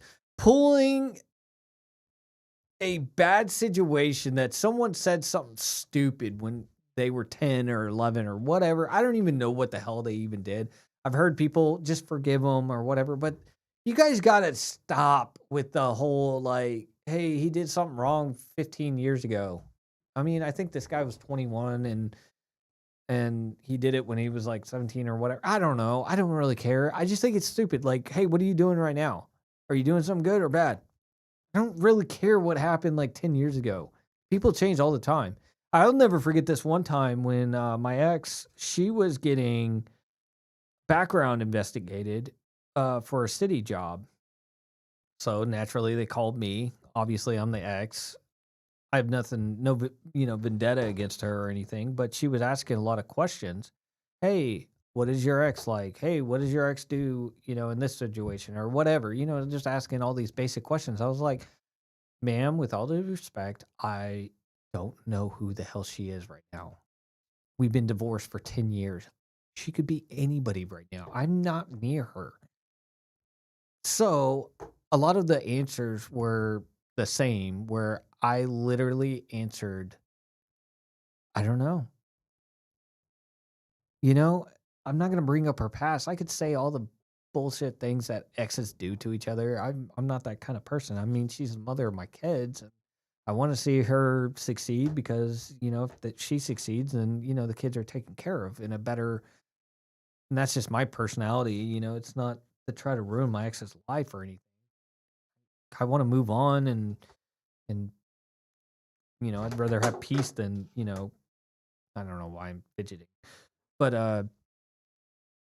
I'm not here to ruin people's lives or anything. Whatever she did 10 years ago, none of my business what she is right now. I mean, she could be a better person. She could be a worse person. I don't know. It's none of my business. She divorced me. I divorced her. Whatever, happened 12 years ago. Whoever she is right now, it's none of my business. None of my business. So why the hell did these people, sit there and go, well, he said this 10 years ago. And we have to have this like ritual kind of like attack and saying, hey, will you say I'm sorry for what you did 10 years ago? What are we, kindergarten? Like, who the freak cares? Nobody cares. Nobody cares. Nobody cares. You did something like, going to Epstein's Island and doing all that stuff. That's a completely different story. But making one comment and, having, not the brightest mind when you were like 15 years old and you said something stupid. It's legal. It's kind of time to move on. You're a completely different person. But they tried to do that same tactic with this guy, not Elon himself personally, but the Doge team, one of the members. And so what happened was Elon Musk and the whole entire world laughed at that whole thing and just said, you guys are retarded for calling someone big balls. And it became rather a cancel culture type of situation. It became hilarious. It's hilarious. Elon, after dismantling, I can read this so many times. It's too funny. I'm gonna like it, and I am going to bookmark it. Again. Wait a minute.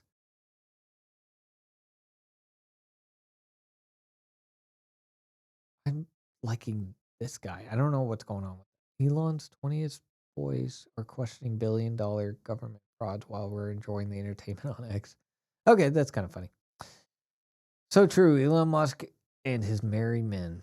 So he's Robin Hood. He's stealing from the rich and giving to the poor. And I will gladly, and I know that this isn't caught much steam, but I've seen a couple of people post about it. Hey, I want a refund on all the bullshit that I've spent my money on for the last 15 years, 20 years, whatever of workforce. that you guys have squandered all my tax money and spent on these transgender operas in Colombia or Belize or, France or whatever the hell. $20 million for your Sesame Street bullshit. There's tons and tons. We could go back to the Doge tracker and I could see all of this. Let's see what else we got on here. I'll be off in a couple minutes. Just give me 5 seconds to rant a little bit on this. Oh, yeah, the Politico. And I think that this was coordinated to, like, the New York Times. They had Politico. They had all the media companies so they could say one big message. So anything that would happen, they would have all the media ready to attack and go crazy and go psychotic. Oh, we're going to refute this with all the media power that we have. And literally, Elon has just stripped literally all that power away overnight. New York Times subscription cancellations, $40 freaking million. Hey, where's my $40 million, you idiots? Whoever thought of this was a good idea. I'm just so sick of being screwed over like this. Social Security Administration was, I saw, a couple different receipts that they were sending Social Security money to different foreign countries. Like, what the hell? Why? I don't understand that. Like, that should be for Social Security, not other countries. That has nothing to do with other countries. Anyways.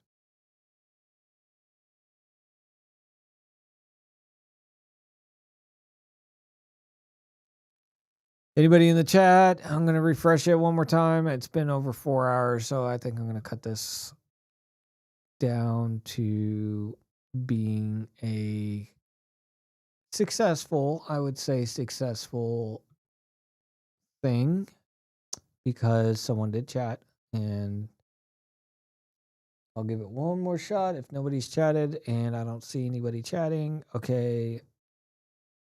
Hi. Yep, I'm there. Okay, so I'm going to get off of this. It was fun. I had 4 hours of goodness. It's almost 10 o'clock. Holy crap, I didn't believe. I guess I mean, that's what happens when 4 hours passes by. I think I started at like 6, and I was like, oh, I'll just be in for an hour. 1 hour turned into 2 hours, and 2 hours turned into, you get the point. It's been fun. Have a good night, guys, and